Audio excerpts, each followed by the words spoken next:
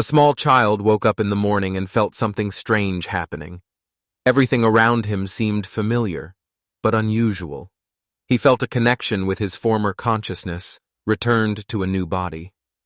Despite the new sensations, the child understood that he remained himself. The boy woke up with complete memory loss. Feeling anxious and confused, he tried to calm down using breathing and focusing on his body sensations. This helped him regain his inner balance and confidence. The boy woke up in a strange environment. His body refused to obey. Having collected the remains of his memories, the child realized that he had lived differently before. Analyzing the children's room around him, he was convinced that this was not his place. Having tried to move, he remained motionless, experiencing increasing anxiety. He dedicated his past life to protecting the girl, facing difficulties and sacrificing himself for her safety. One day, having given his life in the final battle, he received a second chance through a new reincarnation, retaining the warmth and gratitude to fate for the opportunity to continue the fight. The young man fought desperately with many monsters whose danger frightened even experienced warriors. Eric called loudly Frylin, trying to hear her voice among the screams and roar of battle. The hero stubbornly moved on, throwing back the monsters one after another, passionately wanting to meet her again. He was incredibly strong, but he fought to the brink of death solely to protect this girl. The warriors did not understand how this man could push back an army of over 100 men and continue to fight. These wars would never reach the depths of his soul. Losses followed one after another, destroying plans and dreams. The pain of loss ate away at his heart, making the future foggy and uncertain. All that was left was the courage to move forward, even after losing almost everything. When the boy turned 16, his home village was suddenly attacked by terrible monsters. Huge creatures with sharp claws and glittering teeth brought destruction and chaos to the peaceful inhabitants. The boy came face to face with a real threat for the first time. During the monster attack, the boy's family showed the greatest sacrifice. His mother, father, and close friend who became part of the family willingly accepted death to give him the only chance to survive.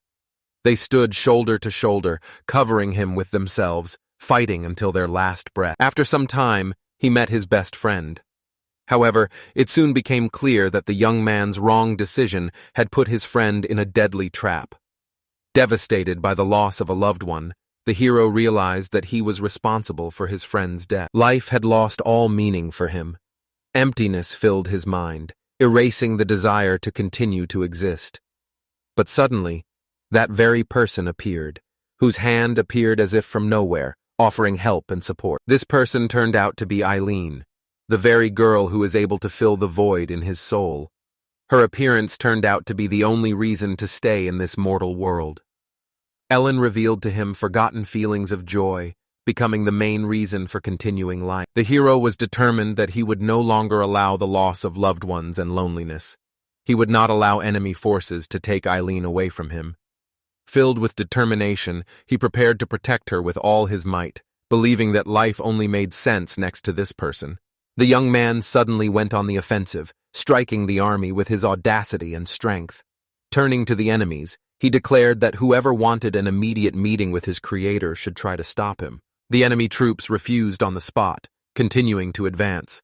They immediately understood the threat after the young man's words, and mobilizing the last of their strength, began to run away with all their remaining strength. The boy realized that his reserve of strength was close to exhaustion, realizing that he was approaching his physical limit.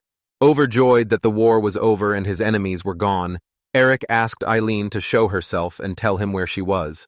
He looked at the destruction caused by the recent battle and continued to call out to the girl, hoping in vain to hear her voice.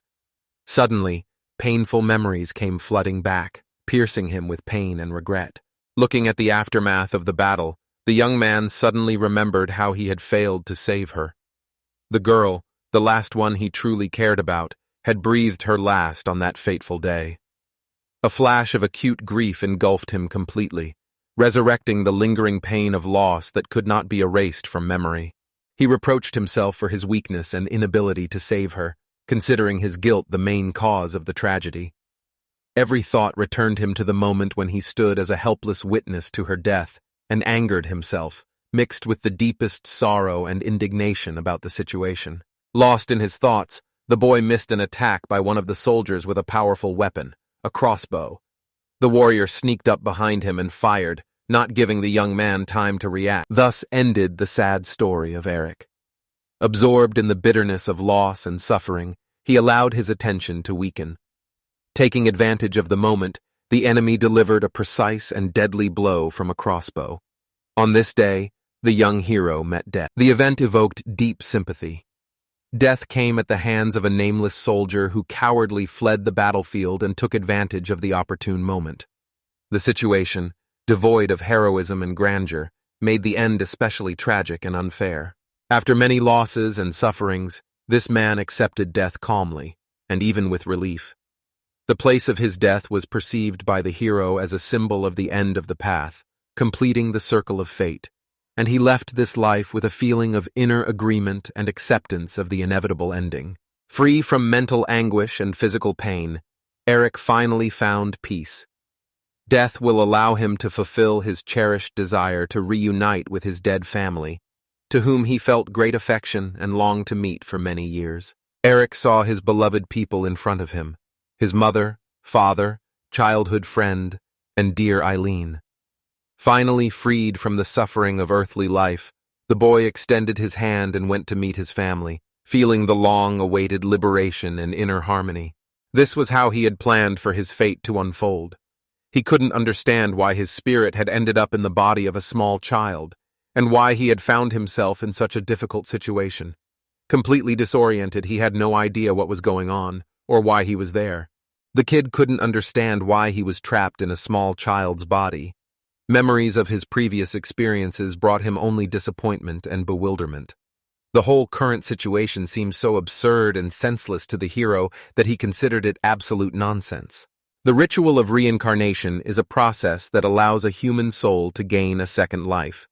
Through a special ritual, a person is given a unique chance to be reborn, receiving a new body and the opportunity to live life anew.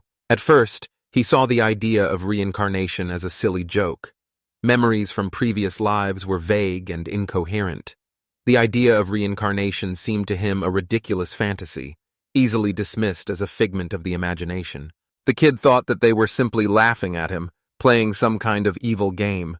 If they decided to revive him, then they had to first erase all memories of his previous lives. Eric decided to end his painful existence on his own, but his efforts were in vain.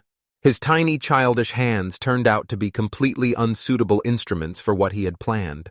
It was impossible to accomplish something that required certain skills and physical strength. The child ordered his body to obey, but it refused to follow the master's orders. He reasoned that a mother having gone through a difficult birth should experience joy from the birth of a son. Therefore, Eric has no right to destroy the family's well-being because of the burden of past memories. The question remained open. Why he was allowed to be born again in a completely new place. Even if he meets a huge number of people, there is no guarantee that in his current life he will be able to establish contact with children and peers. After all, the person has retained the worldview of an adult, which makes communication with children extremely difficult and uncomfortable. The scars of losing loved ones deeply traumatized his soul, and the boy was in a state of severe crisis. He did not understand why he was here, in a new body, with the memory of his previous life. Suddenly, a misunderstanding occurred. The confusion arose unnoticed, and the child did not even notice how events got out of control. It was too late to understand what exactly went wrong. The misunderstanding turned into a catastrophe, the consequences of which became irreversible. He was outraged that God was supposedly humiliating him by sending him into a new body as a baby, forcing him to ask others for help. The hero perceived this state of affairs as an act of injustice and a mockery of his pride and dignity. People said that the child's job was to cry, and the hero played his role perfectly, regularly showing tears. One day a man approached him, interested in his behavior. He passionately wanted to see the faces of his parents, into whose family he was born again, hoping to find familiar features in them. But finding himself face to face with his mother, he experienced a shock. It turned out that Selena was now his own mother. The prospect of becoming her son caused a storm of emotions that shook him to the core. He could not believe that fate had played such a complicated and bizarre joke, making the relationship radically different. Selena, being an attentive and caring mother, noticed that the child's pants were wet due to the misunderstanding that had occurred. She immediately changed her son's clothes, handling him carefully and ensuring comfort and cleanliness. The girl gently picked up the baby, worriedly asking what had happened, and offered the comfort of a motherly hug. The child, however, internally resisted such closeness, believing that it was simply impossible to accept parental affection after everything he had experienced. He doubted whether this woman was really his mother, because in appearance she was remarkably similar to his ex-mother from a past life. The external resemblance caused him mixed feelings. On the one hand, it calmed him down. On the other, it gave rise to internal conflict and mistrust. The name Eric was quite common, so the coincidence was not surprising, and his real mother from his past life had long since passed away, leaving only warm memories and sadness in his heart. The child tried his best to control his emotions, hiding his inner experiences. Soon Diana arrived, busy hunting, entered the house and greeted his son warmly, happy to return home and meet the boy. The father greeted his son warmly, sincerely expressing his joy at the meeting. The child was in a state of deep shock, recognizing in Diana the man who had been his father in his past life. Eric was completely confused, not understanding why the circumstances of his new life were so closely intertwined with the events of his past. The coincidences seemed mystical and frightening to him. A woman who looked exactly like his previous mother, a man he had grown accustomed to thinking of as his father, and even his own name all pointed to some kind of supernatural intervention. The hero desperately needed an explanation and thought he was dreaming. The father said that his son would certainly become a strong and courageous man, like himself. Then he suggested that the baby stand up on his feet, noticing that he had fallen and needed support. It turned out that what was happening was not a dream or an illusion at all, but a real reality, and a very painful one at that. The hero felt a full range of unpleasant sensations and pain. The father remained as confident and strong as he had been in his previous life, mentally considering himself a grown man. Meanwhile, Selena persistently explained to the man that he was an ordinary 6-month-old baby. It became obvious that the coincidence was far from accidental. In the manner of communication and speech characteristics of these people, he clearly recognized his real parents from a past life. This detail convinced him of the uniqueness and significance of this situation. There was no doubt. He was sure that these were his real parents from his past life. The hero could not make a mistake in such an important matter, because he intuitively felt the truth in his heart. The girl sheepishly apologized to Eric, saying that Diana's behavior was due to his deteriorating health, the gradual death of brain cells, which is why his actions become unpredictable and sometimes inappropriate. The child watched his parents, smiling, and seeing that their characters remained unchanged, the same as he remembered them from his past life. His mother was Selena, and his father was Diane. He himself was again embodied in the image of Eric, thus confirming the regularity and interconnection of destinies that turned into an unusual scenario. Having adapted to the surrounding environment, the child suddenly noticed that the room he was in was remarkably similar to the very nursery where he had spent the first years of his previous life. Interior details, furniture arrangement, and household items, everything connected the present with past experience. Now the hero was worried about something completely different. The preserved memories of the past were no longer of primary importance.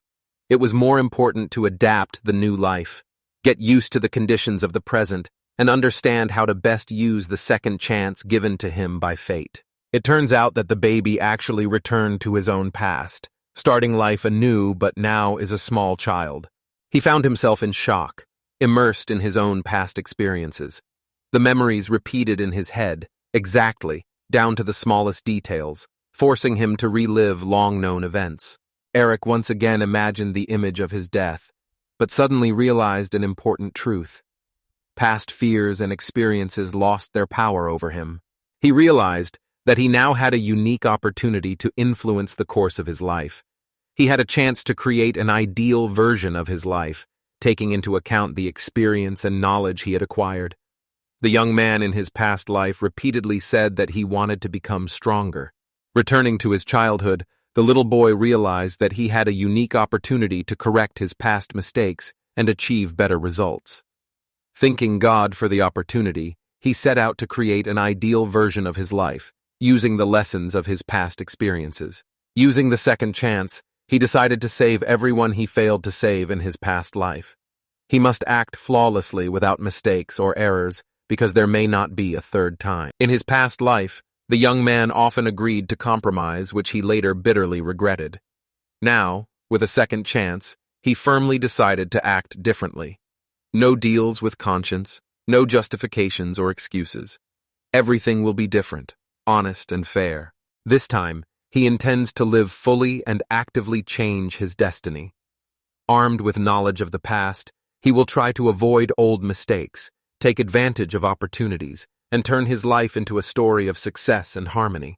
They were happily chasing each other, but little Tina couldn't keep up with the fast Eric. Tired of catching up with him, she plaintively asked him to stop and wait for her.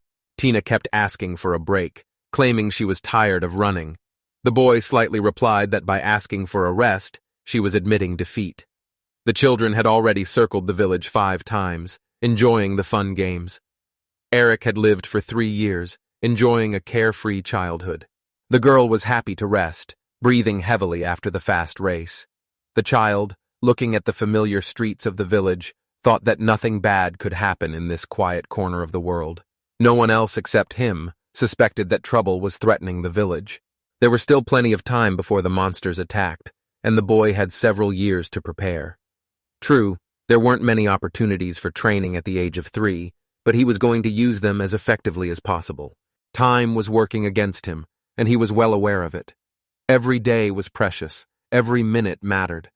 He understood that the slightest delay could cost him dearly, so he acted quickly and purposefully, trying to use every second to the maximum advantage. Rebirth gave the hero an understanding of the importance of preparation and strength. Having decided to become the strongest, he set a clear goal: to develop skills and abilities to the highest level in order to ensure the safety of his loved ones and friends. The boy cheerfully reported that they had run quite a bit and asked the girl if she was tired. The girl nodded, admitting that she was exhausted and would like to rest a little. Tina couldn't believe that this child had run so much and wasn't tired at all, and she shouted at him how he could even stand when she could barely walk, and he felt as cheerful as if he had just gotten out of bed. This is because he trained hard every day for 3 years, hardening his body and strengthening his health. The girl yelped, wondering if he thought that building muscle would automatically make him an adult.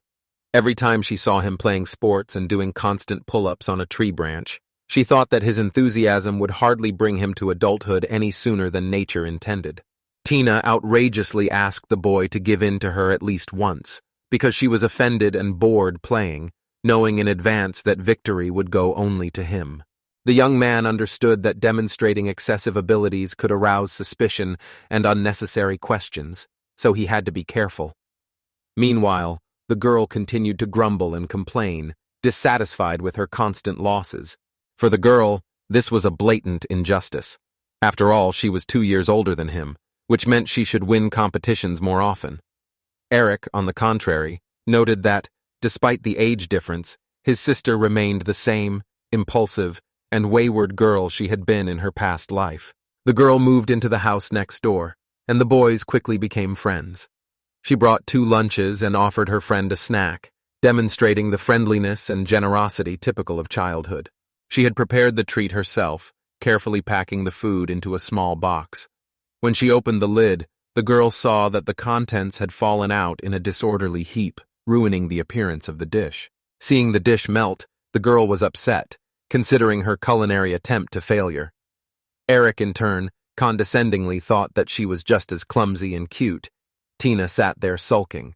The boy was oppressed by memories of events from his past life which darkened his mood. Seeing this, Tina asked and surprised why he was so serious. The kid understood that he had to behave naturally in accordance with his age, but old experiences continued to influence his behavior. The guy thoughtfully noted that they had been friends for 3 years. So many important events had happened during this time. The girl suddenly added that Eric looked like her father, puzzling the young man. He asked the girl seriously to stop making fun of him, However, he acknowledged the validity of her observation. After all, in his previous life he was already over 20, and in a sense the girl was right in calling him similar to his father. While the girl was repeating her funny remark that Eric looked like her father, a suspicious rustling sound came from somewhere in the nearby bushes, attracting the attention of both children. The young man advised the girl to refrain from further attempts to attract animals, since the creature, attracted by the smell of food, clearly intended to eat the treat. Tina was disappointed because she had put a lot of effort into preparing the delicacies and was upset that her efforts had gone to waste. A wild boar suddenly jumped out of the thicket and aggressively attacked the girl. Without hesitation, the young man immediately assessed the situation and realized that he had no choice. He needed to act urgently and decisively to protect his little friend. Although Tina was in a dire situation, the young man did not hesitate to rush to his friend's defense, warning her not to blame him for any damage or inconvenience. He swung his sword bravely and struck the boar, forcing it to retreat. The little girl fell down in confusion, not understanding what had happened, and asked her friend in surprise what he had done. Eric gently promised her that everything would be fine with him because he was there and would take care of everything. The girl hesitated at first, but then quickly hid behind the nearest tree, feeling safer. The boy sighed with relief, pleased that she had followed his advice and protected herself. The boar continued to stand motionless, which allowed the young man to conclude that the first blow was unsuccessful and did not bring the desired result. Apparently, the combat skills acquired in a past life were significantly weakened, and now he would have to rely only on reaction speed and ingenuity. The boar quickly pounced on the young man, who, alas, had only the physical capabilities of a 3-year-old child. The speed, reaction, and strength of the adult man evaporated, leaving him vulnerable and limited in his actions in front of the large animal. The boar did not stop attacking, vigorously pursuing the boy. The 3-year-old's physical abilities clearly did not meet the requirements of defense, and a stamina was categorically lacking. The worst thing was that the boar chose the most convenient target for attack, the boy's leg, threatening to cause serious injury. He managed to dodge the boar's attack, but the sudden movement knocked the ground out from under his feet, and the boy fell to the ground. Tina, who was sitting nearby, watched the fight tensely, feeling the strongest concern for her friend. She was ready to jump up and come to the rescue. The young man remembered the people he had promised to protect, for which he had trained long and hard. He understood that defeat was unacceptable here, because it would break his word and cross out all his efforts. Clenching his fists, he gathered his strength, realizing that he had to win despite the inequality of forces. Having decided to demonstrate the fruits of his many years of labor, the boy solemnly announced to the boy that he would give him the opportunity to see for himself what he had achieved over the past 3 years of intensive training. Activating the magic of the shadow sword, the young man powerfully repelled the boar's attack, sending it high into the air. The girl gasped in surprise, seeing for the first time how her friend displayed unusual abilities that she had not even suspected. The boy threw the huge boar aside with one movement of his hand, as if it weighed no more than a feather. Tina's eyes widened, and she froze in place, realizing that he had activated magic. If Eric had activated his spell a little later, or missed the target, the boar would have remained unharmed, but he himself realized that underestimating the boar had put himself in danger. He frantically tried to calm the emotions raging inside him, to convince himself that everything was still okay, although his heart was pounding desperately in his chest. And at this time the girl was rapidly rushing forward, waving her arms and loudly shouting his name. She sincerely believed that what had happened was magnificent, a real miracle, worthy of admiration. The boy was overcome by a wave of amazement and bewilderment because he expected a completely different reaction and did not imagine that someone would be able to see beauty where he felt only confusion. Tina never guessed that the guy had magic. He said that it was because of training, but the girl didn't mean that since everyone knew about his attitude towards them. The girl was offended and suddenly demanded to teach her magic. The guy was confused and did not know how to react to such a bold desire of his girlfriend. His actions could have a dramatic impact on the future, but he had not foreseen such a reaction. Stunned by the girl's words, the guy looked at her carefully, trying to understand the true intentions of his companion. The guy had no idea that events would take such a turn, but the look in the girl's sincere, trusting eyes softened his excitement and brought long-awaited relief. Tina persistently begged the boy to teach her magic, and he, confused and not understanding what to do, tried to gently calm her down. Without the intervention of harmony, magic in the hands of a girl can bring harm to its owner, but nothing looked as pure and sincere as her clear, radiant eyes. He said he wasn't going to teach her. She got angry and called him a greedy fool. The guy looked at his friend in silence, feeling growing anxious. Now he could clearly see that things had gone much further than a simple friendly disagreement. The girl asked why she couldn't learn magic, because she also dreamed of becoming strong. Tina wanted to avoid repeating dangerous situations and dreamed of becoming as strong as her brother, since she is his older sister and feels responsible for her own safety around him. This is what his sister had said in her past life. And now, hearing the familiar words, the boy was overwhelmed by waves of sweet nostalgia. He vowed to change the future, and as soon as he breathed out these words, he felt the world around him begin to imperceptibly transform. The boy agreed to teach the girl magic, and she smiled happily. He understood that he could not lose and be invincible. Tina, having mastered the art of magic, will become stronger and will never allow herself to be helpless in the face of danger. The next day, they don't have to worry about anyone noticing them since the training site is located close to the village and is free from any dangers like monsters. The master asked if the girl would be able to keep the secret, and she confidently confirmed this promise.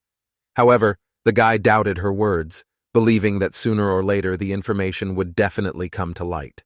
In order to save his sister, the boy decided to take risky steps. The girl perceived this as a funny adventure, was happy about having a common secret, and was eagerly interested in how the magic training would begin. The master calmly asked the student to stretch her hands forward. To successfully activate a spell, you must first concentrate and mentally gather the elements of nature in the space in front of you. Only after making sure that the necessary elements are gathered correctly, you can begin the process of activating the spell itself. As soon as she raised her palms, the girl felt a strange tingling sensation, and soon a transparent, shimmering cloud of water appeared on her hands.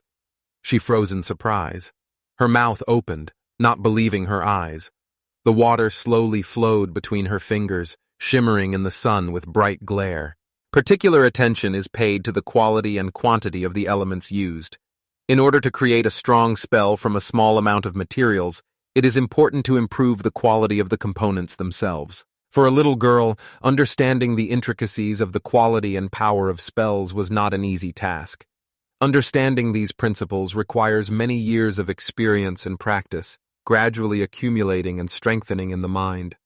Only after reaching 18 years old, the development of magic stopped. Magic is divided into different levels of complexity, depending on the power of the spell. The stronger and more complex the effect, the more difficult and time-consuming it is to prepare and activate. Simple spells require minimal effort, while powerful charms often involve lengthy rituals. The girl asked the teacher if it meant that high-level spells were more powerful. The teacher thoughtfully noted that she was both right and wrong at the same time. Low-level spells can easily be more powerful than high-level ones if used correctly and at the right time. It all depends on the correct activation, the combination of necessary factors, and knowing exactly when to use such a spell. Tina found what was happening incredibly exciting, and the master intended to pass on to her the knowledge and skills accumulated over the years necessary for safe and effective mastery of magical abilities. However, he could not even imagine that one day he would bitterly regret his decision to pass on the secrets of the art of magic to the girl. The days passed one after another, filled with diligent training. Tina was only 10 years old, and her mentor had recently turned 8. Thanks to regular exercise, the boy noticeably improved in physical fitness and magical power. However, this was not enough. The technique of wielding weapons left much to be desired. The swordsmanship had improved slightly, and he needed to restore his lost skills. Tina sincerely admired her brother's talents and supported his desire to regain his fighting form. She would never have believed that an ordinary steel blade could have such sharpness and devastating power, surpassing even her most powerful spells. These new spells required constant training and improvement. Whereas in his previous life, He had focused primarily on developing his fencing skills, neglecting the study of other forms of combat magic. In her eyes, he simply had to remain perfect, but doubts began to arise in the depths of her consciousness. Then, the girl proudly declared that her magic would certainly win, thereby proving her faith in her own strength and respect for her teacher. Tina's ability to control water magic turned out to be much greater than his own, and this discovery painfully reminded the young man how harsh the world around him could sometimes be. This circumstance hurt the young man's pride, as it seemed strange and unpleasant to realize that a 10-year-old girl was superior to him in managing water. Eric was seriously behind in his magical studies, having only begun training at the age of 16. This is why his progress in developing his magical potential was rather modest, despite his considerable efforts. The girl smiled frivolously, demonstrating an incomprehensible self-confidence, and now the young man felt the need to prove his superiority and rightness to her, putting his own dignity and reputation on the line. The guy failed again, and from that moment on, the girl began to demand that he call her sister. The young man, having resigned himself to the situation, agreed to fulfill her wish. The girl hugged her brother tightly, whispering that now, if he was in trouble, she would be the one to come to his aid and save him. Eric winced inwardly, finding such a statement highly dubious. He would never get that terrible talent for water magic. Tina brought Eric a cold towel using cooling magic. Eric thanked her and noted that rubbing himself with the towel was refreshing. The girl was proud of what she was doing with magic. She told the boy that if he had any problems, he should not hesitate to come to her because she could solve them. Diane stood behind her, amazed by the sight. On the way here, he felt that it was hot here and greeted the guys. Eric asked Diane what he was doing there. Diane explained that it was impolite to speak to his father like that, and added that he had come to watch the training. He had been there for quite some time, but the boy had not even noticed his presence. This spoke for itself. The boy still had a lot to learn. The boy frowned when he heard his father's instructions. However, he soon realized that the elder's wise words had a deep meaning. If he loses his vigilance, all his long preparation will be meaningless. Although this simple rule sounded obvious, the massive figure of his father in front of Eric's eyes made him think again about the importance of paying attention. His father greeted Tina. The boy was grateful to him for many things. The father did not demand anything from the boys in terms of explanation, keeping their ability to wield magic a strict secret. The young man expected such an act from the elder, just as the father expected that the son was able to pass on such knowledge to the girl. The young man asked Diane again why he had come. His father said that he had come specifically to invite him to go hunting. The young man agreed and said that he would like to go. This is what Diane's son turned out to be like. The girl was surprised to learn that the men were going hunting. The older man asked her to keep it a secret, explaining that his wife would be very angry if she found out about it. They decided to move immediately, leaving the girl to take care of the rest of the household. The girl turned her attention to them with determination, asking them to wait a minute as she was going to follow them. Diane firmly stated that the girl would not go with them. However, she was well aware of the seriousness of the upcoming event and passionately dreamed of undergoing a real test of her abilities. Therefore, the girl resolutely repeated her request, insistently insisting on participating in the hunt. The father expressed approval of the girl's words, noting that they showed the character of his older sister. This news brought Eric into a state of extreme surprise. However, the father put forward an important condition. The old man warned seriously and clearly, if he felt the slightest threat, the hunters would immediately stop hunting. However, there were hunting grounds not far from the village. Meanwhile, the girl knew a clever way to get around her father's restrictions. A joyful smile appeared on the girl's face because a real adventure awaited her. After all, the experienced hunter Diane would lead the group, understanding that with such professionals, the business was reliable. The boy was trying hard to figure out how to come to terms with the incomprehensible circumstances and accept what was happening. An anxious wave was growing inside, filling his heart with vague uncertainty and anxiety. The boys walked briskly along the forest path. However, the faces of Eric and Diane betrayed something more. A concentrated expression, almost thoughtfulness, reflecting the tense anticipation of the unknown ahead. Both tried to remain calm, Both travelers felt a strange pressure coming from the surrounding nature. The air became thick and heavy, as if filled with an invisible force that penetrated to the very depths of the soul. They looked at each other, reading the same anxiety and weariness on each other's faces. The reason for this oppressive heaviness became immediately clear. The deadly intent in the air came from a huge forest beast. Opening the thicket of bushes, the father found himself confronted by a menacing brown bear, whose powerful muscles played menacingly under his thick fur. It turned out that a rare and terrible beast appeared before them, a huge red bear devouring the remains of its prey. The girl froze in fear. The place where the collision occurred was far from the natural habitat of red bears.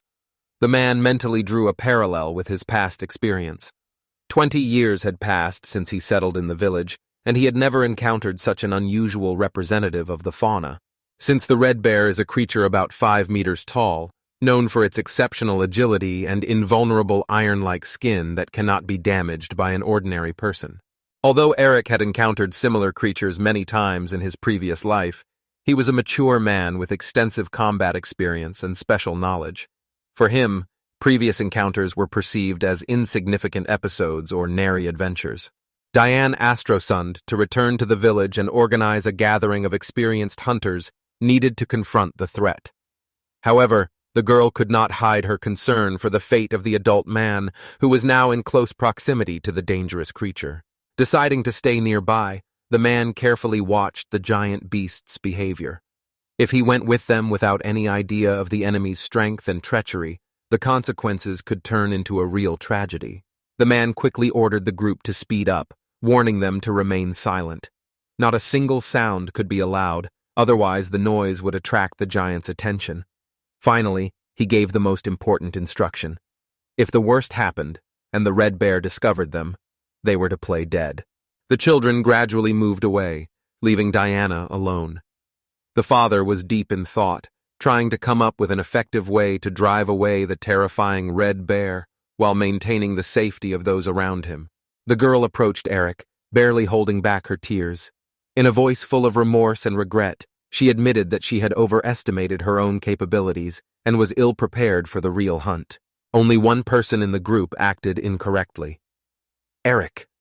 It was he who had taken into account the possibility of unfortunate circumstances in advance and carefully prepared, realizing that such a situation was entirely possible. The monsters that lived in these forest wildernesses were distinguished by their special strength and aggressiveness. The reason for all this was the young man's insufficient preparation for recognizing auras. Due to the lack of necessary skills and experience, the young man was unable to notice the changes in the forest atmosphere and time. But suddenly, when the thought about the nature of the strange phenomenon began to take shape in the boy's mind, the girl, listening rapidly to the conversation, lost her balance and slipped on the slippery bark of a tree. As soon as the girl fell, Eric asked her if she was okay. Suddenly, a huge red bear appeared behind the children. A piercing scream rang out, causing the man to turn around abruptly. His heart sank from the sudden tension. His brain instantly assessed the situation, preparing for any possible action. Intuition told him that the source of the screams required immediate intervention. The source of the shrill scream turned out to be Tina. Eric was finally convinced that the unusual energy fluctuations were coming from the huge red bears lurking in the depths of the dark forest. Before them appeared 2 red bears, emerging from the dark shadows of the forest. The powerful bodies of the animals cast long shadows, giving the scene a particularly ominous appearance. The presence of 2 individuals increased the danger many times over. Another bear appeared in front of Eric. Then he ordered Tina to retreat. The boy desperately rushed into the attack, realizing the complete hopelessness of the situation. The boy clearly realized that in such a body he was only able to slow down the enemy, having no real chance of gaining the upper hand over the bear. Moreover, even running away would hardly save them, since the bear would catch up with them. Whatever choice the boy made, the threat to Tina remained unchanged. The guy had already resigned himself to the possibility of dying for the sake of protecting his loved ones, who were ready to share his fate. The only thought that troubled his mind was, to die here would mean making all previous efforts in vain. This meant that there was simply no other way than victory in an unequal struggle. Diane rushed forward, entering into a mortal fight with the enraged bear. Sharply turning to his companions, he shouted a short command for them to run away from here. Run as far as they could. The boy asked the man what he was going to do. The man ran as soon as he heard Tina scream, and the bear ran too. Diane didn't understand what was happening. It turned out that there were 2 dangerous red bears in the forest, and the situation was becoming increasingly alarming and unpredictable.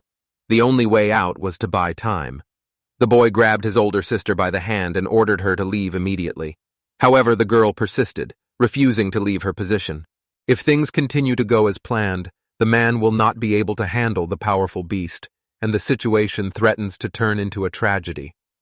Tina is not able to simply leave her father alone in the face of a deadly threat. The boy told the girl that now was not the time to stand there like a pillar of iron in order to pull herself together. The only thing left to do was to retreat quickly to the village and return to where they came from. Only a quick return could give them hope for survival. Every moment spent in the open increased the chances of death. The girl asked the boy why he was sure that Diane would survive while they were returning to the village, and added that she did not want that. If a girl is the only person capable of saving a loved one, she will certainly come to the rescue. Regardless of the danger, the pain of seeing a loved one dying is unbearable. It makes you forget your fears and doubt your own strength. The girl instantly activated the accumulated magical energy, illuminating the surroundings with a bright glow. Watching these actions, the young man wondered where the long hours of training and study devoted to learning complex spells had gone. Wanting to protect his friend, the boy was ready to sacrifice his own father. Considering such a price justified for the sake of saving Tina, however, he did not realize the consequences of his decision, accidentally putting both lives at risk, the girl's and his parents'. The desire to save his own life was no different from the previous one. From the very beginning, he had no choice at all. He was initially prepared to fight, realizing that he would give up only in the most extreme case.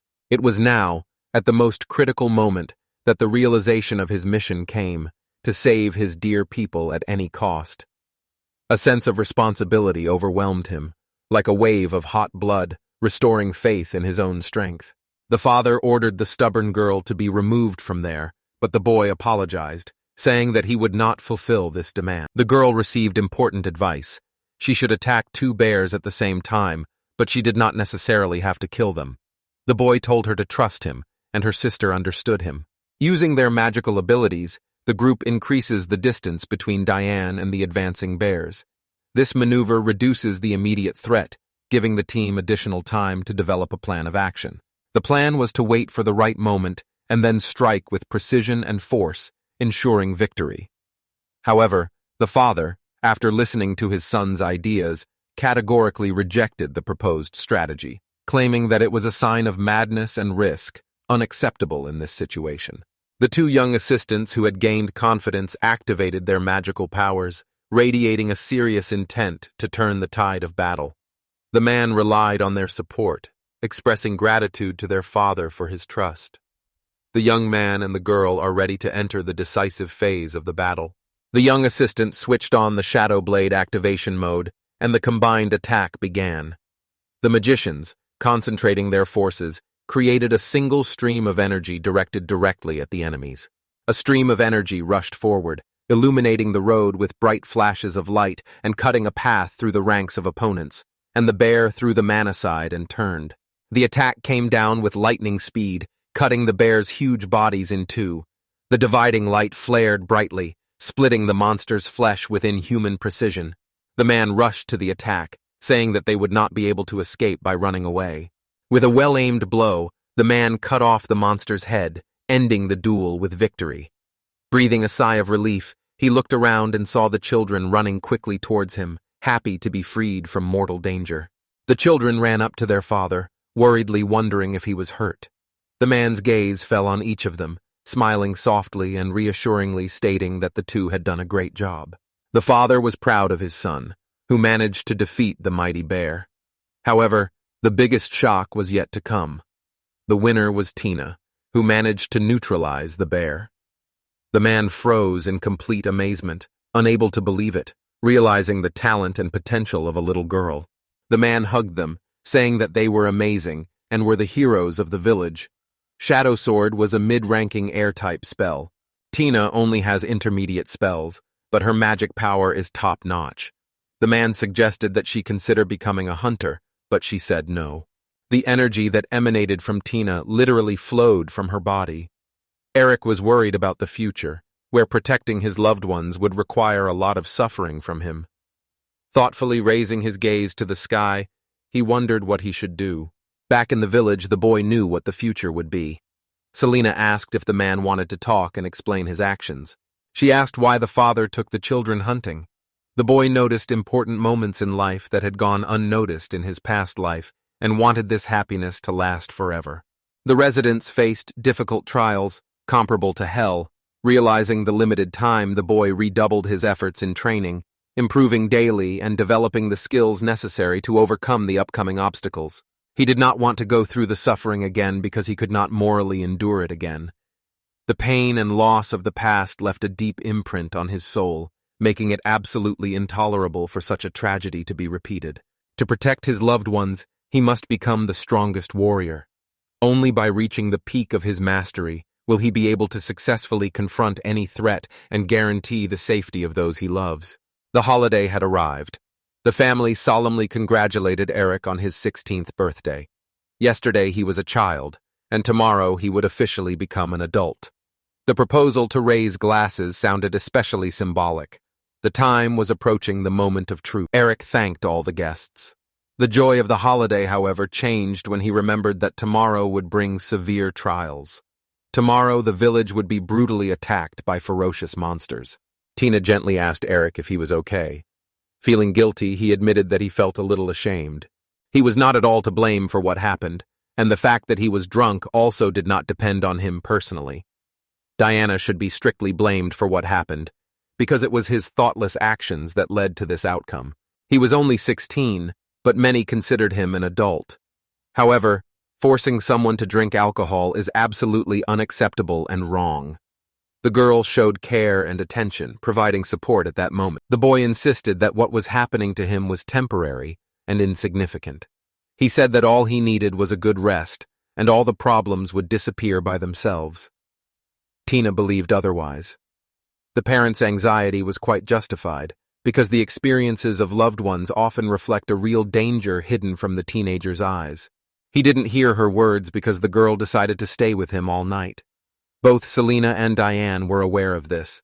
Tina told her parents that they would spend the night together, supporting each other. Eric perceived the situation as something strange and inappropriate, but the girl calmly turned around and reminded him that they had fallen asleep together many times as children.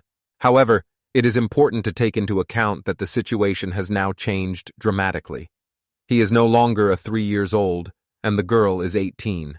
Besides, he had his eye on Tina, noticing the young man's confusion, asked the question again.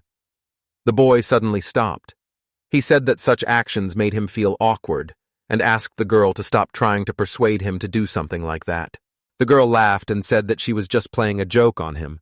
She pretended to go to bed next to him, specifically testing his reaction.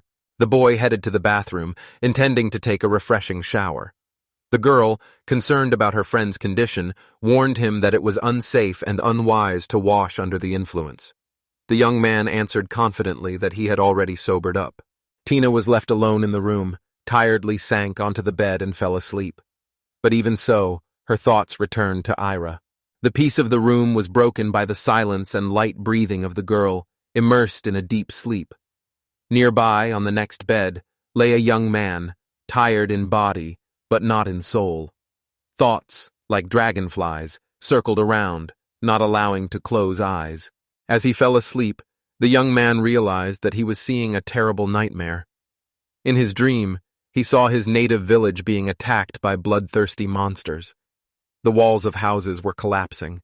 Residents were running in fear. The streets were filled with screams of horror and despair. He was suddenly grabbed by his mother and girlfriend, who were squeezing his arms tightly and asking anxiously why he was standing there. His father was fighting the enemy. Selena was saying that they had to run, trying to convince the boy to leave the house immediately. They ran forward, trying to hide from the mortal danger as quickly as possible.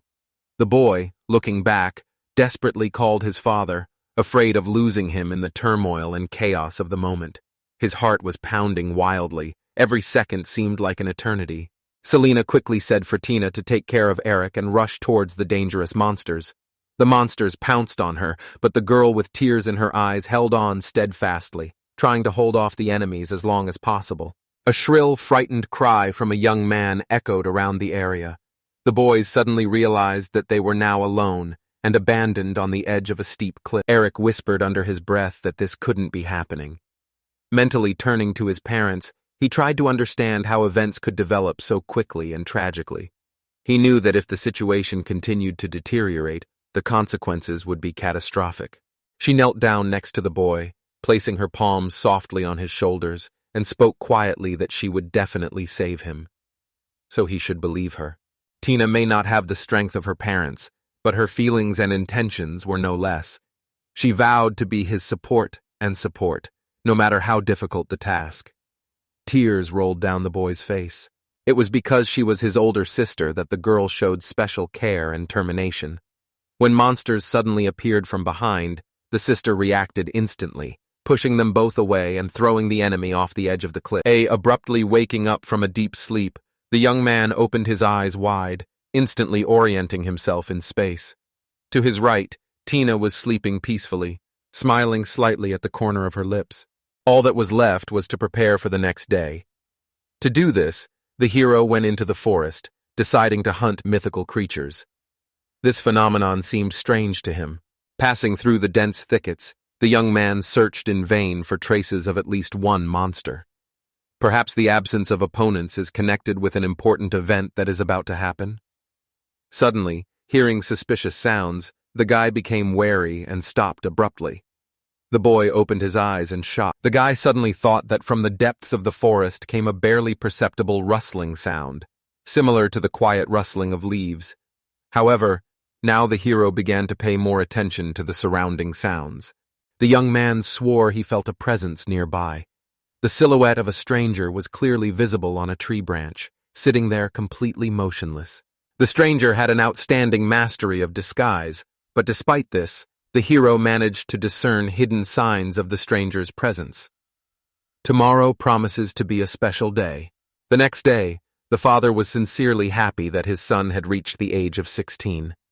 The man was proud of his son, believing that he had been brought up in a wonderful atmosphere of friendship and trust. Having gathered all the relatives and acquaintances, the head of the family expressed deep gratitude to each guest. All the events that took place in this small village were firmly imprinted in Eric's memory, remaining fresh, like yesterday's events. There were very few children here, so the adults always treated him with special love and attention, perceiving him almost as their own offspring. Eric's birthday was celebrated by the whole village, but the young man knew that in the midst of the celebration, monsters would appear. He thought that how could he forget about the threat? Eric was going to tell Tina about the strange things happening in the forest, but the old villager managed to do it earlier. The boy's father told him about it. It turns out that the guys recently went to the forest, but there were no animals at all. But they felt an indefinite, frightening presence of some creature. Therefore, Eric wanted to strongly advise the villagers to avoid going into the forest if they suspected something was wrong. However, the old man considered his fears to be overly exaggerated and claimed that there was nothing to worry about at all. In the end, the assembled agreed to hold a celebration in honor of Eric, so the elder considered it unnecessary to warn the people about the possible danger of the forest. The boy yielded to the opinion of the majority, but deep down he remained anxious, knowing that the threat remained and could one day remind of itself. Tina looked at Eric with admiration and respect, noting that he behaved much more responsibly and carefully than most of his peers. However, Tina herself also had a desire to have fun and enjoy life. She called her mom and dad. Although Tina tried her best to take care of the children, her parents expressed their dissatisfaction, saying that with her body type, she would not be able to become a worthy sister. They decided to feed her meat and broccoli. This decision left her very disappointed. Tina asked Eric to help her deal with the food she hated, counting on his ability to cope with large portions of food. However, the guy left the village the day before, and her hopes were dashed. Eric left his native land and took up the preparation of hay and wood. He did not tell anyone about the impending attack, keeping important information secret. But anyone who tried to warn of the impending invasion in advance would surely have been met with distrust and labeled a madman. But now, it was too late. The young man bitterly reproached himself for his indecisiveness and weakness, leading to the loss of his home and loved ones. Reality turned out to be a harsh lesson. Dreams of protection and salvation seemed unrealizable. Desires and plans collided with the cruelty of reality, revealing the limits of human capabilities. Eric turned to his friends and honestly admitted that he had been acting selfishly for a long time. Standing in front of his comrades in his thoughts, he asked for forgiveness for past mistakes, having learned to put the interests of the community above personal ambitions. Now the young man, although he said that he had not learned his lesson from past mistakes, made every effort to protect the village. Using the knowledge and experience accumulated over the years, he erected strong walls that reliably protected the locals from external threats. The villagers were chatting quietly with each other, exchanging news and plans for the future. The day began sunny and warm, giving pleasant moments of relaxation and rest. But suddenly Diane noticed alarming signs of an earthquake. The man hurried to climb a high tower located near the village to assess the extent of the damage and determine further actions. There was a wise old man there, advising the young man to be careful and attentive. The observation deck offered stunning views of the surrounding area, allowing one to notice the slightest changes in the landscape. Diane stood on the tower, not believing his eyes. What he saw shook him to the depths of his soul. Stunned by the suddenness of what happened, he screamed loudly, informing those around him about the invasion of unknown creatures and ordering them to run. The villagers, overcome with fear and anxiety, frantically questioned the man about the attack. He told them in detail that the monsters were gathering near the village, realizing the inevitability of the invasion. He called for immediate shelter in safe places. A man standing in the middle of the excited crowd shouted that the attack was real and not a drill. Suddenly, Tina burst through the crowd, sobbing and screaming that Eric was missing. The news stunned the man, adding to his sense of foreboding. The man commandingly ordered Tina to join the evacuation group, entrusting her care to his companion, Selena. The girl resisted, declaring that she was ready to go with him. The man categorically rejected the offer, arguing that the mission was extremely dangerous. Diana assured the girl that he would be fine, as Eric was not so weak that he would die easily. Selena took the girl away, saying that she should believe in her brother as he would cope, and added that it was getting dangerous here, and they needed to get out of there. The villagers tried to calm the girl down, assuring her that Diane would definitely find and bring Eric back. Suddenly, a huge stone wall appeared before her eyes, towering over the horizon. The villagers were in utter amazement when they saw the huge stone wall that had not existed that morning suddenly appear. They were in deep fear, thinking that they would be easy prey for the monsters. However, the new defense provided reliable cover. Selena actively participated in attempts to call on the agitated residents, assuring them that the high stone wall would provide reliable protection from predatory monsters. The woman tried to create a positive mood. The woman's idea was welcomed by the locals who found the wall practical. Some community members noticed that the aggressive creatures were behaving strangely. Tino, watching the events unfold, suggested that some locals might have slipped out of the encirclement unnoticed. The new wall emitted a powerful magical radiation, familiar to Tina from her childhood. She trained with Eric for years, learning the basics of magic and learning its unique features. Creating such a structure required a colossal expenditure of energy and time. The wall appeared literally out of nowhere, as if someone knew exactly about the upcoming threat and took care of the village's protection in advance. The girl wondered if the structure was really created by Eric's hand.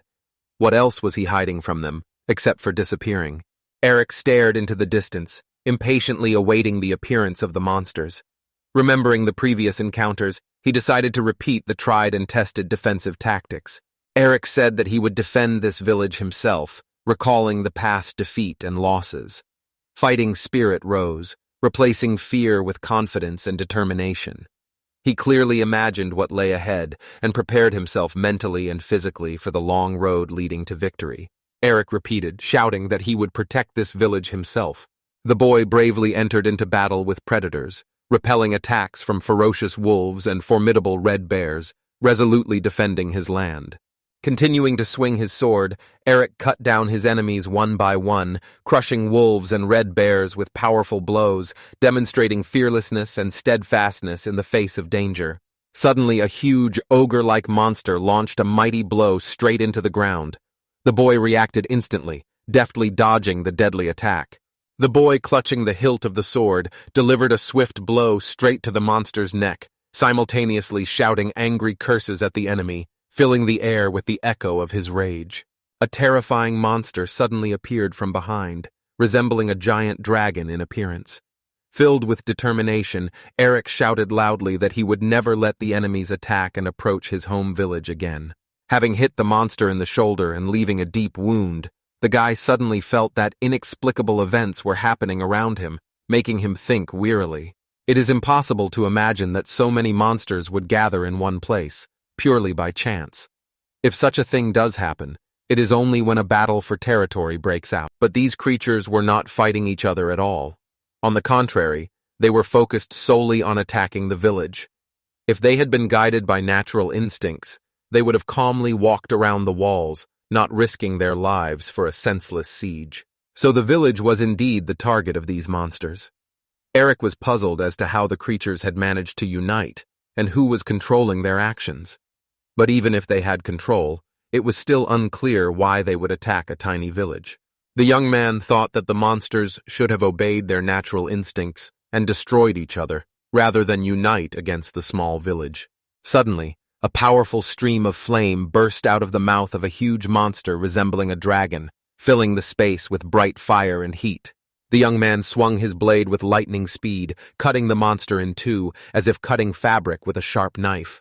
Eric fell to the ground, and behind him towered huge ants ready to attack. Having dismembered the huge insects with a few precise blows, the young man froze in surprise, wondering why he was now forced to stand with his arms folded, waiting for the next threat. The young man reminded himself that he had promised to protect the people dear to him, emphasizing that he did not have time to sit here and rest.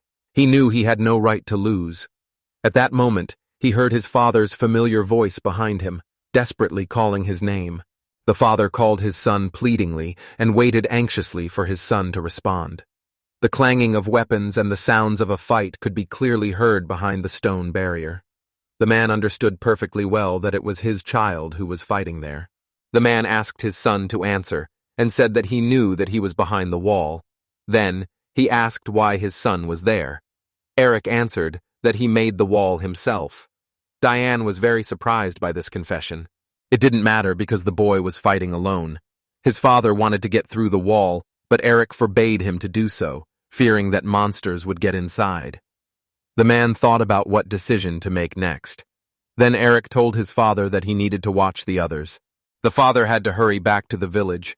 It would be best for him. The boy believed that his father should not worry about him. It was more important to make sure that his mother and the other villagers were safe. What he feared most was to put his family in danger again. Suddenly, a terrifying roar sounded, shaking the boy's heart to the depths of his soul. It was the terrifying roar of his own father, ready to break through a thick wall at any cost, despite his son's warning. Eric tried his best to restrain his father, trying to persuade him to stop, but he remained unshakable, ready to go ahead, despite any warnings. To the great amazement of the young man, Diane quickly leapt over the high wall in one powerful leap, showing incredible strength and courage. He asked, confused, what made the man act like that? The answer was immediate. The father had come here to support his son in battle. The boy was indignant, reminding his father that he had claimed to be able to cope on his own, after which he anxiously asked what had happened to the ball. Since Eric had strictly forbidden the destruction of the wall, the resourceful father used the sword as a kind of springboard, jumping over the fortification. This unconventional solution literally amazes the young man, leaving him speechless. As soon as he was outside the fortress, the father immediately encountered enraged monsters, who immediately rushed to the attack. However, instead of panicking, the man boldly rushed towards the threat. Stunning his son, the father quickly approached the nearest enemy, and gathering all his strength, delivered a crushing blow with his massive fist, throwing the enemy away. The man indignantly asked his son if he thought he was weak. He emphasized that a warrior's body is his main weapon, and fighting without a sword is no problem for a real man. The boy angrily shouted at his father that now was not the time to flex his muscles, but his father, immediately reacting by striking the approaching enemy, smirked arrogantly, calling him too slow. The father's daring speech flashed by, and did the son imagine that a man was incapable of single-handedly dealing with 5 red bears at once? Yielding to impulse, the boy loudly repeated this provocative speech out loud. Diane advised his son to relax, calming down after defeating the first enemies, but the boy could not let go of the tension, realizing that the victory was far from complete. Many dangerous monsters remained at large. The father had many things he wanted to discuss with his son, but all of them seemed insignificant compared to the heavy realization of his own weakness next to the strength of the young hero. The young man was genuinely interested in what exactly his father meant with his words. The man had no intention of implying that his son was overly confident in his own abilities, but he was deeply worried when he saw how he stubbornly acted alone, neglecting the support of those around him. Everything was going well until the young hero began to take responsibility for absolutely every problem, trying to solve everything on his own, although support from family and friends was needed and available. While the father courageously fought against the enemies, he appealed to his son to believe in his own strength and the capabilities of the team and to stop acting alone. The son looked thoughtfully at his father and confirmed that what his father had said was true. Eric hoped for his father's help and support. Diane tried to ask a clarifying question, but his son quickly interrupted him, asking him not to interfere with an important moment. Father and son finally unite shoulder to shoulder, becoming a single team in the fight against a common enemy. Eric asked his father to cover his back. With a smile, the father noted that the proposal sounded good and immediately added that the boy should cover him too. Diane and Eric entered into a fierce battle together, delivering accurate blows and repelling the attacks of many dangerous monsters, acting in a united and effective manner. The boys continued to stand steadfastly shoulder to shoulder, jointly repelling the attack of each new monster, demonstrating rare teamwork and combat skill. During another clash with a powerful enemy, the young man's blade could not withstand the blow and broke in half with a crash. The man noted that cheap swords are useless, as they will certainly fail at the decisive moment. Without his father's help, the boy could have been very unlucky. Therefore, Diane, without thinking twice, threw his son a reliable blade, giving him the opportunity to continue the fight. The young man worriedly asked if his father was comfortable fighting without his usual sword. He shrugged, explaining that his movements were not refined enough to use a weapon. The man sarcastically warned that using such fragile blades would inevitably cause them to break and turn into worthless pieces of metal, unsuitable for combat. Therefore, the father concluded, let his son learn to handle such an unreliable weapon on his own, gaining useful experience for the future. The father is absolutely not happy with this kind of weapon. It is simply unbearable and unpleasant for him. The young man looked closely at his parent and carefully asked if his father had ever used bladed weapons, especially swords, before. The father dreamily recalled the old days and promised that as soon as this endless war with monsters ended, he would personally make his son a magnificent blade that could withstand any test and never break.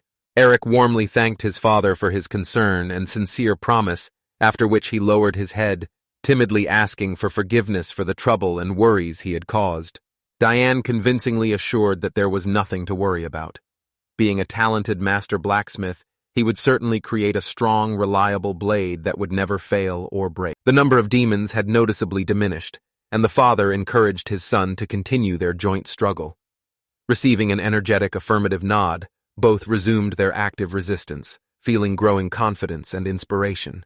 These words from his father unexpectedly caused a wave of warm nostalgia in the boy, bringing back memories of happy childhood days and adventures with his family. Over the years of numerous battles and trials, the young man gradually lost his vigilance, forgetting how insidious the danger of a sudden attack from behind. Deciding that he could cope alone, he missed the truth. The most valuable assistants in battle are proven comrades. Diane finished the battle with a spectacular throw, sending the last monster surrounding them high into the sky, thus ending the bloody battle. However, the monster grabbed his father's hand with an iron grip, stopping the powerful blow with a firm blocking motion of his fist. The father pushed his son forward sharply, ordering him to immediately strike the weakened monster, taking advantage of the moment. Eric, with a well-aimed and precise blow, cut the round monster's head in two, putting an end to the last threat. The man shouted with delight, smiling broadly, and raising his hands triumphantly in a sign of great joy at the joint victory achieved. Diane happily invited his son to admire the result of their efforts, but he only smiled tiredly in response, feeling very tired after the intense fight. In truth, without the participation of a brave and skilled son, such a huge horde of monsters would have been almost invincible for a lone warrior. The young warrior politely denied the claim, modestly admitting that, without the timely support of his wise and strong father, he would have had a hard time in such a difficult battle. Then it was a real common victory, achieved thanks to the efforts of both heroes who showed courage and fortitude in the decisive test. Father and son proudly raised their clenched fists upward, symbolizing the triumph of joint work in brotherhood and battle. An ominous voice came out of nowhere, declaring that it was too early to celebrate victory. A moment later, the son saw an invisible force knock his father off balance, roughly hitting him in the stomach. The young man stood there, stunned and dumbfounded by the unexpected turn of events. The shocked young man didn't even have time to comprehend what was happening, as the man quickly flew back and crashed with his back into a massive stone wall with a dull sound. The boy's desperate cry echoed over the forest. His father was unconscious. Eric ran into the forest, realizing that with the departure of his assistant, the opportunity to protect the village was lost. The feeling of complete helplessness and the bitterness of loss of hope filled the young man's heart with a heavy sense of inevitability. The boy suddenly had a strange feeling, as if someone's invisible force was moving straight towards him, through this semi-darkness of the forest. Just a second ago he was calling for his father, but a sudden wave instantly hit the man. He realized that danger was very close. The boy barely felt someone's presence behind him when he saw a stranger in front of him. The guy looked him over sharply, assessing his physical abilities, and asked if he could compete in speed and agility. The boy was confused when suddenly the stranger immediately rushed into the attack. The stranger who unleashed a lightning attack was surprised, but the youth turned out to be quicker than he looked at first glance. He sincerely believed that the boy possessed strength far superior to that of the adult man, who had previously been thrown into a stone wall by one powerful blow. Continuing the conversation, he added that the wall seemed like a reliable barrier that could prevent demons and monsters from entering beyond its boundaries. Even if someone managed to break through the barrier, they would probably be destroyed by the village's defenders. He liked the village's defense plan. With all due respect to the village's defense plan, the stranger categorically refused to support the idea of killing demons. Eric took a close look at the stranger, noticing something special and mysterious about him. After a deep breath, Eric broke the silence by asking a direct question about who he was. The man looked at the boy calmly, slightly lifting the corners of his lips in a barely noticeable smile. In a calm voice, he advised him to carefully examine his appearance and try to discern his hidden essence. It soon became clear that a real demon stood before him. This turned out to be the correct answer.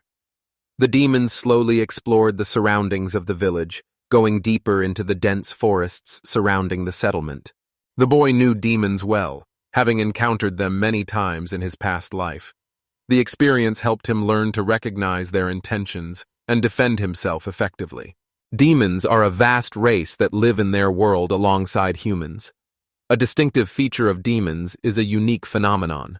When magical energy is activated, their eyes begin to glow bright red, with one exception. Most demons are warlike in nature, especially the Demon King, who waged a massive war against all other races. The young man did indeed witness many battles involving demons, but his acquaintance with them was not only due to combat clashes. The love of the young hero was reflected in the image of a beautiful girl named Irene, who also belonged to the family of demons. The boy looked at his interlocutor with concern, and timidly inquired about the reason for the demon's aggression, and asked to tell him why the demons decided to attack their village. The boy's voice trembled with excitement, expressing concern and a desire to understand the current situation. The demon looked sternly at the boy and said, "Baby, the reasons for the conflict between our peoples are too deep and complex for you to understand." Near the village was the kingdom of Begonia, which the demons sought to capture and wipe off the face of the earth. The village was located on a high hill surrounded by forest, which provided excellent visibility and convenient placement of a military camp. Its location allowed control of important roads and routes, creating an ideal bridgehead for the concentration of large troops. Now the demon is forced to liquidate the village himself, since the rest of his comrades were killed. The man admitted that he did not expect to meet such a fascinating guy in such a remote place, whose appearance caused him pleasant excitement and delight. The young man clearly understood the essence of what was said, but he did not feel the desire to retreat or resign himself to the circumstances. On the contrary, the inner fire of perseverance burned brighter, motivating him to look for new ways to overcome difficulties. The demons sincerely admired the boy's courage and fortitude, despite the serious damage to his body. Physical wounds did not break the child's will and spirit, on the contrary. They only strengthened his determination and fortitude in the face of trials. The man asked the boy if he was sure he wanted a fight. He emphasized that if Eric was okay, it would be difficult for him to win, and expressed concern about the consequences of a possible fight. Each new battle of the young man will be harder than the previous one. The longer the confrontation lasts, the more his strength and will are exhausted.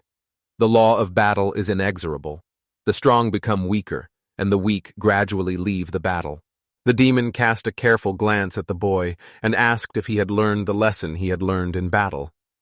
The young man, tired of recent battles and full of doubts, understood who exactly was the strongest participant in the conflict. Diane thanked the demon heartily for the hole he had made in the wall. Now freed from the obstacle, he could fully use his favorite weapon, the sword, which greatly increased his combat capabilities and gave him hope for success in the upcoming battles. The boy quickly turned around and asked anxiously if the man was okay. He was perfectly fine. Diane objected to his son, arguing that it was unacceptable to send him alone to face dangerous challenges. The boy thought that it was necessary to trust the elders, who rely on each other in critical situations. He asked his father to take care of himself and not to sacrifice his life for the sake of victory. The man jumped up and shouted loudly, looking at his son, that of course he was not going to die. And his son would also fight with him. Only the boy warned his father not to lose his vigilance and be on the alert. The demon did not like the men's speeches. He rudely interrupted them and demanded that they immediately begin the attack. Having suggested that the two men speak at the same time, the demon promised to instantly send both of them to the depths of hell, eliminating the source of irritation and unnecessary emotions. An hour had already passed since the villagers had been besieged by demons, faced with the invasion of formidable creatures. The villagers were sincerely glad to have a reliable wall protecting their homes and lives, although none of them knew who had built this defensive structure. The man was not worried about building walls or protecting houses. Real concern was painfully squeezing his heart, giving rise to a feeling of anxiety and uncertainty. The main thing that occupied his thoughts was the fate of two young warriors, Eric and Dion. The man glanced nervously at the assembled group and quickly blurted out that they had indeed been found. The assembled group looked at each other and confirmed that the warriors had been found outside the southern wall. There was compelling evidence that the boys were located there. Since the exact location of Eric and Diane had already been established, it was proposed to send a detachment of experienced archers to support the fighters.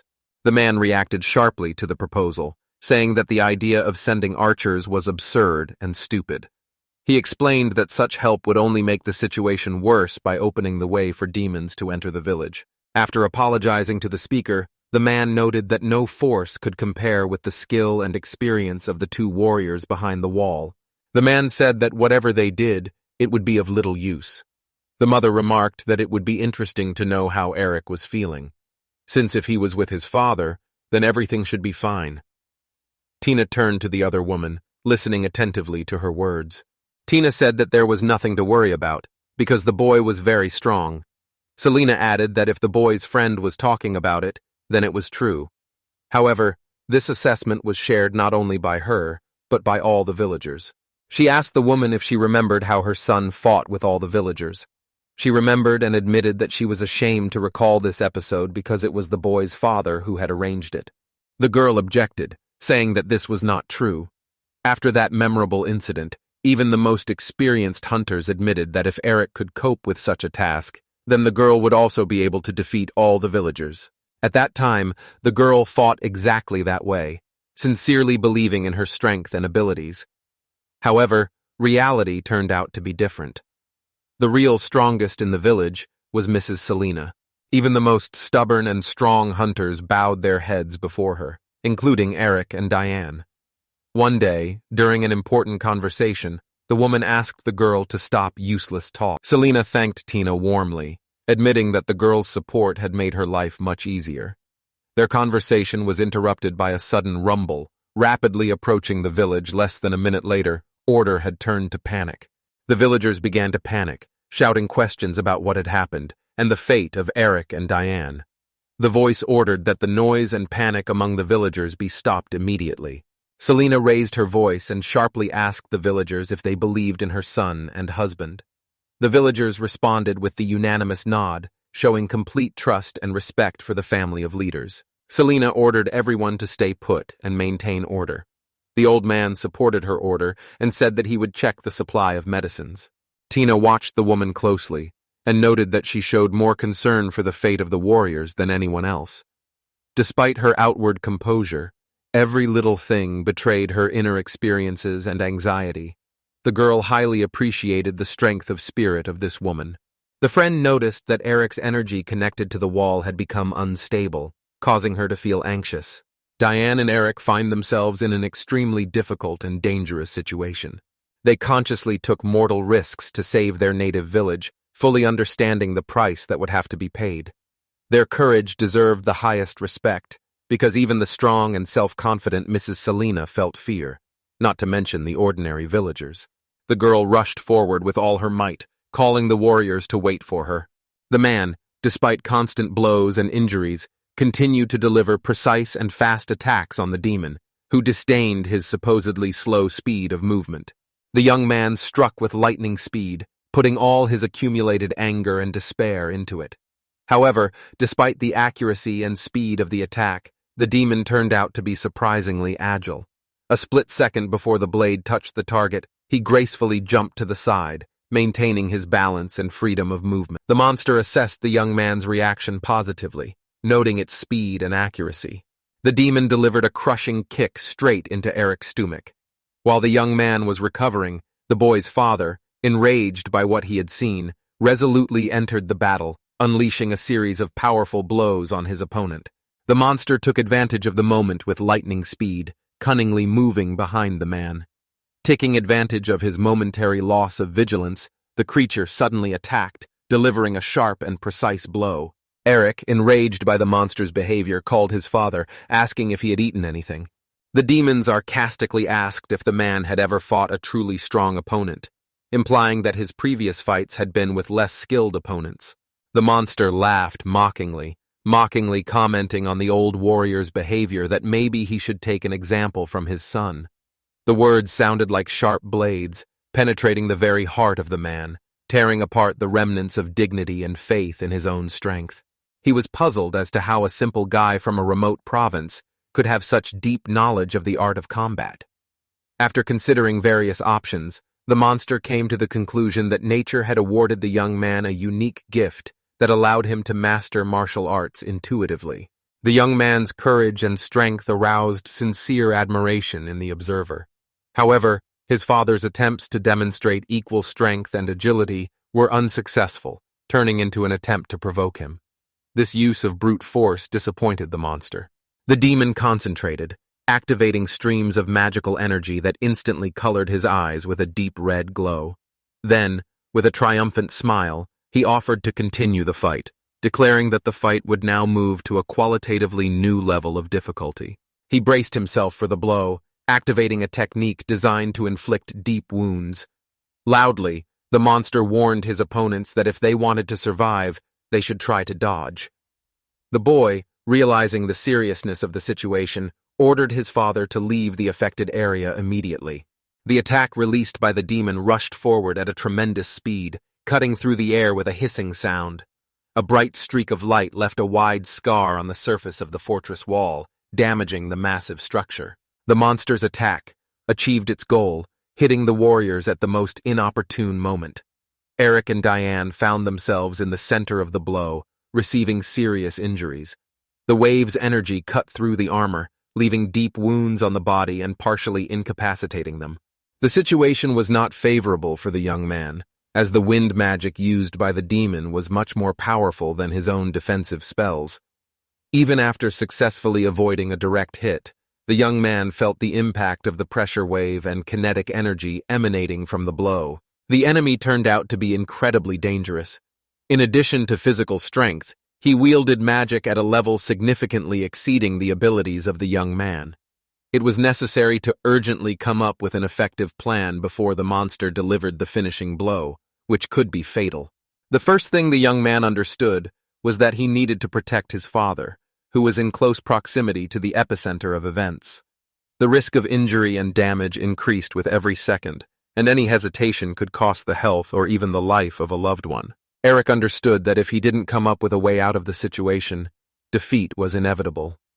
An oppressive feeling of hopelessness began to take hold of his consciousness when suddenly someone's voice pulled him out of his stupor. It turned out that the voice belonged to Tina, a girl who was rushing to help her comrades. She arrived in time, noticing the criticality of the situation and the need for support from her friends, full of determination and courage. The boy asked Tina in surprise what she was doing there, and the demon asked with interest who she was. The demon persistently repeated his question, demanding an explanation of the girl's identity. Meanwhile, Tina noticed the severe wounds received by her companions.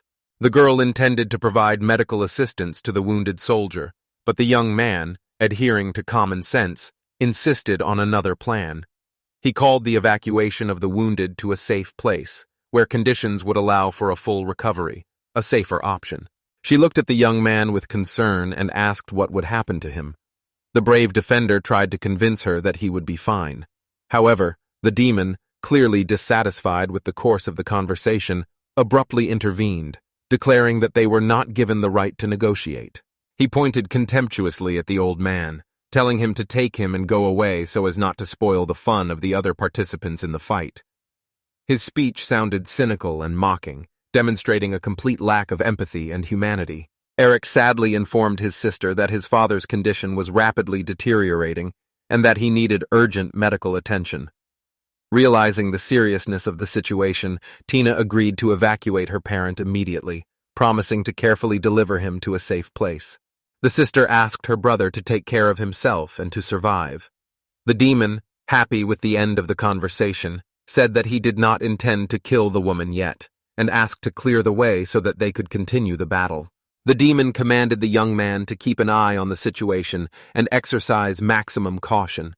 Explaining the reason, he added that he had some interesting ideas and questions that he wanted to discuss in more detail. Tina helped carry her uncle outside the wall, breathing heavily from fatigue and strain. Having calmed down, she turned to the young man, saying that she was glad for the training he had received and was ready to move on to treating Diane. The girl spent a considerable amount of time in complete ignorance regarding the identity of the mysterious man in black clothing. She closed her eyes, trying to calm her racing heart and the tears that had welled up. Remembering her brother's lessons, she tried to recall the advice and recommendations he had given her during her training. The girl plunged into childhood memories when her brother Eric patiently taught her the basics of healing. Before this, Tina had only treated minor bruises and scratches, but now she faced a difficult task of healing the deep wounds received in a fierce battle. Suddenly, a boy standing next to her asked with interest why he had lost control of his magic.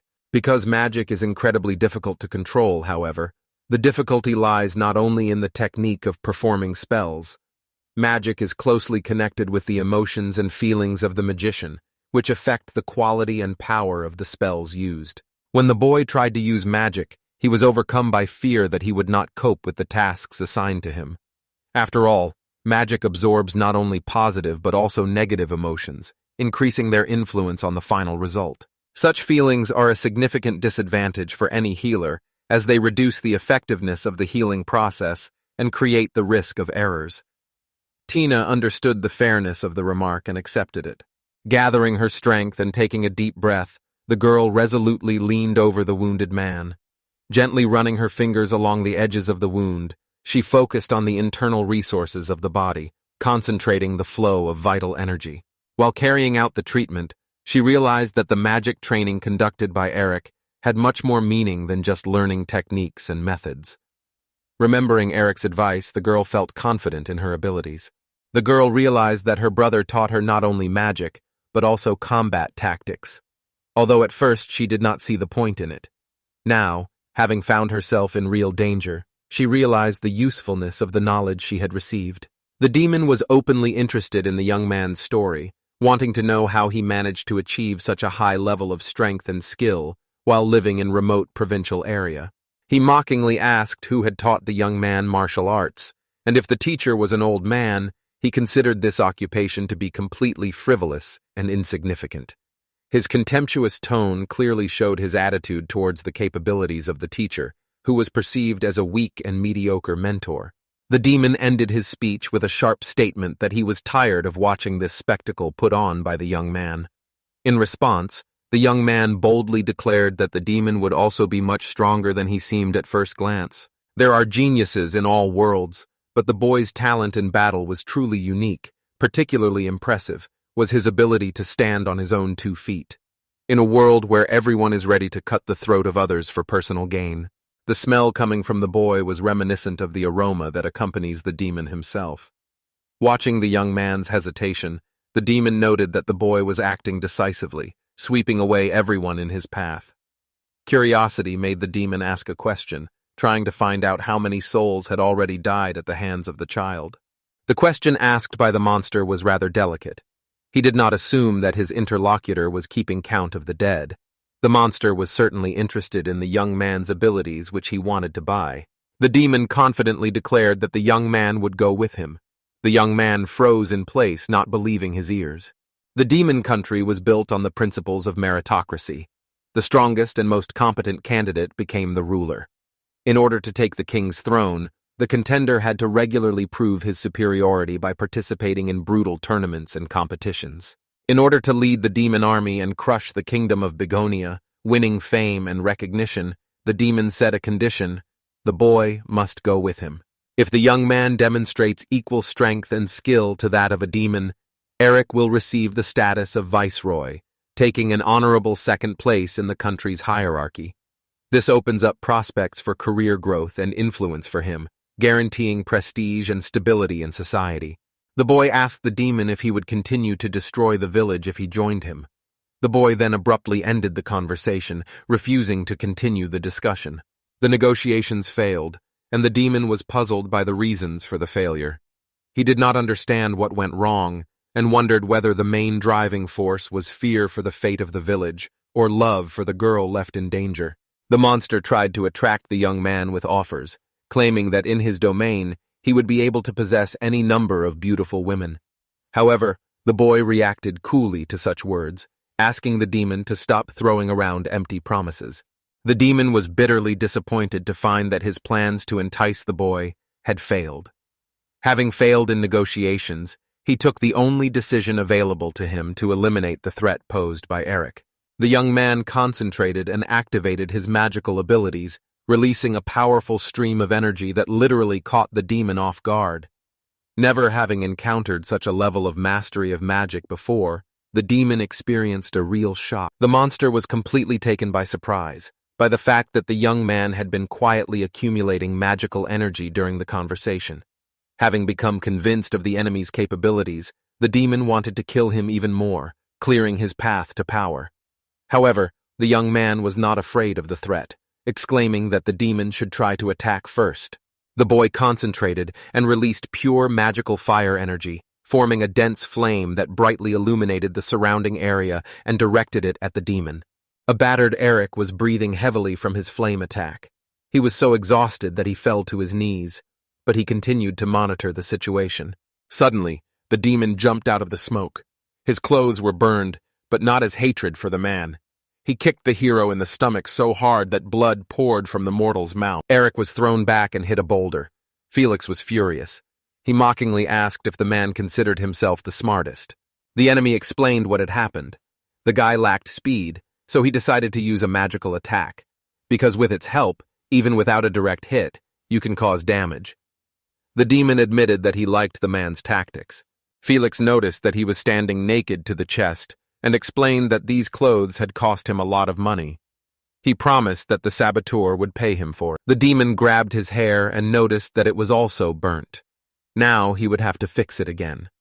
Meanwhile, the hero tried to stand up, leaning on his sword. He was surprised that Felix was now worried about such mundane things. Eric knew he was at a disadvantage. Although his attacks had caused minor damage to his opponent, one blow would not be enough to block Felix's physical strength. He would not even be able to scratch him. The hero frantically began to look for a way out of the situation, because if he could not do anything, then everything would be over. The demon continued to complain that his favorite clothes had burned, and now he had nothing to wear even on a date. Felix was annoyed. He said that he should have met Irina instead of wasting his time fighting a human. When Eric heard the name of his beloved, he froze. He asked again what the enemy had just said. The demon did not understand what exactly he was asking about. Felix repeated that he liked his clothes, which the hero had burned, but that was not what interested the hero. He told the demon to repeat the name of the woman he was supposed to meet. The enemy repeated Irina's name. Eric was shocked. Even after the replay, he wasn't sure he heard it right. The hero couldn't understand how this could be, and why Felix mentioned the girl. The guy stopped the flow of thoughts and reminded himself that there could be other Irinas in the world, and it might not be about his beloved. The man asked the demon to tell him the woman's full name. Felix asked why he wanted to do that and why he had come to his girlfriend. The hero thought it would be better if the demon didn't ask unnecessary questions. The enemy, with a serious look, finally said the girl's full name, Irina Harshen. The hero was thrown into a fever. This was his beloved. He asked with a cry why Felix had chosen her. He did not understand why Eric was so nervous. The demon smiled and said that he would tell him a little secret. He wanted to boast about his merits before the man died at his hand. Felix revealed that Irene was the only daughter of the current king of their country, and he would have to marry her when he took the throne. She was the best fit for his wife, no matter who. The demon said that he was 16, still young, and therefore considered himself worthy of being with a better woman. The hero knew this because he was the same age as the girl. Felix said that despite her status as a princess, Irina was a good cook and a good fighter. She was the perfect woman. Eric knew all that. Then the demon with a sly grin wanted to add something about her body, to which the hero reacted sharply. He told the enemy to shut up, to which he laughed, and asked if the man had already begun to envy him. The hero noted that throughout the entire story, the demon never once said his name. Felix was surprised that his enemy was only now interested in his name. Eric told him to also tell him what country she was from. The demon tiredly patted his head and said with awareness that the man simply wanted to take this knowledge with him to the next world as a souvenir. Felix decided to support the mortal and said that this would be Eric's reward for living to this moment. He asked to listen carefully. The demon introduced himself as the next ruler of the kingdoms of Harshen, Felix Gladdell, and added that the hero should try not to forget this name before his departure to another world. The enemy asked the boy if his name was Eric, because that was what Diane called him. The boy had already gotten to his feet and confirmed that that was his name. He remembered that in his past life, the demon king who had started the war was Felix. Along with the demon king, the name of the country changes, so after Felix ascended to the throne, his surname Gladio became the name of the kingdom. In the past, the hero had heard this name many times, and finally, he found it. Although much time had passed, the young man had already managed to be reborn. But he remembered everything. The memories came flooding back to the boy. Anger boiled up inside him. With a look full of revenge, Eric told Felix that it was he who killed Irina in his past life. The hero began to remember that in his past life, he and Irene had often talked about her country. They lived in the same house then. In his memory, he was working in the garden with a hoe. The young man wiped the sweat from his face, satisfied with his work. Irene, carrying a basket of bread, came out of the house and suggested that the guy take a break. He didn't mind and said that he would come as soon as he finished. The girl smiled at him. She said she would just bake some bread and wanted him to try it. Eric didn't object and came up to her. The hero stood leaning against the fence. Having bitten off a piece of fresh, home-baked bread, the young man praised it and said that while he was eating Irene's bread, he would rest. The girl was glad that he liked it and said that this time she added a little more salt than usual. Eric smiled and said that her cooking skill was very useful. He added that for a former princess, she cooked well. Irina smiled uncertainly and asked if that was fashionable to consider as a compliment. The girl said thoughtfully that they were a free kingdom after all. Even though she was required to represent the country and observe etiquette, she could calmly pursue her hobby. Now everything had changed beyond recognition. Eric asked if her country was now called the Kingdom of Gladdle. The princess confirmed it. The guy thought about it and remembered that she had never told him why she had decided to run away from her country. The girl was surprised that he had brought it up now. Noticing her confusion, the hero quickly added that she doesn't have to say anything if she doesn't want to. Irina replied that there was no problem, because she trusted him. Then the girl told, her father was killed by the current king, and with a change of ruler, the name of the kingdom also changed. The new king left her alive only to marry, but Irina did not understand how one could marry the murderer of her father. Because of this, she had to run away. But sometimes the former princess wondered if she had done the right thing. Eric listened to her attentively, but found nothing, the strength to answer. Irene continued to tell the story. After the king learned of her escape, he got rid of all the servants who helped her. The girl thought that she was too careless for a royal person. It was clear that she regretted the past. Irina added that if she had married the king, the courtiers would have remained alive, and she would have been able to restrain the dictatorship of the harsh ruler. After a long time of reflection, the girl came to the conclusion that her escape was tantamount to betraying those who remained in her country. Eric was silent for a moment, and then said that he understood everything. He doubted that such a powerful demon would listen to Irene, considering that rulers did not stay in their country for long. With a serious look, the hero added that if the kingdom fell into decline, the princess's life would be in danger, so her father and courtiers did not want her to stay. He asked her not to think that their sacrifice was in vain because it was not so. The girl looked at the guy with some relief. She sat down and called herself a pathetic princess who had fled her own country. Irina said that if it weren't for Mr. Eric, Gladio would have gotten to her already. The girl was also worried about the idea that she constantly needed someone's help. This upset her. The young man sighed and said that he personally did not think so. This surprised Irene. He reminded her of the day they first met. He had lost his reason for existence, and it was Irina who had given him back his reason for living.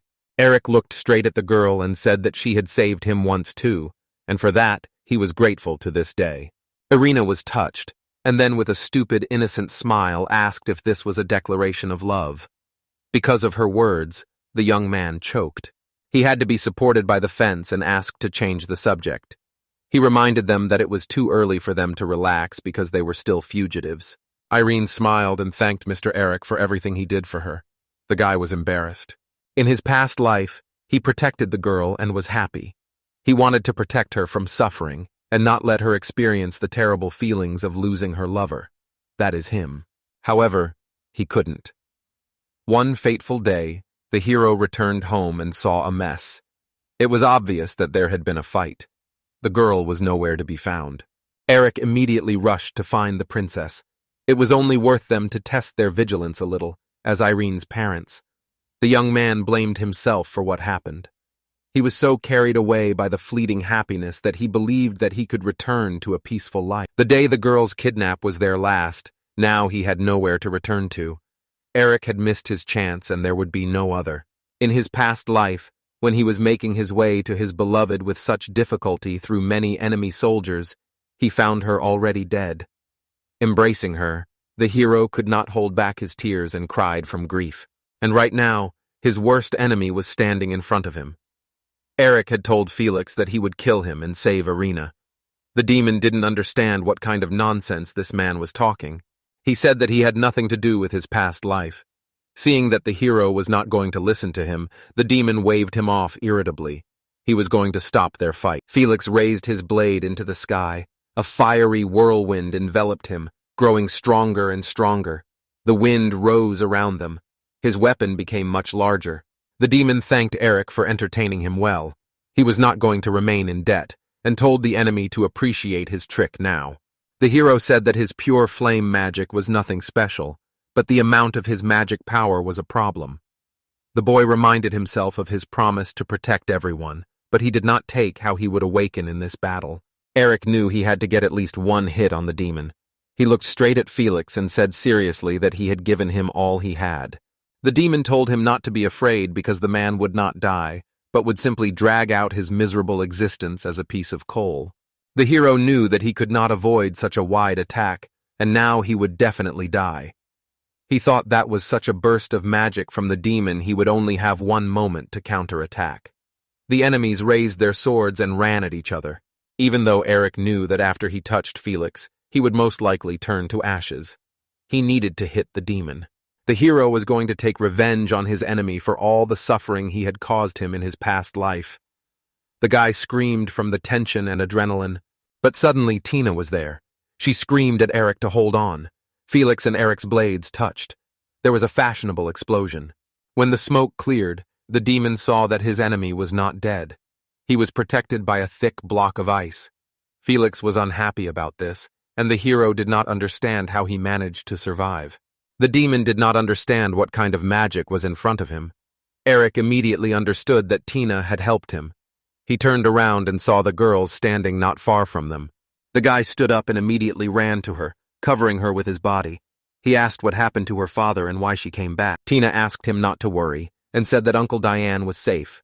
As soon as he came to, the man tried to return to the battlefield, but the villagers did not let him move. The young man was happy to hear such news. The girl asked how the situation was and what was going on. The hero explained that an army of demons had been summoned to destroy their village, and the guy responsible for the attack was named Felix. He and his father stopped the demons, but now their leader wants to destroy the settlement himself, and with his power it was possible. The girl asked why he needed their village. Eric said he would explain later. He added that if Felix was not defeated now, he would wipe their home off the face of the earth. That was all she needed to know. The hero apologized to Tina for not being able to defeat the enemy and said that he needed her power. At that moment, Felix turned his attention to himself. He asked if this woman was the one who used ice magic. The demon admitted that they surprised him. When he first met Tina, he did not sense any magical power from her and asked if she had had to hide her abilities before. Felix walked around the lump that the girl had created. The enemy said that they were both strong enough opponents. He did not understand what was going on with this ancient, since such talented people lived in it. Felix believed that there must be a good reason for the pursuit of power. He wondered what the hero's goals were since they were different. The demon aimed at the girl. He lunged forward and screamed for her to teach him. Felix was too fast for Eric. The hero tried to hit him with his sword, but he didn't have time. He swung his weapon. The guy wanted to hit the demon on the head, but he dodged and ran straight to the girl. Eric screamed her name. Tina didn't lose her head and used her magic. Felix was already close when she made him retreat with a bright flash. It was a smoke screen. The demon lost sight of his target. The smoke was everywhere. It was daring them to attack him, and asking if the heroes were sure they could kill him. Suddenly, icicles would come flying at him from the smoke. They stuck into the ground and tried to hit the demon, who definitely jumped away from the places where the icicles landed. Felix realized that the girl would need less time to prepare to use the new spell than he did, and he noted that she was no less stamina-wise than the man, which simply couldn't be true. He shattered the icicle with his blade. He asked into the smoke if Tina was not ready for a direct attack yet, and noticed that she hesitated when it came to killing. At that moment, Eric jumped out of the smoke with his sword. Felix saw movement behind him and managed to dodge the hero's attack. The sword almost touched him. The guy said that the demon was wrong about his girlfriend because she did not study magic for killing. The young man said he would answer the question of why he strives to become stronger. Eric explained that he does it in order to protect those dear to him. The sword still managed to scratch Felix's chest. He thoughtfully touched his blood.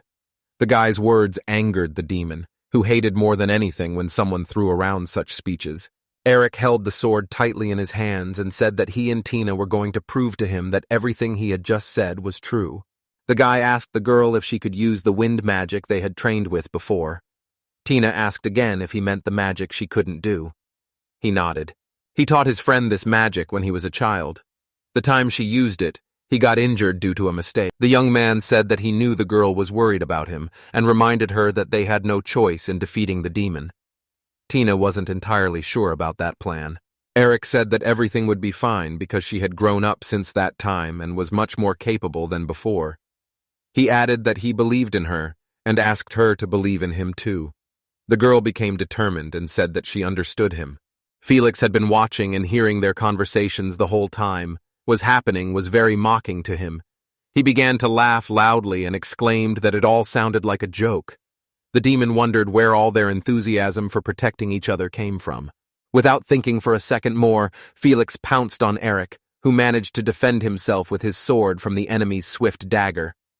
The demon said that war is not a picnic with friends, and such naive and simple-minded people will not survive. He didn't care about the others. The only rule he obeyed was kill or die. The demon continued to attack the hero with his dagger. The young man barely had time to defend himself. As their blades touched each other once more, Eric's sword glowed and sent Felix flying back in a bright flash. Felix landed on the ground and was struck. In front of him was wind magic. He asked if that was all they could show. Ice shards flew in the air. The wind swirled around the hero. Tina stood not far from him. Felix realized that she was using magic to strengthen Eric, and in the end it was the boy, as the more experienced one, who would try to kill him. The demon asked the girl if she was okay because she was using magic on her friend, which was difficult to control. Despite his words, Tina tried her best. Felix continued to press. He said that if she was wrong, the guy would be torn to pieces. Eric, who was standing right in front of him, disappeared. He rushed past the demon like a whirlwind, wounding him severely in the shoulder. Blood gushed from the wound. The hero noticed that he had hit where he wanted. Felix asked what was going on, and noted that they were fighting in disarray. The demon smirked and said that he was right after all. Their nonsense about the power that would protect the others was a complete lie. The air also concentrated around the enemy. A strong wind enveloped him in the form of a shell. Then the hero realized that the demon could also use wind magic. They clashed with swords, causing everything to glow. Felix said that protecting an ally could be very annoying during a fight, and asked Eric to look at Tina, who was worried about her magical power hurting someone. Because of this, she was unable to limit her innate power. The demon screamed that power defines its master, and friends are just insects that get underfoot. The skin on Felix's face and body began to peel and burn, as if he was in flames, but he did not pay attention to it. The demon added that those who were willing to suffer unnecessary wounds for the sake of their friends would still lose in the end. These statements made Tina a little worried. Eric said that he had to thank Felix because he reminded him of a very important thing that had slipped his mind during the battle. The hero explained that the reason they help each other is that if a difficulty arises that they cannot cope with alone, it can only be overcome together with partners. At this moment, the power of Tina's wind magic increased and hit Felix, who was unable to stay on his feet and was thrown back. Multiple wounds appeared on the demon's body. He believed in what was happening to him, and that the boy could use wind magic himself. Felix realized that his energies with the girl were intersecting. The hero told the demon to open his eyes wider before he died and see the true power of friendship. He sped up and cut the enemy's body in half with his sword. Eric landed on the ground and would have fallen exhausted if it weren't for Tina, who managed to catch her friend. She asked if he was okay. The guy looked at Felix, who was lying on the ground, and said that something else was more important right now. Demono was still alive. He was coughing up blood. Wounds decorated what was left of his body. Felix realized that he had lost to the human after all. The hero approached the enemy, surprised that he was still conscious. Felix explained that demons were simply very tenacious. The guy compared them to cockroaches, to which the defeated one asked not to irritate him, because he would soon die anyway. Seeing Felix's body split into two halves, Tina couldn't take it anymore and threw up. Eric stroked her back while the demon laughed at her reaction. He noticed that the girl had never killed before. Looking at the guys, the demon could not believe that he had lost to them both. Felix couldn't believe his fate, because he only had a little time left to take over the kingdom and make it his own. The hero wanted to tell the demon before he died that even if he became king, Irana would never be his. The demon asked how he knew about this, because it sounded like the guy knew the future. However, Felix did not know that this was the absolute truth. The hero remained silent. The demon snorted at this and said that being killed by someone stronger was a wonderful thing for a warrior, and thanks to the boy, he felt joy for the first time. The demon added that if the girl had not appeared, he would have definitely won, and admitted that he was not particularly offended that they fought 2 against 1. Felix was already losing strength. His vision was clouded. He raised his hand to the sky and sighed that in the end, he had never had a single friend in his life. He was just unlucky enough to have real comrades around him. The clouds he was looking at became blurry. The demon realized he was starting to die. He waved at Eric and said it was a fun fight. The demon's hand dropped, and he said nothing more. The hero felt sick. He sat leaning on his sword. The girl saw this and asked to let her heal him. She apologized and said it was her fault. Eric asked why she thought so. Tina agreed with Felix's words that she was not ready and could have put herself in danger because of her inaptitude. Tears began to roll down her cheeks. The girl admitted that she did not want to harm people with her power. The feeling of killing people scared her. The hero sighed. He explained to her that the reason and place were not important, because it was hard for anyone to kill a stranger, and added that he and Felix were both crazy. The girl asked if she hadn't killed the demon. The hero replied that he was the one who dealt the enemy the fatal blow, and that he would take full responsibility for what would happen next. Tina did not understand what he meant. The guy asked to listen to him carefully. He said that the most important thing now is that they won this battle. The young man reminded her of her parents, the villagers. After all, they themselves had survived and had lost no one. Eric smiled at his childhood friend and added that, for now, that was enough. Tina was touched and began to cry. The hero thanked her. Irene stood by the window while Eric cleaned his sword with a rag. She confessed to him that she was a demon and asked for forgiveness for hiding it from her comrade. He sat there silent and surprised. The girl continued to say that the thought that the hero would hate her upset her, and she wanted to talk to him about these thoughts. After some time, the young man turned to Irina and said that he knew that she was not a human, but a demon. The girl did not expect to hear this. He explained that when they were fighting the demonic beasts, she noticed her eyes turning red. Irene looked away, saying that she understood now. Eric added that it didn't matter to him, because she would always be Irene. Harshan. Love is his whole life. The princess blushed from such a confession. She thanked fate with relief that she met him, because the girl was able to find her meaning in life, and now she is happy. The young man said that he was also glad that he had met her, because he had almost lost his reason to live, and he did not want to lose Irina, so he was going to protect her from everything at all costs. The girl sat down next to the young man and called him. They came closer to each other and kissed. The hero suddenly opened his eyes. He was lying in a bed in bandages. It was just a dream. In his dream, the young man saw memories of the day he first kissed Irina. He was upset that he woke up at that moment. As soon as Eric wanted to move, he felt pain in you. He immediately remembered the recent events of how he fought with Felix. In his past life, Felix became king, and Irina ran away from the wedding, after which they met each other. However, now the demon conqueror was dead. Now the girl would not have to run away from her country, and the future in which he met her had changed. The young man looked thoughtfully out the window, not understanding if this was good or bad. At that moment, there was a knock on his door. It was Diane. He approached his son's bed and asked how he was feeling. The hero replied that some of his wounds were sore, but overall he was fine. The boy asked his father how he was. He replied that he felt quite cheerful. He took a chair and sat down on an opposite Eric. The son added that Tina had helped them a lot. Diane called the young man seriously and asked him to tell him one thing. He asked if Eric knew about the invasion of demonic beasts in advance. The hero knew he had to answer, but he didn't want to. He paused and then said affirmatively that he did know about the attack. The man sighed and said that his thoughts about it were correct. The father asked why Eric hadn't said anything about it, because if they had known about it, they could have fought back together. To which the boy tensely replied that someone could have died, so he kept quiet. The man seemed to understand why his son had done what he had done, but he was also upset by it. Diane said he would have called his son a fool, but in the end, no one had died. He walked up to the boy and put his hands on his shoulders. The man said seriously that the hero should remember one thing. Having thought everything through and chosen the safest path for everyone, having decided to fight alone, he did not do anything rash. It was clear that Diane didn't want to think about the worst-case scenario. He added that the most important thing was that his son was alive, which was a wonderful thing for a parent. The man quickly wiped away the tears that had come and admitted that he had never said such a thing.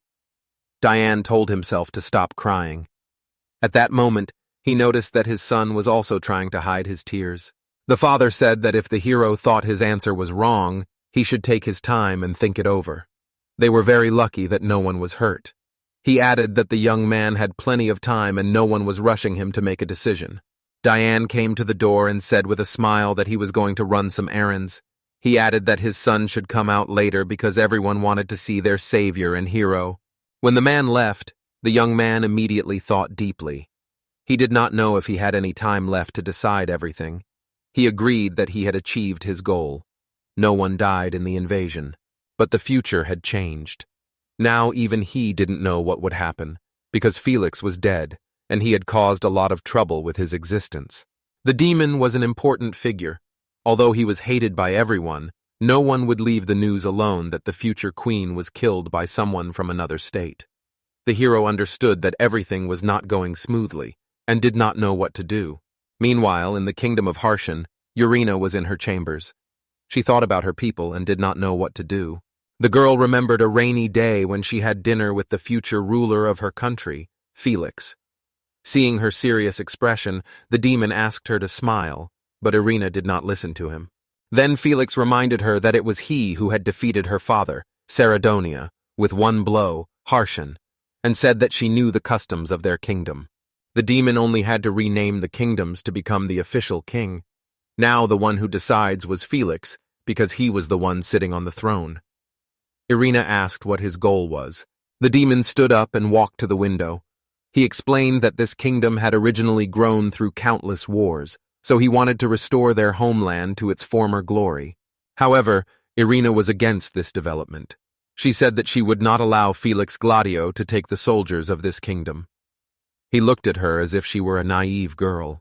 The demon approached her, saying that the idea of the peaceful prosperity of the king of Saradonia was generally not bad, but he asked her to look more closely. The people were dissatisfied with the current state of affairs. The streets were filled with talk about the king's incompetence. The inhabitants called him a beast without fangs. Urena did not retreat from her thoughts. She said that despite this, her father's idea was right for the development of their country. Invading other kingdoms would only ruin them. Felix didn't care, and told her to look at the state of the country. The girl was taken aback and said that everything takes time. The demon said that they don't need time to become great again. The boy said that this country only needs one thing, a reason to go to war. She said that her father wouldn't let him do that. Felix sighed that these were naive thoughts. He looked at the girl and said that in that case he would simply kill the current king. The demon advised her to sit silently and thank him for leaving them alive at all. After that, their conversation with her future husband ended. The memories upset and angered Urena. She exhaled and tried to calm herself down. Suddenly, someone knocked on her door. A familiar voice was heard behind the door. It was her father. The girl was surprised to hear him. She quickly opened the door and let the man in. Urena told him to come in. The father apologized for disturbing him, to which the girl replied that she was fine. She asked if something had happened, and Saradonia admitted that he had some unexpected news for her. He looked at his daughter and said that Felix Gladdle had been found dead. Urena was surprised. She asked how it happened. The man said that when the young demon was preparing to invade a neighboring country, he attacked a village he wanted to use as a base. There he was defeated by a guy who lived there. The girl asked if the demon really wanted to start a war, to which her father answered affirmatively. She simply could not believe what had happened, and asked who exactly killed Felix. After all, even Saradonia, as the strongest swordsman in the kingdom, lost to the young demon. But as it turns out, There is someone stronger than Felix who defeated her father. The man asked his daughter for forgiveness. Irina immediately realized what she had said and tried to take her words back. She said that she hadn't meant anything and hadn't wanted to ask him. The father said that everything was fine. He understood that he had failed to protect the girl. The man had lost to Felix. He had resisted the wedding. In his own eyes, he was pathetic, and he understood why his daughter might hate him. Irina immediately objected, saying that she never hated him.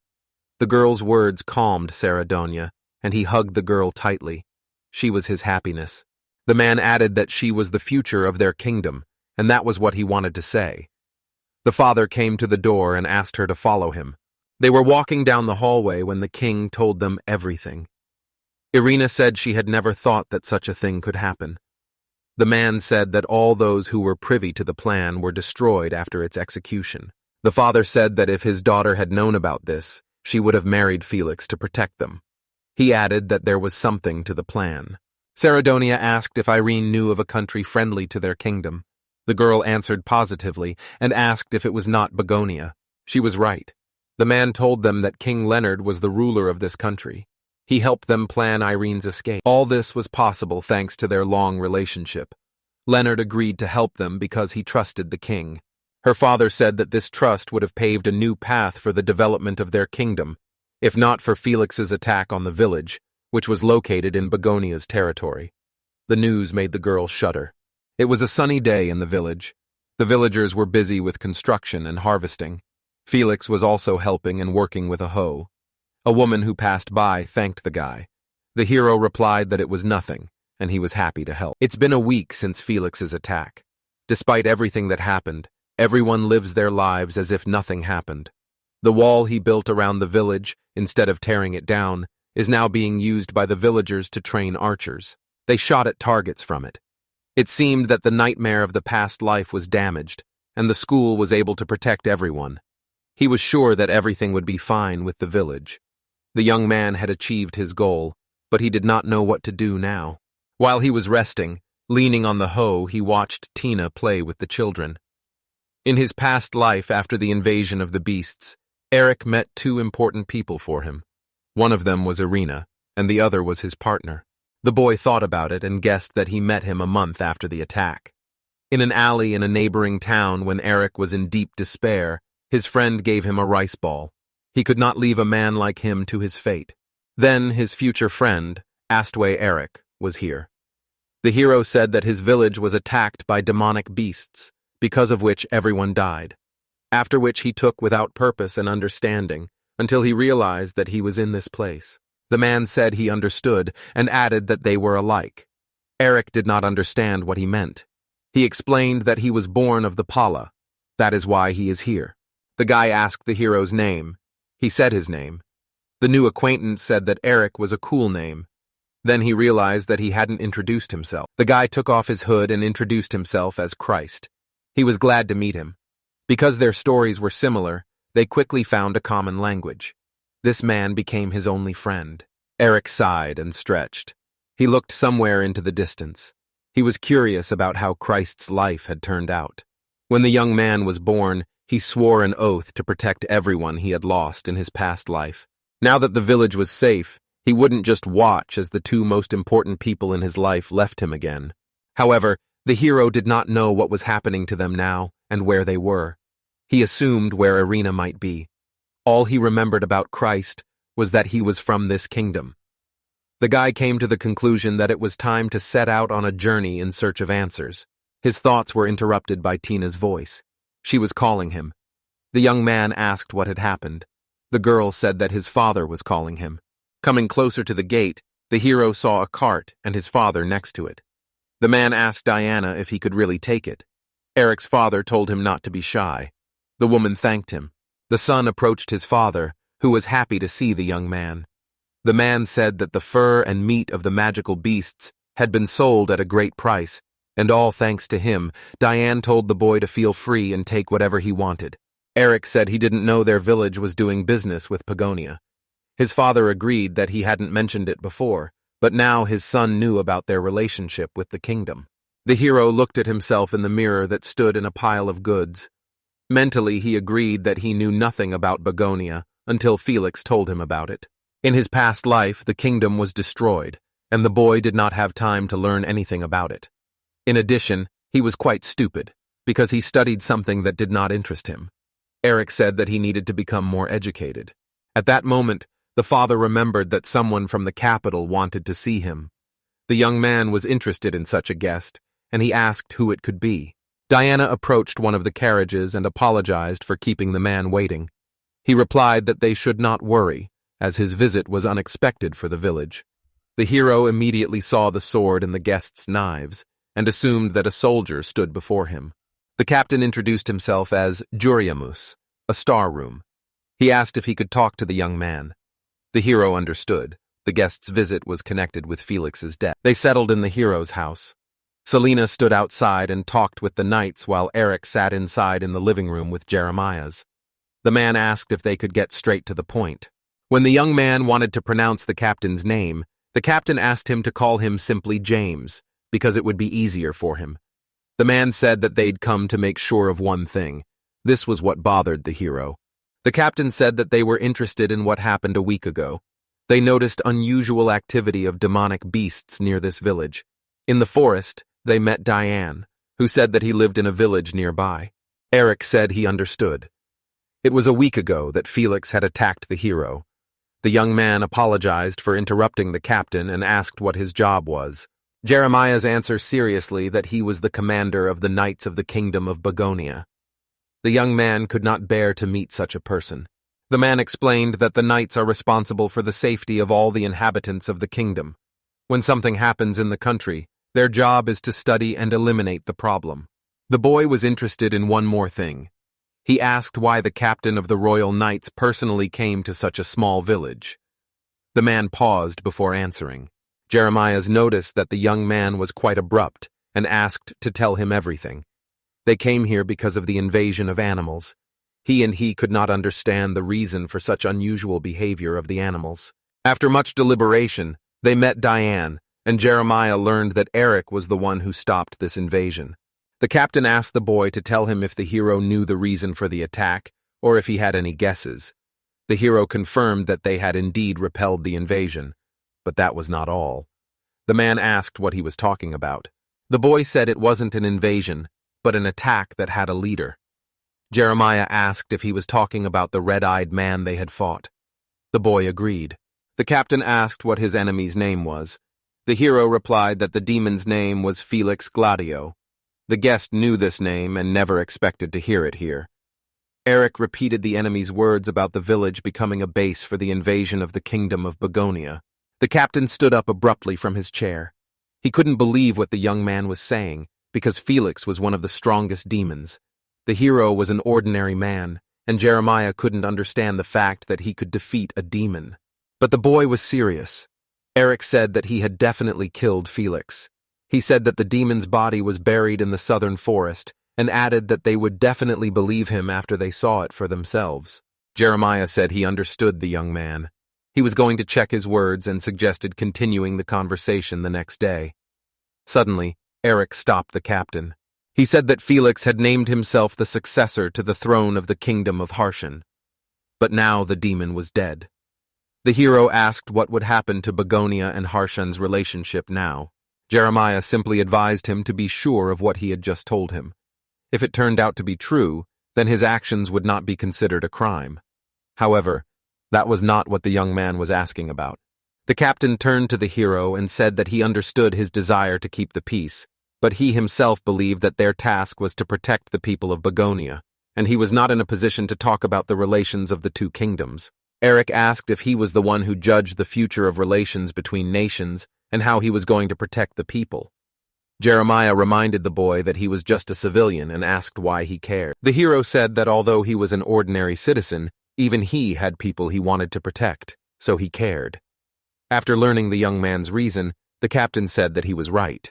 Jeremiah extended his hand and offered to join the Knights of the Kingdom of Begonia. Eric was silent from such an unexpected offer and asked again. The captain said that if you really had killed Felix, it wouldn't be difficult. He could even write a letter of recommendation. Seeing the boy's hesitation, Jeremiah admitted that he didn't think it was a bad idea.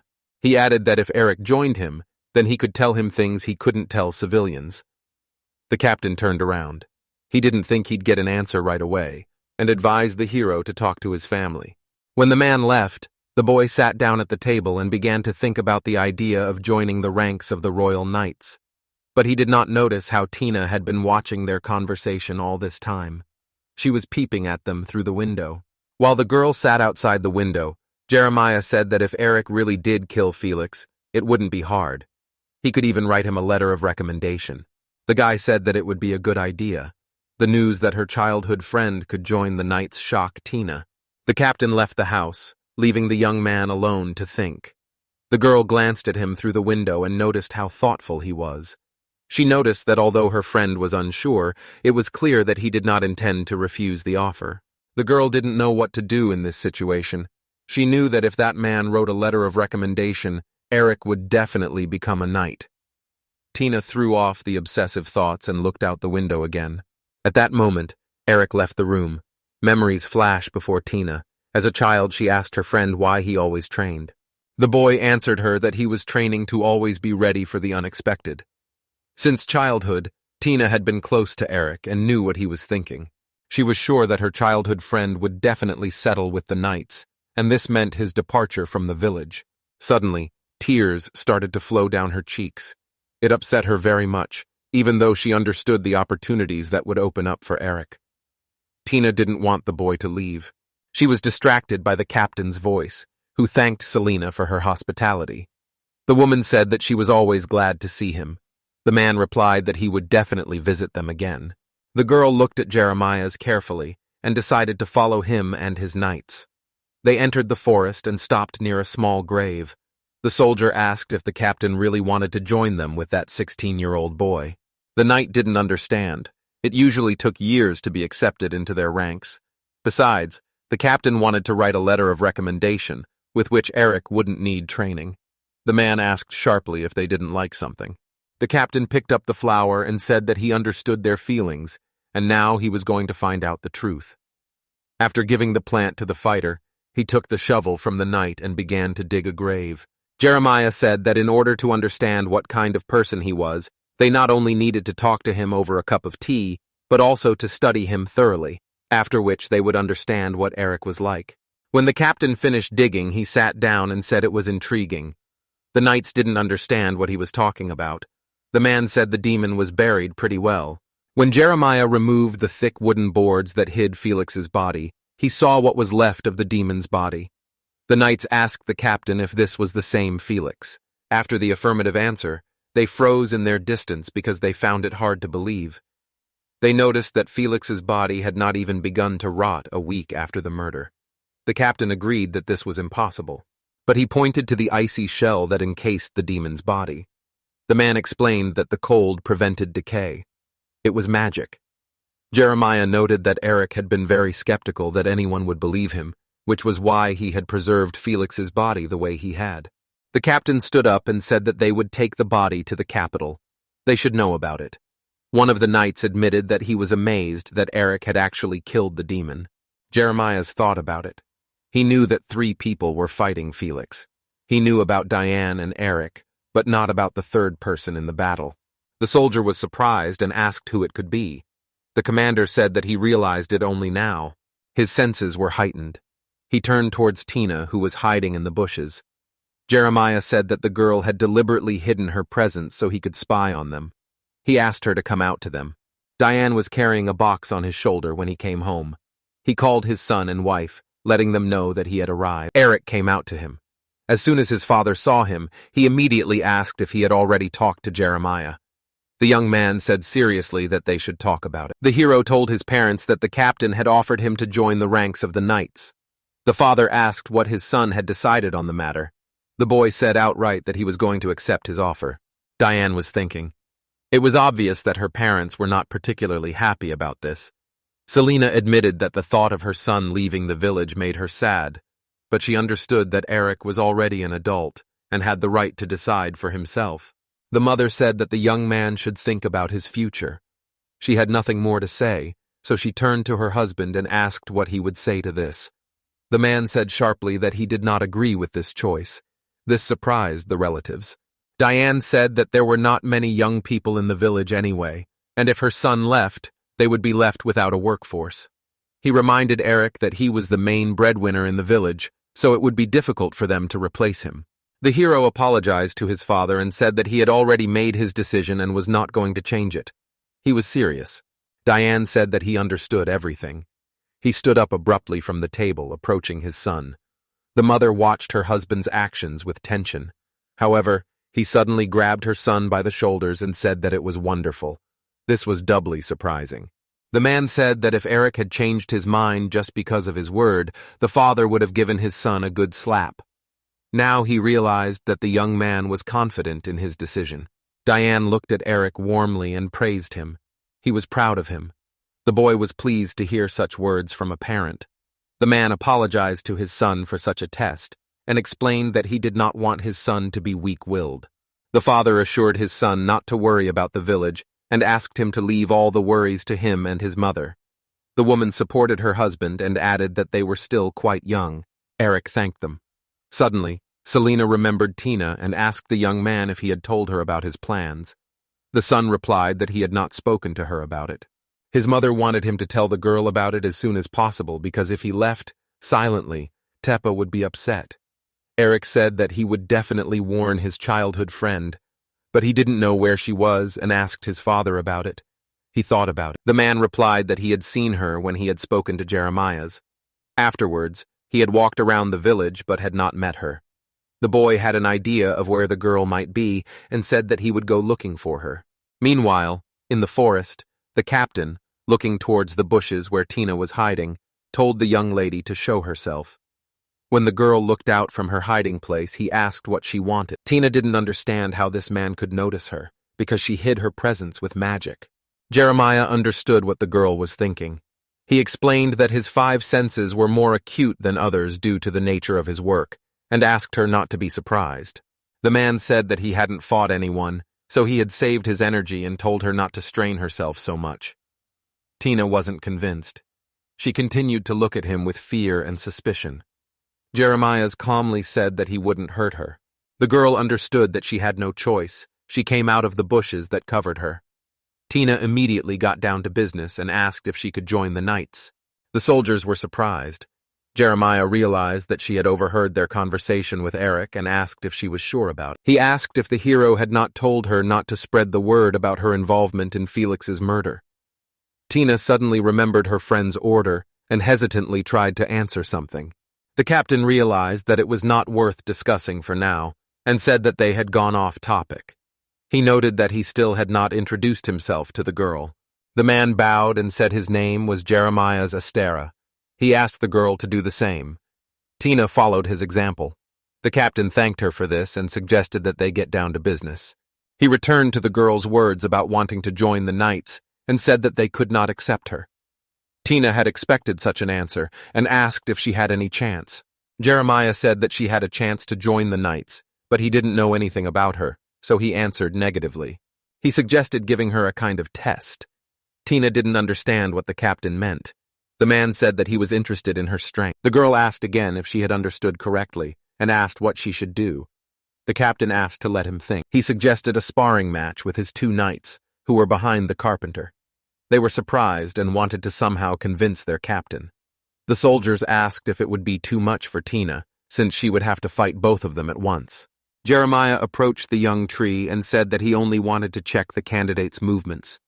To the tree's words, he added that at the same time, he did not want her to get hurt. The captain threw his nightsticks, which were made from the trunk of a young tree. He also handed one to the girl, but she refused, saying that she did not need it. Jeremiah was surprised. He didn't understand how she was going to fight then. The knight to greet with the captain and ask Miss Tina how she saw the fight if she was unarmed. However, she will have a weapon. The girl said that instead of a physical weapon, she will use magic. The soldiers did not expect to hear that Tina can use magic. The knight looked at the captain, asking how a mage could join them. Jeremiah was interested. He walked up to his soldiers and ordered them to begin. The warrior obeyed his captain. The man bowed and thanked Tina for agreeing to the test. He wished her to be careful and not to get hurt. The girl was optimistic, while the knights were unsure. Before the start, Jeremiah's reminded the knights that he just wanted to see her movements and asked them to be careful. As for Tina, she could use anything she wanted. He added that as soon as he saw what he wanted, the fight would be over. The captain pulled out a coin and said that the test would begin as soon as it ran out of land. He asked if everyone was ready. The knights and the girls stood in a fighting stance. Jeremiah threw a coin, which spun in the air. Everyone watched attentively as the coin flew. As soon as the coin hit the ground with its edge, the girl used her magic. Concentrating, she summoned a flash. A bright light illuminated the soldiers. They couldn't see anything. They had to cover their eyes with their hands. Tina raised her hand and created a shackle of light that stretched over her hand. She threw their rings towards the knights, who did not have time to do anything. The shackles bound the boys' bodies, preventing them from moving. The girl was glad that she had succeeded. The knights fell to the ground and began to try to free themselves, while Jeremiah's watched thoughtfully. Everything looked amazing to him. He noticed that both spells were low-ranking like magic and did not cause any damage. Based on their use, it was possible to neutralize the enemy. But Jeremiah's knew that despite her low level, Tina had managed to spread the spell to 2 knights. He confirmed his guess that she had helped kill Felix. However, there was something else that worried him. Meanwhile, the girl, being pleased with herself, asked the captain about her joining the knights, but was then taken aback as Jeremiah's looked gloomy.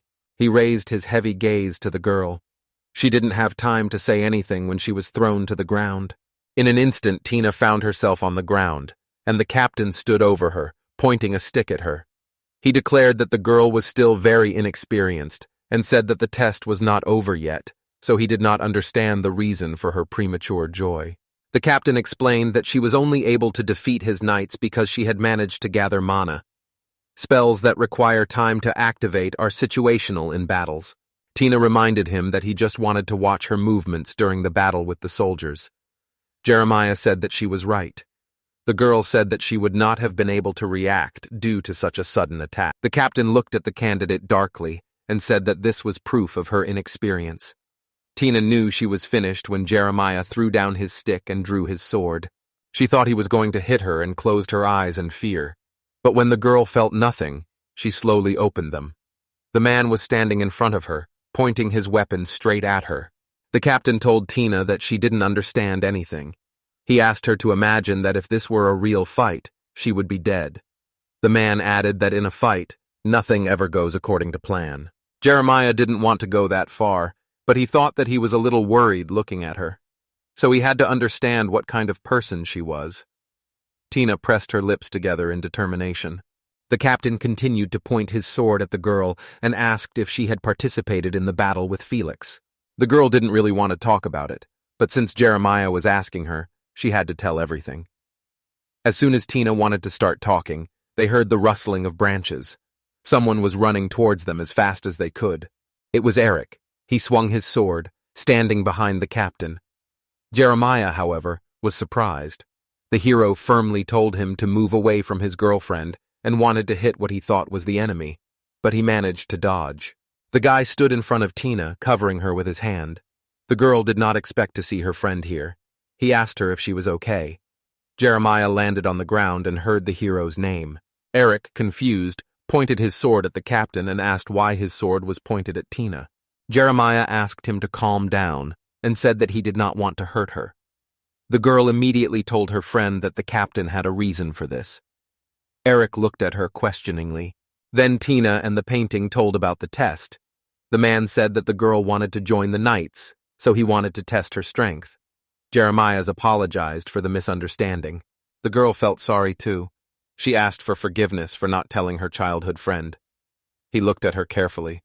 Tina gathered her courage and decided to confess to Eric that she just wanted to be with him forever and become a reliable partner. The hero softly called her. Jeremiah said that he understood the girl's feelings, but she relied on them too much. He noted that if she had discussed everything with the boy first, everything would have been much easier. The captain said that if things continued like this, even despite her wishes, she would cause problems for others.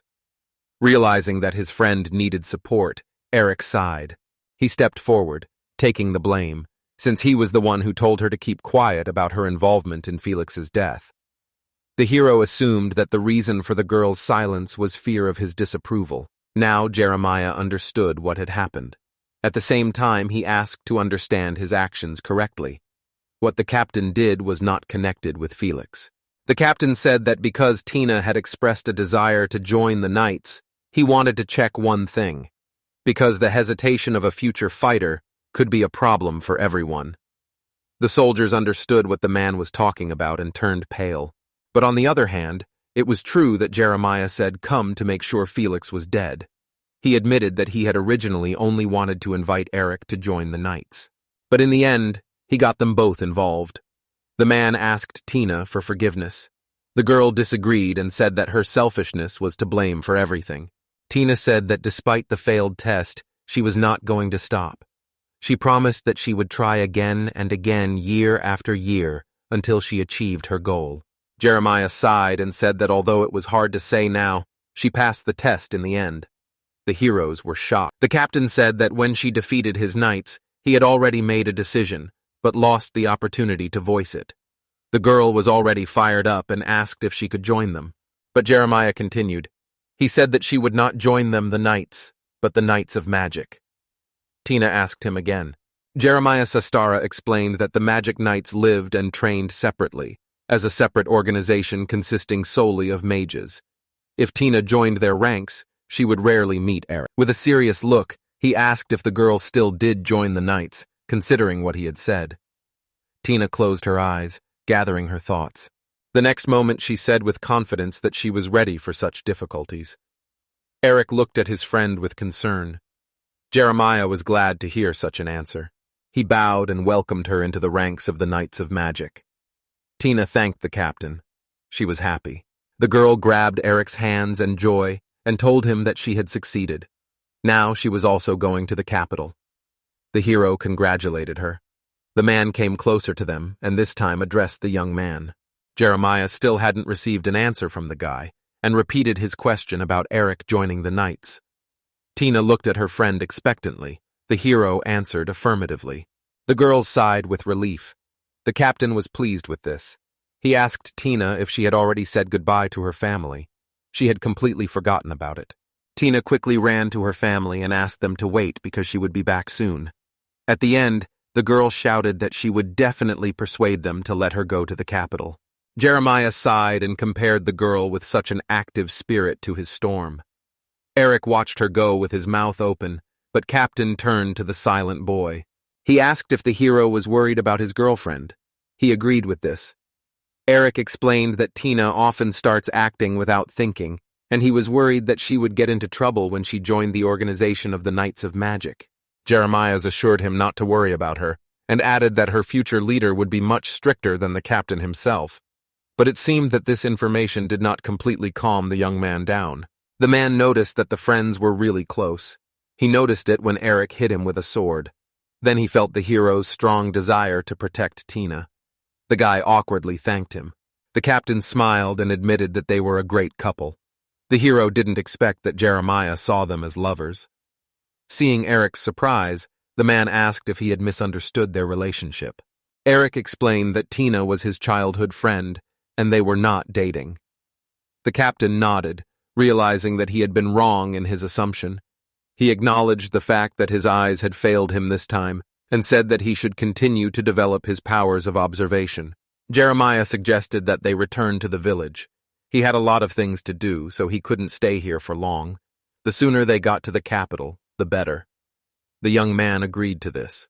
Eric said he would be happy to work with the captain. The man replied that the feeling was mutual, and he was looking forward to their collaboration. On the day of departure, the villagers and relatives came out to see the young people off. Tina's father cried. He said he would miss his daughter. Her mother felt the same way. Although they were happy for the girl, they felt sad about the separation. Mom still smiled encouragingly at Tina and wished her luck. The daughter thanked her for her wishes. It was obvious that the girl was happy. Although Eric was glad that he was able to save the village, he knew that it was because he knew the future. Now it had changed after Felix's death, and the guy knew nothing about the new world. He needs as much information as possible. because only then can he fulfill his promise and save everyone. The hero understood that he needed a partner on the way, and he himself must become wiser for future victories. Someone called Eric. It was Diane who had pushed his way through the crowd with his sword to his son. Medela immediately found herself next to her husband and asked where he had disappeared to, since the entire village had come out to see the children off. He asked her for forgiveness. The man handed the weapon to the boy and told him to take it. The hero was surprised. The father said that he was keeping his promise and giving him a new sword. Diane admitted that it was difficult to make a sword that would match the boy's strength. He thought it turned out well. The young man took the sword and noticed that it was a little too big for him, but overall it was quite good. Diane gave him a thumbs up and added that it would be a reason to gain muscle mass. Eric thanked his father for the gift. Jeremiah called the boys, asking if they were ready. The young man said they could go when Diane asked him to wait for them. The man said that he wanted to tell them the name of the village. The boys were surprised that their settlement had its own name. Dayon smiled and said that the name of the village was Orin, and from that moment on, it would be their last name. Eric, amazed, asked what it meant. His father explained that there was a tradition whereby when children left a village, they took its name as their surname. The boys concluded that they were now Eric Arini Tina Arini. The news astounded them. The man said it was as they had said, and pushed them towards the carriage. It was time for them to move. Diane added that those who had grown up in the village had nothing to fear in the capital. The young man glanced at the captain. The villagers were anointing them as a farewell. Eric's father shouted to them that they were counting on them. The boys said goodbye to their loved ones and set off on their journey. It was evening in the city of Begonia, the royal capital. The lights of the houses illuminated the streets, along which the townspeople walked. Among them was a mysterious man who covered his face with a hood. He left the main street, turning into a dark alley. The man walked on, where his comrades were already waiting for him. They sat on boxes and black robes. Their faces were impossible to see. They wondered if their friend had heard anything about Felix. He answered positively. He said that the rumors about the demon's death were true. Silence fell. The men in black hoods looked at each other, nodded, and agreed on something. They were shocked by the news and asked if their informer had checked the information. He replied that he had checked everything. He said that a merchant from that village had arrived the other day and had learned from him that some guy had protected the village from an invasion of demons. He was asked if he had seen Felix's body, and he replied that he had not seen the demon, either alive or dead, since they had lost contact. In addition, the merchant had brought a lot of monster meat and skins, thus reminiscent of the young demon's fighting style. They were curious about who killed Felix. The comrades needed more information and ordered the investigation to continue. The man nodded. He was about to take his leave, but he was stopped. He was reminded not to dare even think about betrayal. The man, without turning around, said that he knew about it. But it seemed that he had another plan in mind. The heroes walked along the city streets. Tina was impressed by the views. She was amazed at how many people were outside. Eric felt a little awkward and asked his friend not to be so noisy, otherwise they would be taken for rednecks. The soldier who accompanied them said that everything was fine, since many of the capital's residents were from villages. However, he himself was also from a village. The hero wanted to say something to this, but a satisfied Tina said with a grin that the young man had lost. The warrior apologized because he was supposed to take them to the knight's dormitory to rest, but because they had some paperwork to do, he could do it. Eric replied that everything was fine and it would be a good distraction for them. Tina added that the city was so lively that her fatigue had evaporated. The knight was pleased to hear this. He said that their states were to create a place where all people, regardless of their status, could live together and respect each other. The girl thought that was great. Eric looked at the streets of the capital of the country, which looked familiar to him.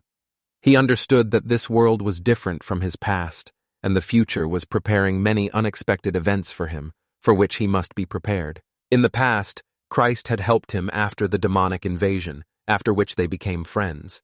Then Christ told him that he lived in a kingdom that was destroyed.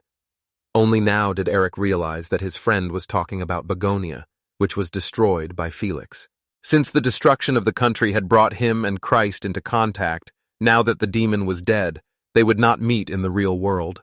The hero felt like he was missing something important. In his past life, he met Christ a month after the attack on the village, which meant Felix conquered Begonia in less than a month.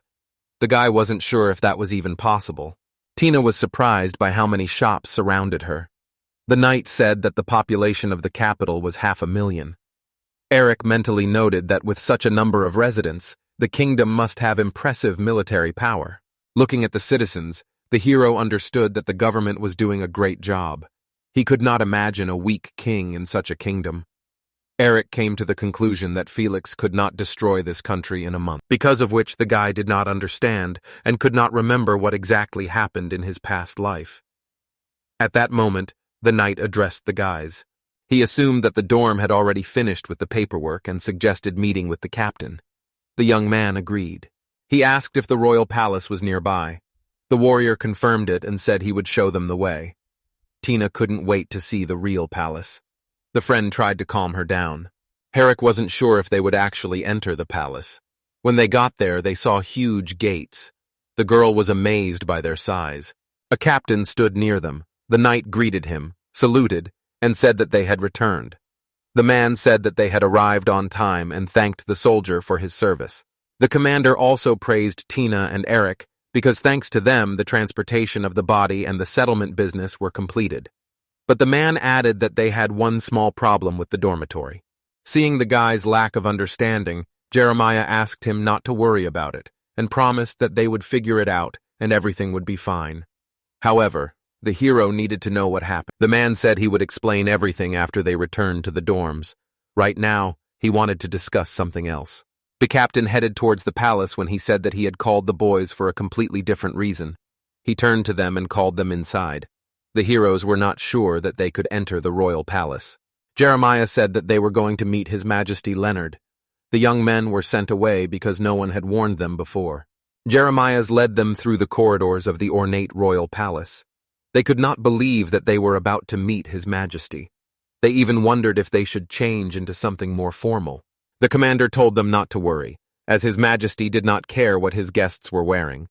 Eric decided to take him at his word, after which they decided to inquire why they were going to the king's audience so suddenly.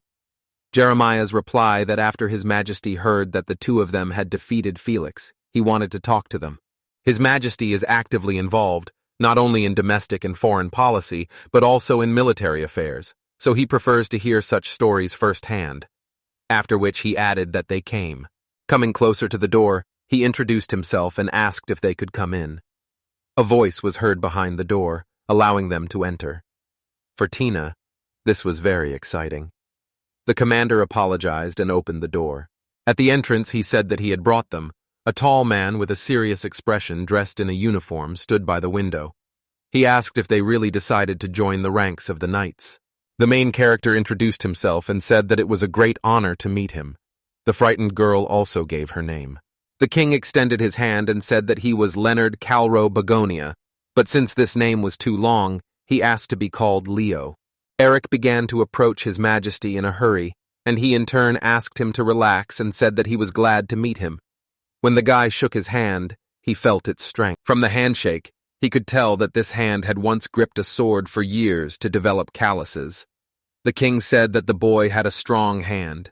He could tell that he had been training hard for a long time, so it was no surprise to him that he was so strong. Afterwards, he shook the girl's hand and asked if she used magic. The knight commander told him about her talent. He knows much more about magic than he does. He slapped them on the shoulders and added that it was no wonder that together they had been able to defeat Felix. He really liked that such capable man would be his knights. Eric thanked him and the king called for them to sit down. Afterwards, the king sat down noisily on his chair, which made the boy realize that he weighed at least 100 kilograms. The girl thought that the sofa would fall apart so soon. The king began the conversation with gratitude to the boys. He said seriously that if they had not destroyed Felix, this country would have been in danger. Without getting up from his seat, he bowed and expressed his gratitude once again. Eric and Tina were shocked by what was happening. They began to protest his words. Leonard looked up at them and said that they were very modest. He thought that they would say that since they had helped him, he owed the money. Eric said that he would never dare to say such a thing. The commander remarked that only the king could say such phrases. The girl was surprised that His Majesty could do such a thing before. However, he said that it was just his job. He added that he had once saved the country, but they said that they would give nothing in return, and he shouted these words right in the king's face in front of all his nobles. After these words, he laughed loudly. Afterwards, he asked them what they thought about it. They froze at first, and then Eric said that they really thought that this happened, and it was a joke. The commander replied in the negative. The king had indeed done so. Because of this, he had to settle many diplomatic problems. His words caused shock. The king asked to understand him correctly. They could handle the problems of their country in those days. His people had risked their lives, and they said they did not want to pay. It was unforgivable. If he hadn't spoken out right there, his soul would never have met the soldiers. Eric realized what had happened and thought he was peculiar. But still, a good man. At that moment, the maid came in, saying that they had brought them tea. The king began to get indignant because he asked to bring him another drink, but the girl replied that he still needed to work.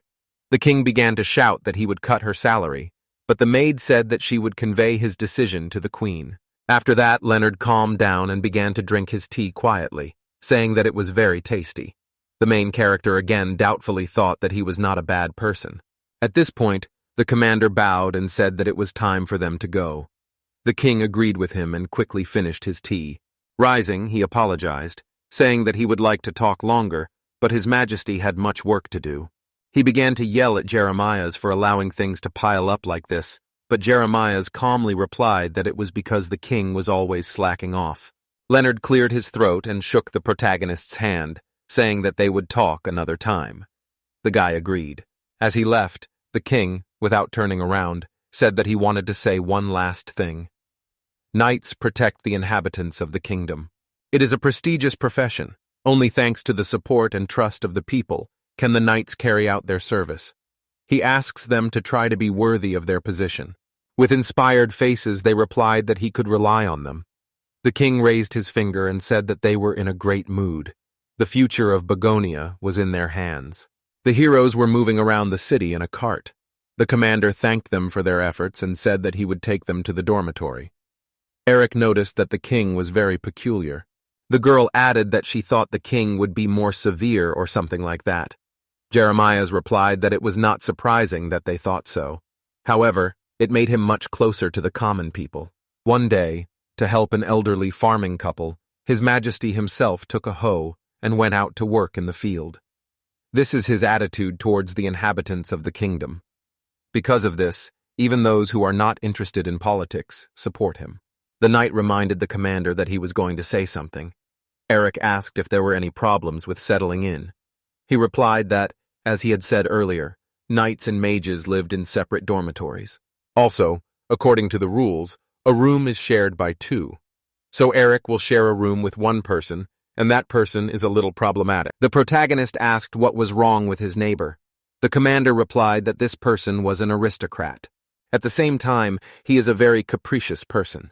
He cannot stand being in a room with other people unless they are stronger than him. It's great that talented 18-year-olds are performing, but this kid is very self-confident.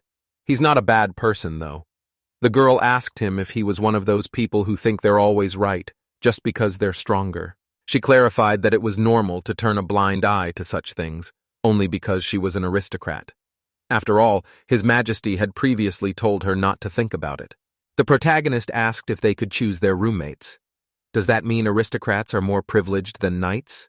Jeremiah's replied that they do not accept such requests, even if they are from aristocrats. However, this is a special case. The guy asked if it was like he needed this person to acknowledge him. He didn't understand it. The commander replied that he just needed to get to know him first. After these words, the girl puffed out her cheeks into pleasure, and the guy thought about something with a serious expression on his face. A little later, they arrived at a large building. At the entrance, the commander was greeted by another knight. They began to discuss the current situation among themselves. The commander said that he had warned that he was coming here, but it seemed to him that this person really wanted to meet Eric. At that moment, someone in the distance called out to them. In front of them stood a girl who introduced herself with a smug face as Urena Cashball. She demanded that the main character fight her. Tina was simply shocked by what she saw, and the guy could not believe his eyes. Tina indignantly asked who allowed her to suddenly challenge Eric to a fight. She replied that she had not called strangers, but the girl said that she was not an outsider. Urena realized that she was Eric's younger sister. She asked her to relax, because she had permission from the commander. They were surprised by these words. Tina started screaming that she was not the younger sister but the older one. And she didn't care that she was in a wrist to crack or whatever. She had no right to choose her roommates. Why should someone like her be her roommate anyway? These words touched Urena. She shouted that she only communicates with strong people. It doesn't matter if it's a man or a woman. She offered the girl to fight her if she wants. Tina started screaming that she would deal with her now, but her brother started stopping her. He asked the commander what was going on here and why he had to fight her. He put his hand on his shoulder and said that he wanted to see for himself how he fought his enemies. A fight with her is a great opportunity, and if he wins, it will save him from unnecessary trouble. The protagonist tends to stop at his words. The commander added that the girl wanted it herself, so no one would complain. This way he could deal with 2 cases at once. Eric asked Fuse, ordering him to fight her and win. The man agreed with his words, to which the guy asked what would happen if he refused. The commander replied with a slight smile that he would have nowhere to sleep then. Besides, that wasn't really the only reason he wanted the boy to fight her. Because of her strength, the girl is very arrogant. She needs to be brought down to earth. She will not improve if they try to do it. So he, as her peer, can do it. At this time, the girls continued their argument. With a serious face, Jeremiah said that this was his first mission as a knight. Of course, he would not remain in debt. The guy sighed and replied that he understood him, and he also hoped that he kept his word. A group of people gathered in the training hall. Eric and Urena stood opposite each other with swords in their hands. The commander announced the start of the duel. The girl immediately took a stance, putting her sword forward. The guy thought that it was immediately obvious that she had teachers. She was not self-taught. The girl asked him what had happened and whether he was going to approach. He replied that he had been taught that girls should be given way, so ladies first. The girl replied that it was very sweet and he was so noble, but at the same time, he would regret it. After that, she began to attack him from different directions. Eric thought that each of her blows was very heavy and powerful.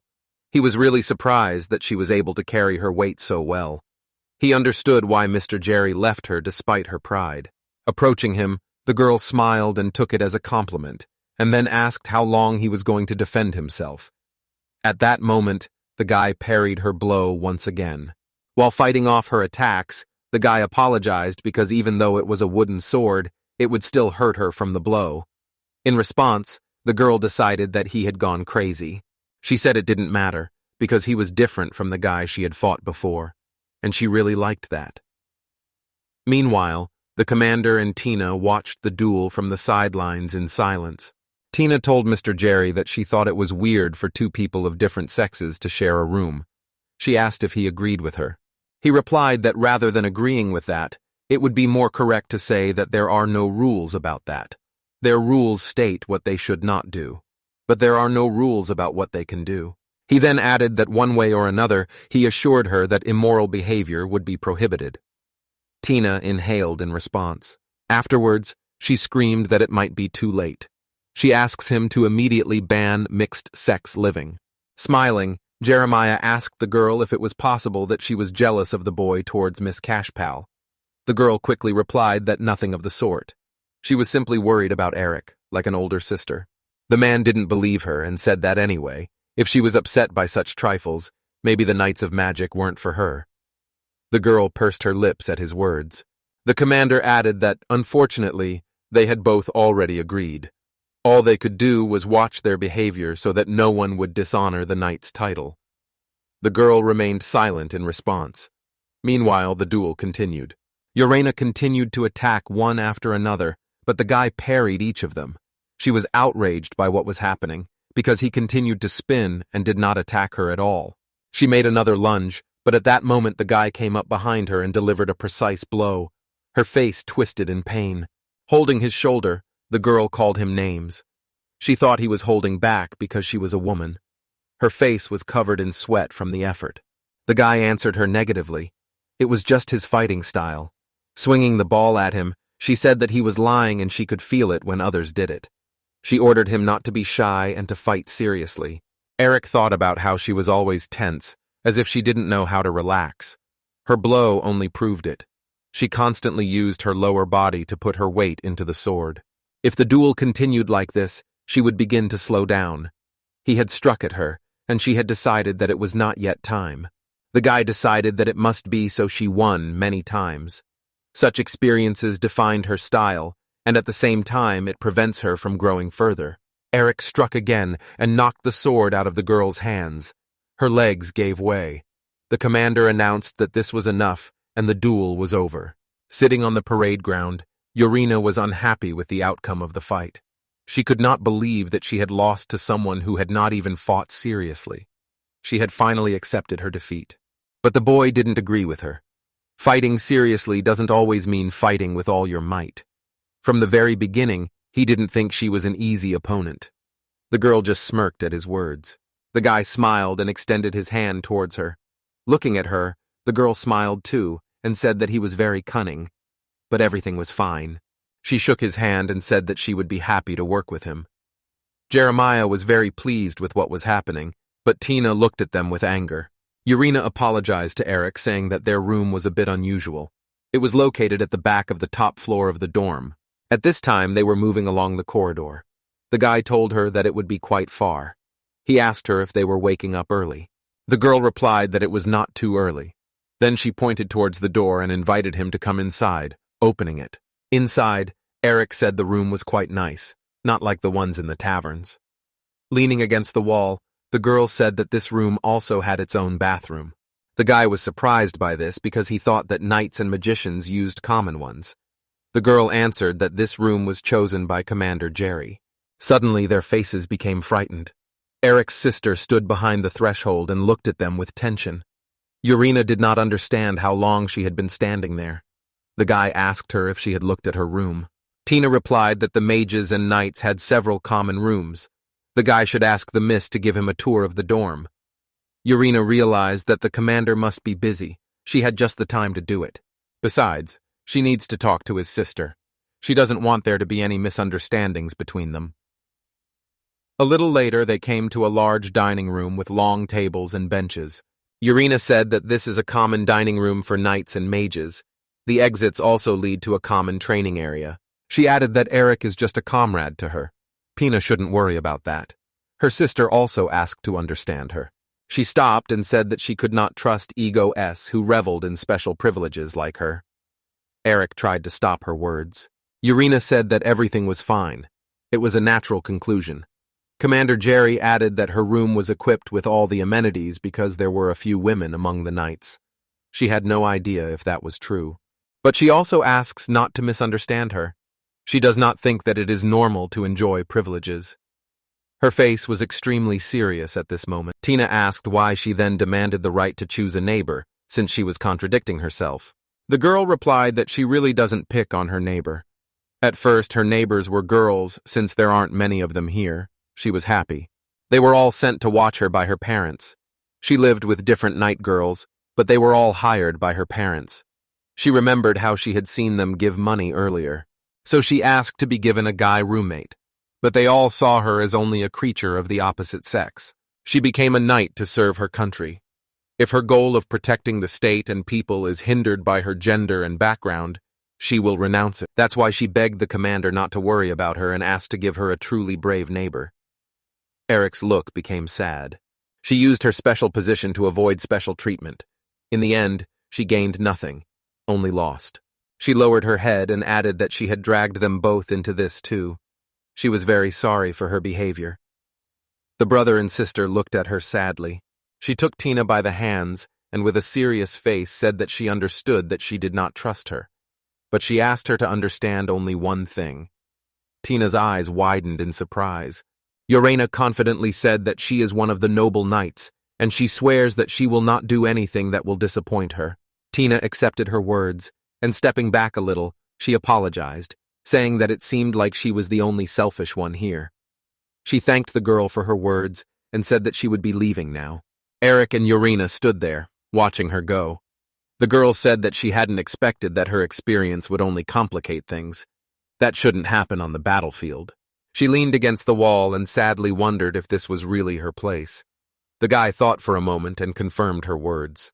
He said with confidence that she was one of the most talented swordswomen. The girl laughed slightly, saying that it was possible. Afterwards, she thanked him. Sitting at the table, the captain suggested starting the meeting. He asked Anna if she had anything to say. The girl replied that there was one thing that was bothering her. It was the mage commander Anna Vendix. She added that she felt he had recently deviated slightly from their usual principles. It would be problematic if such precedents began to appear one after another. It was a girl with long hair and a mole near her mouth. She was wondering what if there were problems. If that happened, the personnel would be demoralized. The girl next to her looked at the captain in silence. Mage Vice Commander Vivian Spano said she thinks more and more people are complaining lately. There are even rumors that relations between knights and mages are strained. Anna specified that many magicians follow her example. She asked her to take her duties as deputy responsibly. The girl accepted the order. Afterwards, Anna jumped up and addressed Liberto menacingly. She was outraged that he had drunk too much again. She did not understand whether his work meant anything at all. At this time, the vice commander of the knights, Liberto Corrales, was peacefully snoring at the table. His face was covered by the hand that was clutching a flask. The mage commander said she was serious. The rumors are because he acts like that. Jeremiah's told her she was strict and didn't change. He nudged Alberto and told him to think about his behavior together. Without getting up, he agreed with him. Anna, holding her head, said that she knew them too well. They always pretended to be the ones who repented. She wondered if they really believed that as long as these were just unspoken rules and not codes, they could be broken. Until now, they had accepted their ranks from the age of 18. And the boy who was accepted was only 16 years old, and this noble girl. Essek, not only did he give her the squad captain's room, he also settled a man with her. She didn't understand what he was thinking about. She asked him irritably if he knew the word capacity. He replied that talented people could be lured away if they did not take them in immediately. She agreed with him discontentedly, and added that she did not want to discuss their nightly affairs, but she asked him sternly what he was thinking, inviting someone to join the magicians. Was he taking on too much of himself? Liberto asked her to calm down. It's good to follow the rules, but you shouldn't get hung up on them. The enemy doesn't care about the rules, he just attacks. Looking at him, the girl decided that he had finally woken up. Afterward, she said that he was right, but the final decision on who would join the mages was hers. The commander replied that he had nothing to object to, but he was sure that this child would impress her. The next day, Eric and Urena were having their fierce fight at the training palace. The girl was literally sweating from the tension, but she did not stop striking. The blow of her blade passed literally a few centimeters from the guy. He told her that it was not bad. She learns quickly. The girl almost fell, but having stuck the sword into the ground, she managed to stand. Looking at her, he asked how she was feeling and suggested that she rest. Breathing heavily, the girl apologized to him. They sat down near the wall, and Urena asked him how he could wield a sword so well at 16. At first, he didn't know what to answer.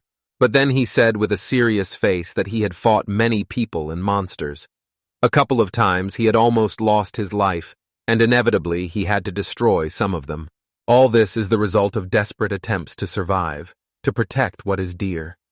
The girl understood him, and added that he had a hard life, full of battles. No wonder she can't get him. The guy thought about his life. He realized that their lives were not comparable. Taking into account his past life, he was already a 40-year-old man. It was impossible for an 18-year-old girl to have the same experience as him. He wondered if he was as good as she was at 18. Her willpower and talent were impressive, and more. The guy looked at her with a slight smile. At this time, the commander shouted at them, which surprised them. He said that it was commendable to train from the very morning. They stood up from their seats, and Urena wished him a good morning. The man asked her if they were coping with their training. The serious girl confirmed his words. Jerry put his hand on the boy's shoulder and asked him if they could talk. The boy agreed. He told him that he owed him a great deal. Stepping aside a bit, Eric asked if he meant a duel with Miss. The commander agreed and told him to ask for whatever he wanted, and if possible, he would do it. The guy thought for a moment and then said that he was looking for one person. The commander replied that if that was all, he would spend his time helping him. Eric thanked him in return. The commander asked what the man's name was. The protagonist replied that his name was Chris. Jeremiah tensed up and asked if he was sure that was his name too. The guy replied that he was sure and that it was his old friend. He was about his age and height, blonde, with brown eyes. He added with apologies that he knew nothing more than that he was from this country. The commander replied that he would try to find him, and the boy thanked him for his help. As he left, the commander thought about Chris. His face became gloomy. Tying a bow on her uniform, the girl took a deep breath. She didn't understand what was happening to her lately. Tina thought that all she did was cause trouble for others. Sitting in front of the mirror, she wondered how she could be called a big sister after this. Then she patted her cheeks, urging herself to pull herself together. Suddenly she was called out. A girl with glasses was looking down at her and said that it was very cute, and she looked lovely in that uniform. Tina thanked her and noted that she had not yet been officially enrolled, but that was okay. And her neighbor wondered if this was normal. She said that leader Anna is a very serious lady, so it's better than letting her walk around here in her usual clothes. And to be honest, she's not exactly sure. Tina agreed with her. Suddenly, there was a noise behind the door. A voice said that the leader Anna was waiting for her. Just then, we remembered. The neighbor wished Tina good luck, so she thanked her in return with a smile and said that she was going. The girl was moving along the long hall. Anna was sitting on a bench nearby and called her, apologizing for calling her so suddenly. She said it wasn't that she didn't trust Commander Jerry or anything. She was just the type of person who wanted to see someone's skills for herself. Tina said she understood. Anna decided to ask her who taught her magic. The girl answered seriously that Eric taught her everything. The commander looked thoughtfully in her direction. She asked her if he was the one with whom they had destroyed Felix. She also wondered if he was a man. The girl confirmed and asked if there were any problems with that. Anna replied that it was just statistics, but she said that in the case of humans, women accumulate magic better than men. There are slight differences depending on the race, but the fact is that she has seen few human male mages. Tina was surprised by her words. She hadn't even known about it before. The commander replied that this was the material from the first lessons in studying magic. Anna thought about the fact that the girl didn't even know the basics of magic. Besides, she was taught magic by a boy. She didn't understand how she could defeat Felix. She decided that she shouldn't expect much from her. Maybe she trusted Jerry too much.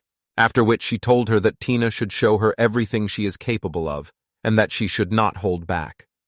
The girl confidently agreed with her and began to use magic. The commander shared so much magic power, she realized that this was definitely not a joke. Tina's face was shining with self-confidence. At this time, a large number of men were training on the parade ground. Jerry said that when they were dealing with many opponents, they should not allow themselves to be surrounded. They should always be on the alert, waiting for a chance to gain the upper hand. Suddenly, Jerry was greeted and asked what the topic of today's training was. His deputy approached him. Jerry replied that the theme was one versus several. Today's training was dedicated to fighting against a group. The deputy asked how he liked the guy. Jerry calmly asked him why he didn't check it out for himself. The deputy began to walk out to the fighting, wondering how we could find the guy among this crowd. He began to look at all the people. Suddenly, his gaze caught an unusual picture.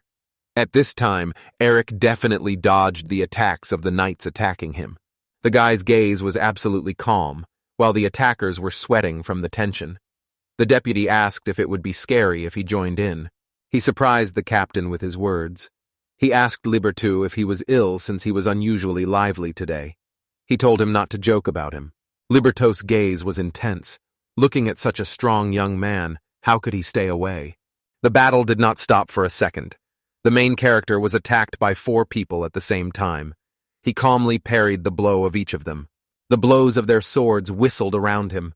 One of the guys tried to throw his whole body at him, but the guy repelled this attack too, throwing him far to the side, while the other man began to attack him from behind. Eric jumped away from his blow. Hovering in the air, he counterattacked his back and landed to the side. The man was outraged by this because they could not touch him even with a finger. The protagonist assumed that this was exactly the case. It seemed to him that they were not moving as they would like. At that moment, his opponents noticed something. Eric added that they were standing too close. Because of this, they were in each other's way. That's why they had no coordination in their work. A voice came from behind, saying that coordination was not one of his strong points. It was the deputy who raised his hand to strike Eric, saying that in the end, there was nothing better than personal involvement, and his gaze was focused on the enemy. The guy with wide eyes managed to jump away from that attack. Looking at him, the deputy exhaled. The knights jumped to attention and greeted him. The guy asked who it was. The girl confirmed that it was the vice commander and asked if he knew him. In front of them squatted Vice Commander Liberto Corrales. They say he is one of the strongest men in the Order of Knights. He asked them to stop embarrassing him. He asked Eric if you would mind sparring with him. He added that it wasn't every day that one got the chance to face the vice commander of the Knights. The boy replied that it wasn't that. The guy thought he looked like a slob, but he also knew that you shouldn't judge a book by its cover, even though he did stand out. Looking closely, he noticed that he had no left hand. At this time, the man took a flask from his bosom and drank the drink it contained. The knight said that the commander always fights like that, and there is nothing to worry about. The girl seriously added that there is no need to weaken the defense. As they were leaving, they wished him luck. At that moment, the man began to rise and suggested that they begin. He approached the guy with great speed. The guy was surprised by his attack at first, then calmly dodged it. The man's face became surprised. Standing behind him, Eric wondered if he had missed, or if this was his style of fighting. Liberto quickly turned and threw another punch. He asked the guy why he didn't hit him. After all, he had let such an opportunity pass. At that moment, the guy was seriously considering whether he was pretending. He realized that when fighting such an opponent, you can play by his rules and not even realize it. Frankly, he doesn't really want to fight him. But he didn't understand where this strange feeling came from. It was something painfully familiar. He was fighting someone who moved like that. He remembered Felix at first, but then realized it wasn't him. He thought it must be his drinks that were making him stutter, but he wasn't sure.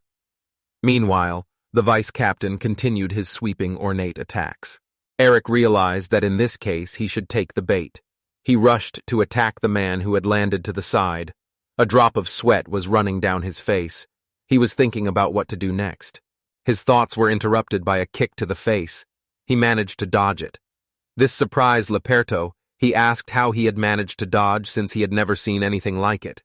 The commander stopped and, slapping his sword on the shoulders, said that something was really wrong with the guy. He had a feeling that this was not their first fight. He asked if they had met before. The guy was shocked by his words.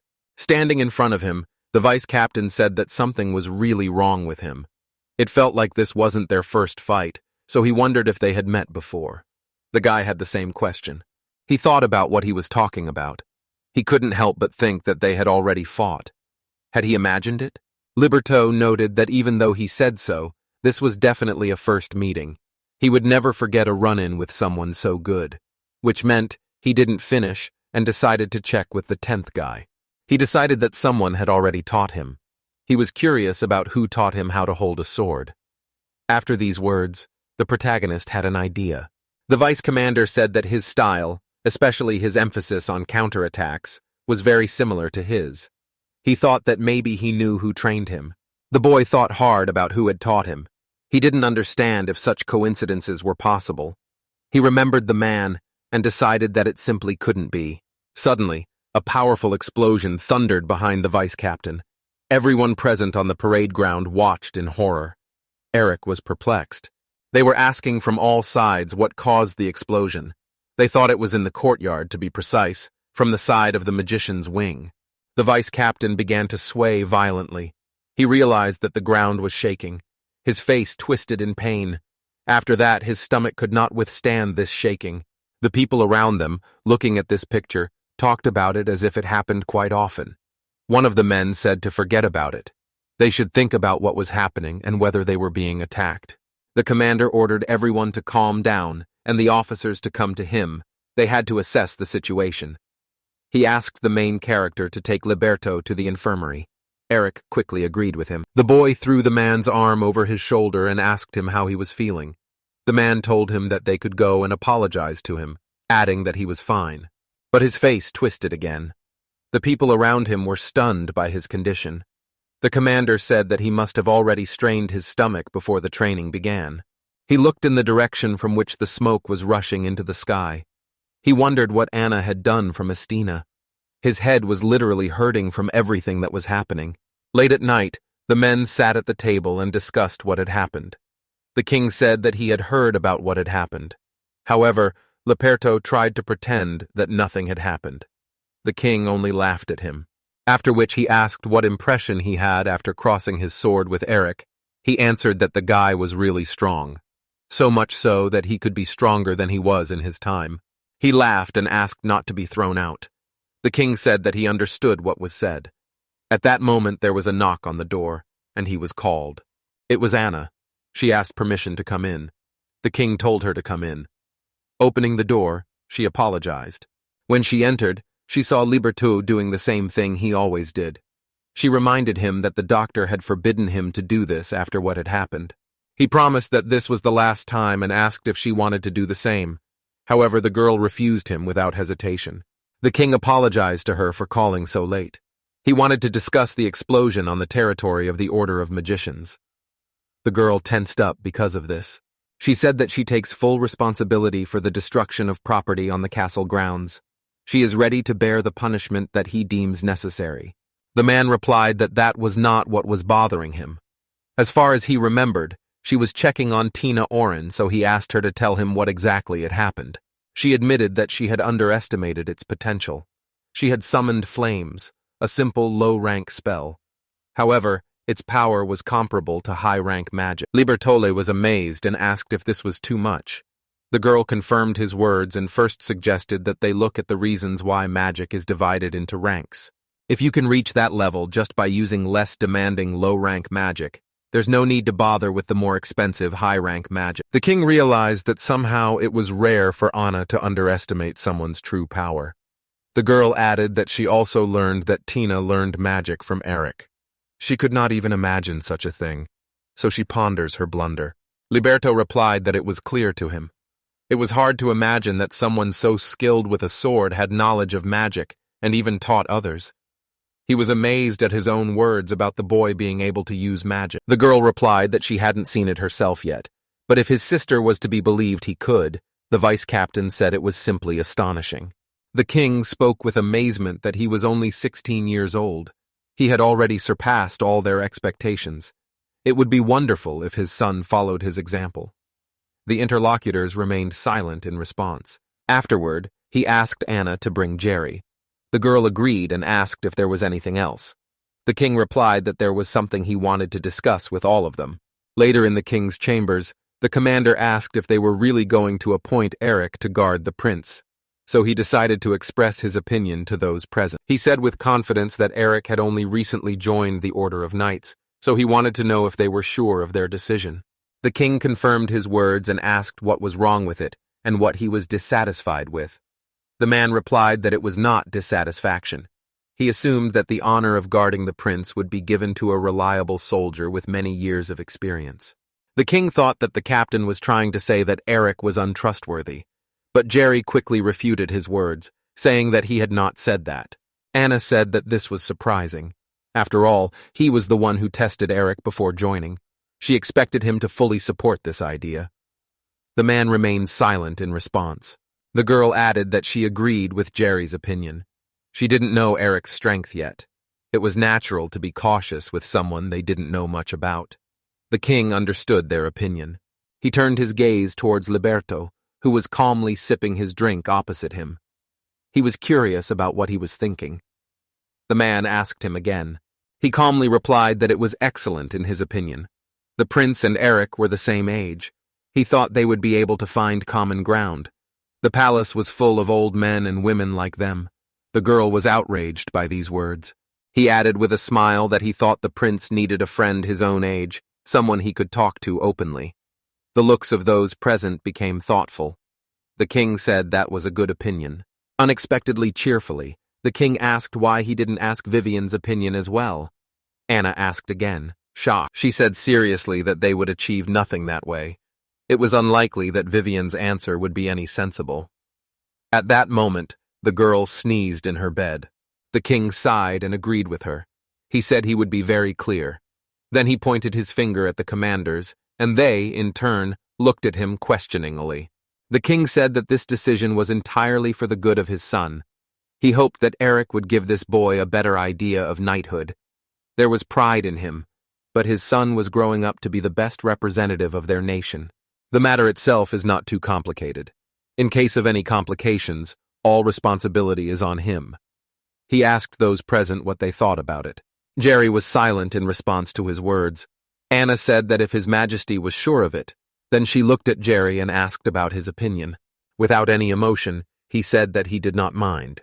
The king was pleased with their decision and said that they would leave it at that. The king stood up, put his hand on Commander Jerry's shoulder, and said that he would inform his son of this, and he would leave Eric's training to him. The man accepted his order. The next day in the king's office, Eric was shocked and asked again about the assignment he had been given. They apologized to him for it happening so suddenly. The boy thought that it was a big surprise. He said that a newcomer like him was given such a responsibility. It was a great honor for him, but he did not understand what exactly his duties were. The king said that his son had expressed a desire to go hunting monsters for the first time. That's why he wanted Eric to accompany him. The boy asked him again about his task. The man said that protecting their homeland was the task of his order of knights. The royal family will be eternally grateful to them. They are all raised to look up to knights. However, his son has deviated slightly from this idea. Since Eric is the same age as him, the king hopes that he will personally appreciate his qualities. The protagonist replied that he understood everything. He thought to himself that His Majesty's son must be childish. Then he asked if he would guard the prince alone. Jerry looked at him with a smile. The king asked if there was any problem with that. Hadn't he said it was an honor? The guy replied that, with all due respect, he found it somewhat unreliable to have a single person guard the prince of the kingdom. He thought he would appoint a few more people to ensure more reliable protection. Turning to the captain, he asked if he agreed with this, but the captain's looked, struck him. He called him again, whereupon Jerry replied that it was for the prince's good. The king confirmed his words, adding that this is exactly what he needed now. Eric was the only one who could handle it. The boy did not understand why they were saying that. As he understood it, he and the prince were the same age, but that was not the only reason for appointing him. If both His Majesty and Commander Jerry insisted on it being him, there must be something else. He wondered what was wrong with the prince. At this point, the king shouted in rage that he did not understand where his son was going. Why was he making them wait for so long? He had told him to be on time earlier, so he decided to go and get him himself. It was just unbelievable he didn't understand who he thought he was, and it really pissed him off. Those present were shocked by his anger. As he reached for the door handle, he heard a voice say that he could be heard from the other end of the corridor. The king snorted and said that it was because he was late. He ordered him to come to him quickly. Turning to those present, he apologized for the delay and began to introduce his son. A young man with a mole under his eye appeared before them. His name was Christopher Leo Begonia. Eric was shocked by this because he recognized his friend and the guy. The protagonist literally froze in place from shock. He thought that the prince looked exactly like his friend, his best friend, who saved him in his past life. Could it really be him? But the guy was looking for a simple traveler with dirty hair and torn clothes. The young man in front of him had a perfect hairstyle and was dressed in aristocratic clothes. Besides, he also turned out to be a prince. The guy didn't understand what that meant. Stuttering, the main character said that he was pleased to meet Prince Christopher. The guy didn't listen to him and shouted at the king. He shouted that he had asked not to be called that before. The king did not understand what was going on. The prince added that he had told him not to put his name in the middle of his. The king did not understand why he was still resisting this. He should just accept it as a fact. But the boy did not calm down. He did not understand why his name was Christopher. The name given to him by his mother was more beautiful. The king was outraged by his words. He just added a few letters. It sounds much cooler. It's the name his parents gave him together. The boy didn't calm down because he knew that his mother said so. But he didn't care, Chris was just great. But the king shouted that it was unacceptable. The main character watched them in surprise. He repeated the name Chris in shock. Father and son looked at him stupidly. The king said that was not true. His name was Christopher, and the prince happily said that the boy was right. Chris added that he had heard of him. He asked if he remembered correctly that his name was Eric. He patted him on the shoulder and said that he could see that he was confused. He asked him to call him Chris. The protagonist's surprise knew no bounds. He knew it. His face, his voice, even his name. There was no doubt that it was definitely him. In his past life, when the village was destroyed, he had nowhere to go. But he changed that. He taught him everything to become stronger. They spent a lot of time with his only friend. The boy realized that he finally found him. But he thought sadly about why he didn't feel genuine joy. When he was lucky enough to be reborn, he got the chance to meet his dear people from his past life. Parents, Tina, the villagers. They were all like he remembered. He could barely hold back tears of joy. But the christened in front of him now was a different person. The king kept insisting that he forbade it. The name had to be heard. At this point, a maid dropped in to say that they were receiving complaints about the noise. The prince decided to ask her what she thought about it, whether children should have the right to choose their own name. Alice replied that she was not going to take part in it. The prince shouted that it was his idea, so now let him see how it works. After that, he grabbed the main character by the neck. Pointing his finger at his father, he said that now Eric would have his say. And if he didn't like something, then it was very bad. After all, he was only following his orders. The main character's face was very sad. The king at that time called his son a cowardly swindler, and he did not understand what kind of prince he was. But a guy did not care about his words. The main character always knew how it would be, but he was afraid to look the truth in the eye. Somewhere deep in his soul, he hoped that Chris would be the same as his friend and support, whom he would look up to. The king growled at his son, who said that since he was silent, he needed to be reintroduced. He extended his hand to the surprised Eric and said that he was the Prince of Begonia, Chris Begonia. He added with a smile that he hoped it would work. Eric looked at his hand with a smile. He realized that he had to find the strength to overcome anything, but it was really hard to face a reality like this. They shook hands. The protagonist realized that one way or another he had to move on. The friend who saved him in his past life is now in front of him. It's Chris. And even if he has no idea who he is, he will do everything in his power to protect him. The contented guy thought that he had finally met his best friend, whom Maya had lost in his past life. But the prince who now stands smiling before him is the Chris he has never known. Besides, he is seeing him for the first time. He was prepared for this, after all. He was desperately trying to measure the future. But still, it depressed him a little. However, it didn't matter now. He had sworn to protect Chris, no matter what. He was thinking about how he could achieve his goal. It was foolish to think that simply destroying Felix would be enough to preserve the peace. There must be more going on that he doesn't even know about. He's trying his best to just remember what happened in his past life. Now he needs some kind of clue to remember. They were walking through a dark forest. Eric wondered where they were going. He was just following him. They were already far outside the city. The monsters were much more active at night and they needed to get back. You answered him that they would not return. The protagonist did not understand his words, what it could mean. He did not answer him, simply turning around. Afterwards, he added that the forest was now much safer than the city. Erica apologized and said that he did not think so. They arrived at a place where a makeshift camp had been set up. There was a tent made of leaves, a log for a bench, and a burning fire. Chris said that he wanted to show him something. Noticing that the main character was looking around, he said that he was sleeping here. But that was not what he wanted to show. He asked him to come to him. Handing him a telescope, he explained that it was a great place to see the whole city. He told him to watch his step and look around. Eric started to turn from side to side, looking at everything around. Chris directed the pipe in the necessary direction so that the guy would look at the central square. The main character was surprised by what he saw. A large number of people had gathered there. In the middle of the square there was a platform on which a structure had been erected. At that time, the military carried out sentences. This shocked Eric. He began to describe everything that appeared before his eyes. Beads of sweat were running down his face. Chris confirmed his words and added that he didn't know anything about it. War had torn these lands apart, and this city was on the losing side. Anyone who resisted was punished as a warning. Unfortunately, they were no longer safe here. Eric had no answer. Chris added that he was leaving at dawn.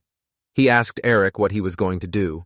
The guy kept silent at first, and then asked what would happen to the town's people. Turning away from him, Chris said he would have tried to help them if there had been any chance, but it was too late now. They are desperately trying to prolong their lives a little bit, begging for mercy from the soldiers. The only way to survive is to hand over their friends. Does Eric understand what will happen if they try to help them? They would be putting themselves and those they were helping at great risk. He frowned and added that he could only get Eric out. After all, no one knew him there. It was the best solution he could find. He asked the boy to try to understand him. Chris said he was going to look for food for the next day. He asked Eric to make a fire while he was out. He asked if the guy knew how to make a fire. The protagonist replied that he certainly did, and asked why he had no food. The guy replied that he must have done something wrong when he tried to dry the meat. A lot of flies had gathered around it, and it had a bad smell. He added that he would check the traps he had placed nearby. If he started a fire, he would scare the monsters away. Eric asked him to wait, because he wouldn't leave him here alone. Chris looked at him carefully. Prees asked him if he remembered correctly that he had survived the monster attack on his village and survived alone for a month. It was just unbelievable. He was much stronger than he thought. He asked him to trust himself more. The guy asked him again in surprise. Then he clenched his fist until it trembled, not understanding what he was talking about. After all this time, he was running from place to place, trembling with fear. Chris looked at him with pain. He apologized and said that he was right. It was not easy for him. But he also added that if anything happened, he would protect him no matter what. So he didn't have to be afraid. He asked the guy if they had agreed. Eric looked at him blankly at first, then looked down. As he left, the prince added that they had little time anyway. Even here they could be discovered tomorrow. So they had to work together now. He asked Eric to get ready. Eric agreed with his words. After a while, the boy sat on a log next to a crackling fire. He thought about the war. His problems were nothing compared to this. He wondered when he would stop relying on others. He had nowhere to go and nowhere to go. And he had no idea what he was supposed to do, what he was even living for. He really had no reason to live anymore. He threw some wood on the fire. At that moment, his stomach made a loud rumble. He looked back at the meat hanging behind him. As he approached it, the guy thought about what Chris had said earlier, that he hadn't been able to dry it. He looked at it and felt disgusted. He wondered how Chris had managed to build a camp without knowing how to dry meat. He decided that he could still be saved by boiling it. The guy himself was surprised by his words. He didn't understand what he was doing because he couldn't even eat. Suddenly, a sharp rustle came from the side, causing Eric to flinch. In the darkness of the forest, he saw someone's silhouette. Looking at it more closely, he realized it was a person. Turning to the one who was approaching, he asked Chris not to scare him like that. He asked him if he had found anything in the traps. However, when they got closer, he realized that this was not his friend at all. They were angry soldiers who asked him menacingly what he was doing there. Their eyes were black as night. They held their weapons at the ready. The guy was very scared by this. The man approached the boy, drawing his sword. Eric backed away, not knowing what to say. The soldier looked at him with annoyance and grabbed him by the hair, causing the protagonist to scream. Bringing his evil face close to the frightened Eric, he asked him if he could hear him well. He ordered him to start talking before he heard him. "Heard him?" He asked again what he was doing here. The protagonist replied that he'd only just arrived today, but it was already getting dark, so he set up camp. Hearing his words, the man hit his head with all his might against his knee. The guy screamed from the pain he received. After that, the man let go of his head. He asked him why he had set up camp in the forest when the city was so close. The entire city was clearly visible from that place. Picking the main character, he said that he was lying to him. Putting his foot on his face, he asked, "But for what reason is he here?" A second man stood nearby with his arms folded across his chest. He told him to stop, because how could he answer him if he didn't let him speak? If he was going to torture him, he had to do it slowly. He had to get everything out of him before he passed out. He started giving examples of different ways to get information. The guy tucked his legs in horror and covered his head with his hands. The man said that this guy was probably sniffing around here, asking questions about them. It would be a problem if he was not alone. Any information about the partisans would give them a chance to earn some money. The second soldier agreed with him. At this time, Eric tried to crawl away quietly. Suddenly, a sword was thrust into the ground in front of him. The soldier told him that he had heard it. He told him to be a good boy and tell the truth before he began to torture him. He asked him who he was and why he had set up camp here. He had to tell him everything, including how many of them were there. Lying on the ground, Eric looked at him in horror. Tears came to his eyes. He thought that he didn't want it to end like this.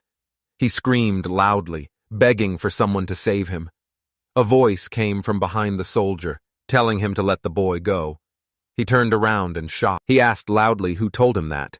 He saw his partner, behind whom stood the prince with a knife. He said that the guy had nothing to do with it. The soldier looked at him in fear. Having dealt with his partner, Chris said seriously that if he was looking for someone who was sniffing around here and asking questions about them, then he found him. After these words, he took off his hood. The soldier didn't realize how long he had been there. He looked at his partner who had fallen to the ground and gritted his teeth. He ordered him to stay put. He had to drop his weapon or his friend would lose his life. Chris looked first at her dagger and then at the man. He asked again, didn't he say that the guy had nothing to do with it?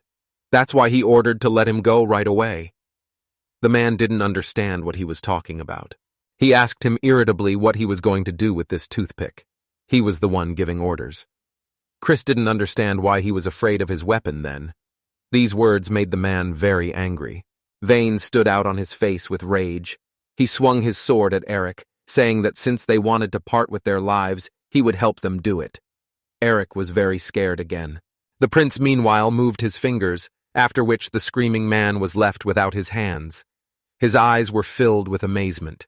Looking at his hands, he began to scream loudly, not understanding what had happened to him. After that, Chris grabbed him by the throat, saying that this was amazing.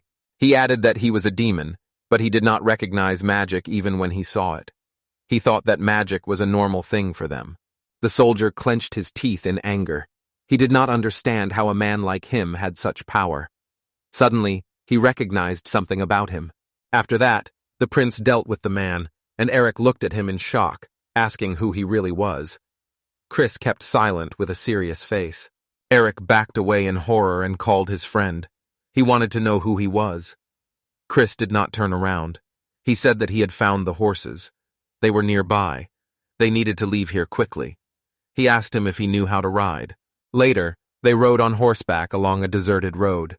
There was only dark forest around them. Chris rode a little ahead, and Eric rode behind him with a thoughtful face. The protagonist tried to start a conversation with an uncertain voice. However, the prince interrupted him, saying that he understood him, but he did not know where to start. The Gladio Kingdom is a nation that occupied this territory. They are representatives of the demon race. He asked him if he remembered what Chris had told him when they met. He had been forced to flee from home and eventually came to this city. Gritting his teeth, he said that they had done all this. They had destroyed his home and everyone he cared about. Eric listened quietly to his story. The prince, his brows furrowed in anger, said that he would never forgive them. That's why he would fight them. Eric replied that it was all right, but what could one man do? The boy replied that it had only been a month since the war began. There must still be places where the kingdom has not reached. There must be people there who think like him. He will find those who will join him to fight the kingdom. The guy screamed that it was simply unrealistic, because he himself said that it was a kingdom. No matter how many people he gathered, no army would be enough to defeat the state. Chris replied that he was not talking about full-scale battles. Even a small army could win a guerrilla war, and destroying the command should be enough to neutralize the bulk of their forces. Eric said that was crazy. After all, not everyone is as strong as he is. Without turning around, Chris told him that he was right. But even those who couldn't fight were useful. For example, they could lure a couple of soldiers into the open, like bait. These words shocked the protagonist. He realized with shock that he was waiting to be attacked. He started screaming and calling him names because he pretended to help, but he tricked him out of the city. The guy replied that he didn't want to deceive him. He needed his help.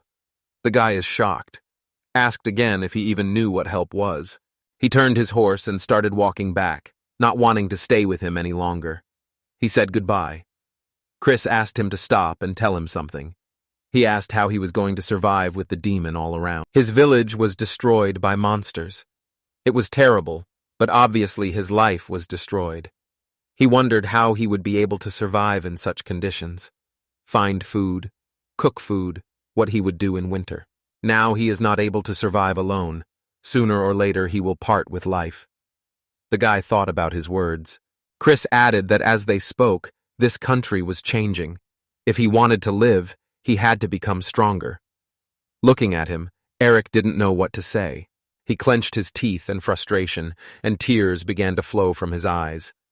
Chris continued to look at him sadly. Later, they set up Campana Cave. The horses were grazing near it. They sat opposite each other with a lantern between them. Chris said those soldiers had food. He couldn't have gotten it without it. So he got half. Eric asked him why the country had been taken over. After all, if it hadn't been for that, none of this would have happened. Chris looked down and said it was a difficult question. It was so sudden he doesn't know all the details, but he heard from some people that the kingdom was helped by someone. These survivors can no longer be contacted. The prince had no idea who they were working with, but he would find out who was behind this. His eyes lit up with rage. He added that he would find them and bring justice, all for the sake of those he had lost. Eric looked at him sadly and thought about those he had lost. Scenes from the past flashed before his eyes. He had a question for Chris. Looking at the prince seriously, Eric asked if he would help him if he asked to teach him swordsmanship and magic.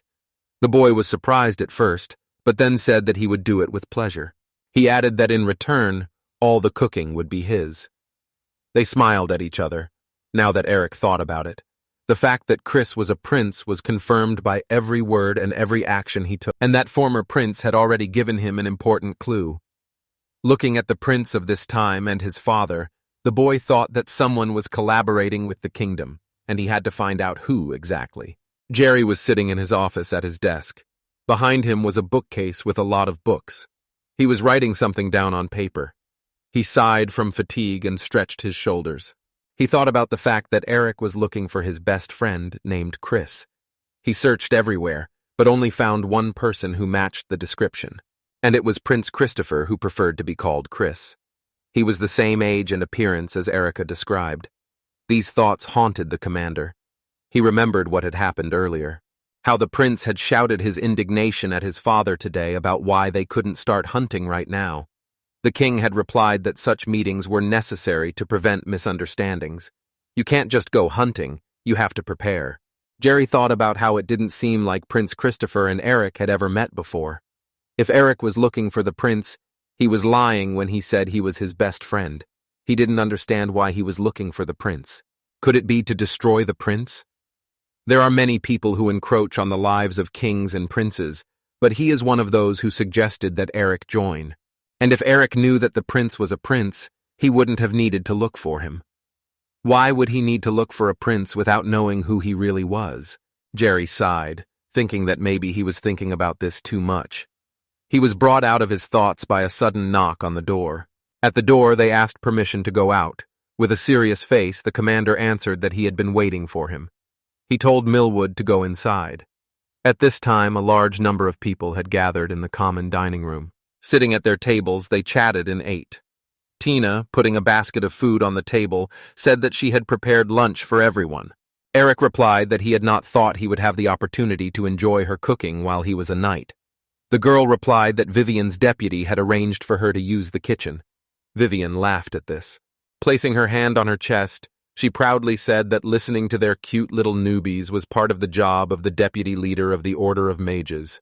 Urena said with delight that her attitude deserved respect. The girl told her with displeasure that she had already told her many times to drop formalities, but the knight replied that this was out of the question. Eric said he was surprised. The commander said that the leader of the Order of Magicians was incredibly strict, so he expected the deputy to be the same. Vivian sighed and remembered Anna. Leaning back in her chair, the girl replied that she was trying to take things easy. Besides, a smile would make everyone feel better. Winking, she asked Tina if she was telling the truth, and Tina awkwardly confirmed her words. Turning to Ms. Cashpal, Tina asked her for forgiveness for that day. Urena was surprised to hear her words. Tina added that she hoped she could apologize, and if she liked, she could treat herself to lunch. The girl asked if she really could. Tina confirmed and said that she wanted to get to know her better. After all, she hoped that they could become friends. Urena first looked at her in shock, and then tears gushed from her eyes. Wiping her tears with her sleeve, she apologized to them. No one had ever asked her to be friends before. She was so happy that you couldn't hold back your tears. Taking Tina by the hands, she said that she would be happy to be her friend. She asked to call her simply Urena without all these formalities. The girl happily replied that she would do so. Vivian said that was just wonderful, and since that was the case, they shouldn't forget about the deputy. Everyone at the table laughed, and Urena was contentedly eating her sandwich. At that moment, someone called Eric. Jerry approached them and asked the guy to take a break for a minute. Urena also greeted the commander. Jerry was glad she was there too. A room had just opened up in the dorm. He apologized for disturbing her, but he had to ask Eric to vacate the room. Vivian screamed that he had ruined everything, because Yuri had finally found a roommate to her liking. The commander answered her that he understood her displeasure. He looked away and replied that they had their reasons. Eric and Cashpal's proximity was only a temporary measure. There was no need for it now. It would be fair to eliminate these privileges. The girl pouted her lips in displeasure. Yuri told Deputy Vivian that everything was fine. After all, she was not a child and not even an aristocrat here. Tina looked at the girl with concern, that hurt with different emotions. She then asked Commander Jerry if Eric's new neighbor was standing right behind him. Turning around, the man replied that she was absolutely right. The man who came up said that they were having a lot of fun here. He suggested that now is the time to introduce himself. All eyes were on the newcomer. He looked at Eric and said with a smile that it was nice to meet him. His name was Elian Millwood. The people present looked at him in shock. Tina screamed in horror that it was another girl. Urena quickly answered a wait and calmed down. The commander said that he was one of the most experienced knights.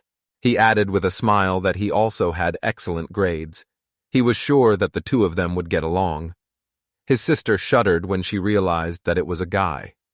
Elian smiled awkwardly, embarrassed by their reaction. A few hours earlier, a subordinate approached his commander. He asked what he meant when he wanted him to follow him, because the commander said that he wanted to know what Eric usually does. The guy said that his subordinate was as smart as always, and that this is exactly what he wanted. Mill would ask him why he wanted it, and if he suspected him of something. The commander replied that this was not the case, and that it was not the issue, but he was simply curious. The guy said he was only 16, was born and raised in a small town, and was incredibly curious about how he became so strong. However, he was always busy, and could only see him during group training, so he would like Millwood to be his new roommate. The guy said that if the commander wants it so much, then he will do everything. Mill would ask if that was the only reason. He apologized and said it was too selfish a motive. The commander asked if he would do it in the end. The guy said he would do everything, and admitted that he himself was interested in Eric. The commander thanked him and said that he appreciated his support. Mill would bow to him and began to leave the office. The guy slammed the door and exhaled. He said the hero's name out loud.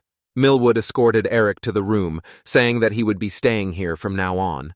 He said that this place was smaller than his previous one, but he hoped that he didn't mind. Eric replied that it was okay, and that he felt comfortable in such rooms. One of the heroes asked if this was a standard room for the Knight's Order. The girl replied that it was smaller than the Magician's room. Mill would reply that they had a special case, and that it was harder to join the Order of Magicians, so there were fewer of them than knights. The hero replied that it was so, and the use of magic itself makes each mage special. The girl agreed with this. Eric asked if he could use the table. The guy replied that he could also use the closet. He thanked him. Eric thanked the heroes and said that he was very grateful to them for finding books for him in the library, and asked them to let him treat them sometimes. They replied that he helped them a lot, so he shouldn't do that. Millwood thought that Julina had become much softer since Eric came along. He was surprised how one person could influence another in such a short period of time. The boy thought that Eric could serve as a role model for others because he behaves with dignity, despite looking down on others. He behaves very maturely, and Millwood does not believe that he is 16 years old.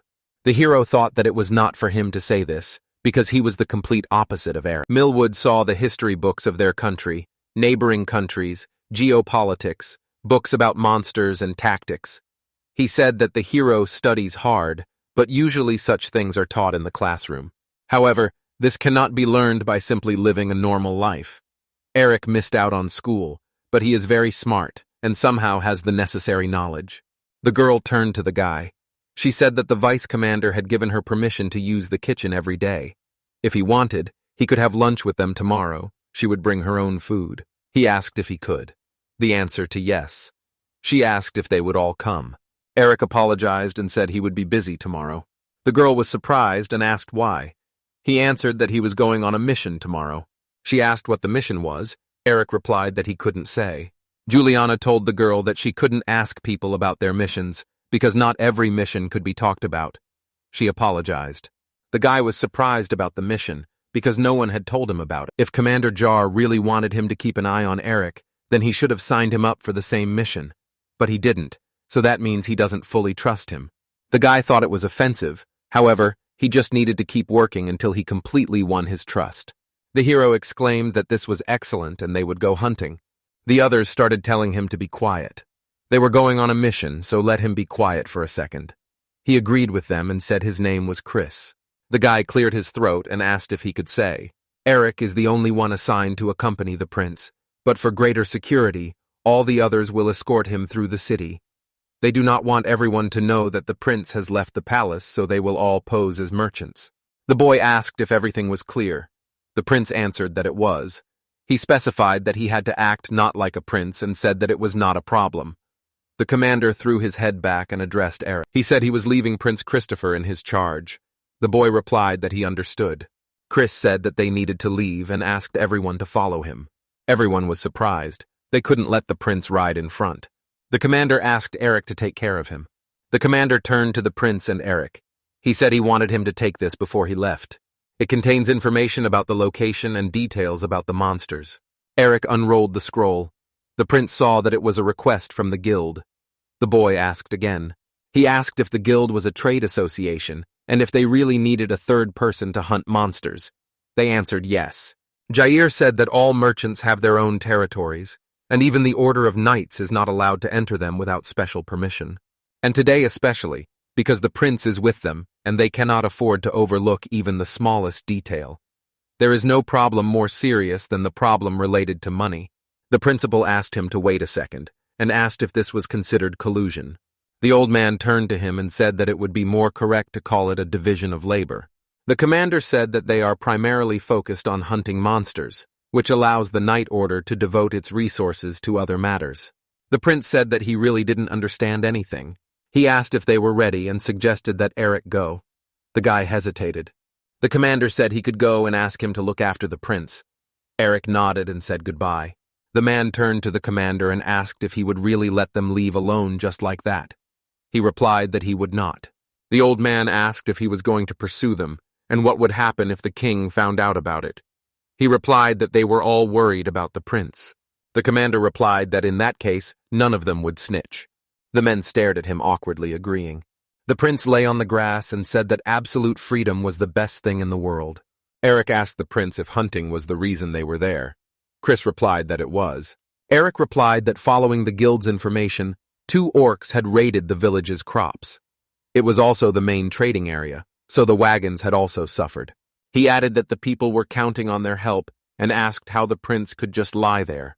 Chris said again that they had come to hunt. He explained that if they didn't know where the orcs were, they couldn't hunt them, and clarified that the peasants had already been evacuated. So for him, just doing nothing is a good thing. Eric thought that wasn't what he meant. The princess to stop calling him that and told to address him by his name. Eric said he didn't think it was appropriate for his status. The prince replied that it was an order and the boy had to accept it. Eric said that they didn't come here to mess around. but Chris interrupted his further speech. The prince started spinning around him. Eric asked why he was doing this. Chris said the guy was too tense and asked him to relax. He started tickling him. Eric started laughing and asked the prince to stop. Chris noticed that the hero began to address him informally. The prince said he was joking, but if he doesn't want to follow his instructions, he'll keep poking at him. The guy said he understood and addressed the prince by name. Chris said that was cool. Eric thought that he was a nice guy, but sometimes his behavior embarrassed him. The prince saw that works were approaching them and asked his comrade to look. He said that there was one more of them and asked Eric if he was ready. He replied that he was ready. The guy said he would take his position and added that the prince would come and finish them off when he put them on the ground. Chris replied that Eric's job was to accompany him, not babysit him. He said he knew. Well, he wouldn't let anything happen to him because he was a prince. Chris didn't like being guarded all the time. Eric tried to stop the prince. He replied that he did not need guardianship. Chris said that he was annoyed by the resemblance to his old man. But the thing is, he never let anyone accompany him because he needed someone to protect him. Eric asked him what he meant. The prince replied that he was a little ashamed to admit it. He said that he would take care of those monsters first, and the guy could relax for now. Eric thought the prince was making fun of him. A group of orcs ran towards the prince and Eric shouted his name. Chris fought the monsters easily, and the guy was surprised by this. Eric thought that made sense. Chris was incredibly strong when he met him in his past life. The future only began to change significantly after the attack on the village, so it stands to reason that the prince is strong in this life as well. He had completely forgotten about it, but Chris was still Chris. The prince turned to Eric and said that he did not need a nanny. The guy asked him if he was sure, and didn't his teacher teach him not to relax until the fight was over? Chris replied that he never relaxes or disappeared behind him. Eric asked Chris if she minded if he followed him. The prince replied that he would dodge it. The boy replied that it was not about that. If you work in pairs, you fight together. That was what he meant when he said not to relax. Chris replied that he didn't care and asked him to just keep up. The guy replied that it concerned him too. The prince asked him to show him what he could do. They began to work together, defeating the orcs. Chris gave him a thumbs up and they bumped fists. The prince said that Eric was not bad and very good as he had heard. He thanked him and said that he too was very strong. Chris said he learned these skills from his old man and Liberto. The boy said the name of the vice commander, and now it became clear to him the prince asked what he understood. He answered that now he guessed why he was so strong. Chris said he doesn't look like it, but Libertos is very tough. He's never been able to beat him in a fight. Eric said his fighting style is hard to read. The prince said, it was strange. It was the first time they had fought together. However, it was very easy to interact with him. He smiled and said he knew they would get along. Eric smiled back. The prince suggested going for a couple of drinks. Eric said he was sorry and couldn't. Chris said he would have fun. He said his job was simply to get him safely back to the castle. A couple of bottles wouldn't change anything if he was alive and well. Eric refused. The prince continued to persuade him. He said that it was just the two of them and no one would know why they returned late. Chris asked not to tell him that he didn't want to drink with him. Eric replied that it wasn't about that. The man addressed the honorable gentlemen of the kingdom and thanked them for coming. Today, he gathered them here to discuss the future of their country. When he ascended the throne, he chose a peaceful path for their state to develop, not to fight with neighboring countries. And they built especially friendly relations with Begonia. Felix's attempted attack on the Gonius territory traumatized this relationship. They were lucky to avoid the worst outcome. Well, if they had severed relations with the Begonia, their kingdom would have become completely isolated. Trust is hard to build and very easy to break, so they have to do everything they can to get back on track with that country. The man turned to the king and said that, as he had indicated, they had allies other than the Begonia. If he was so desperate to curry favor with the Begonia, then their authority with other countries could be damaged. Another man said that it was. There could be further consequences from Felix's attack.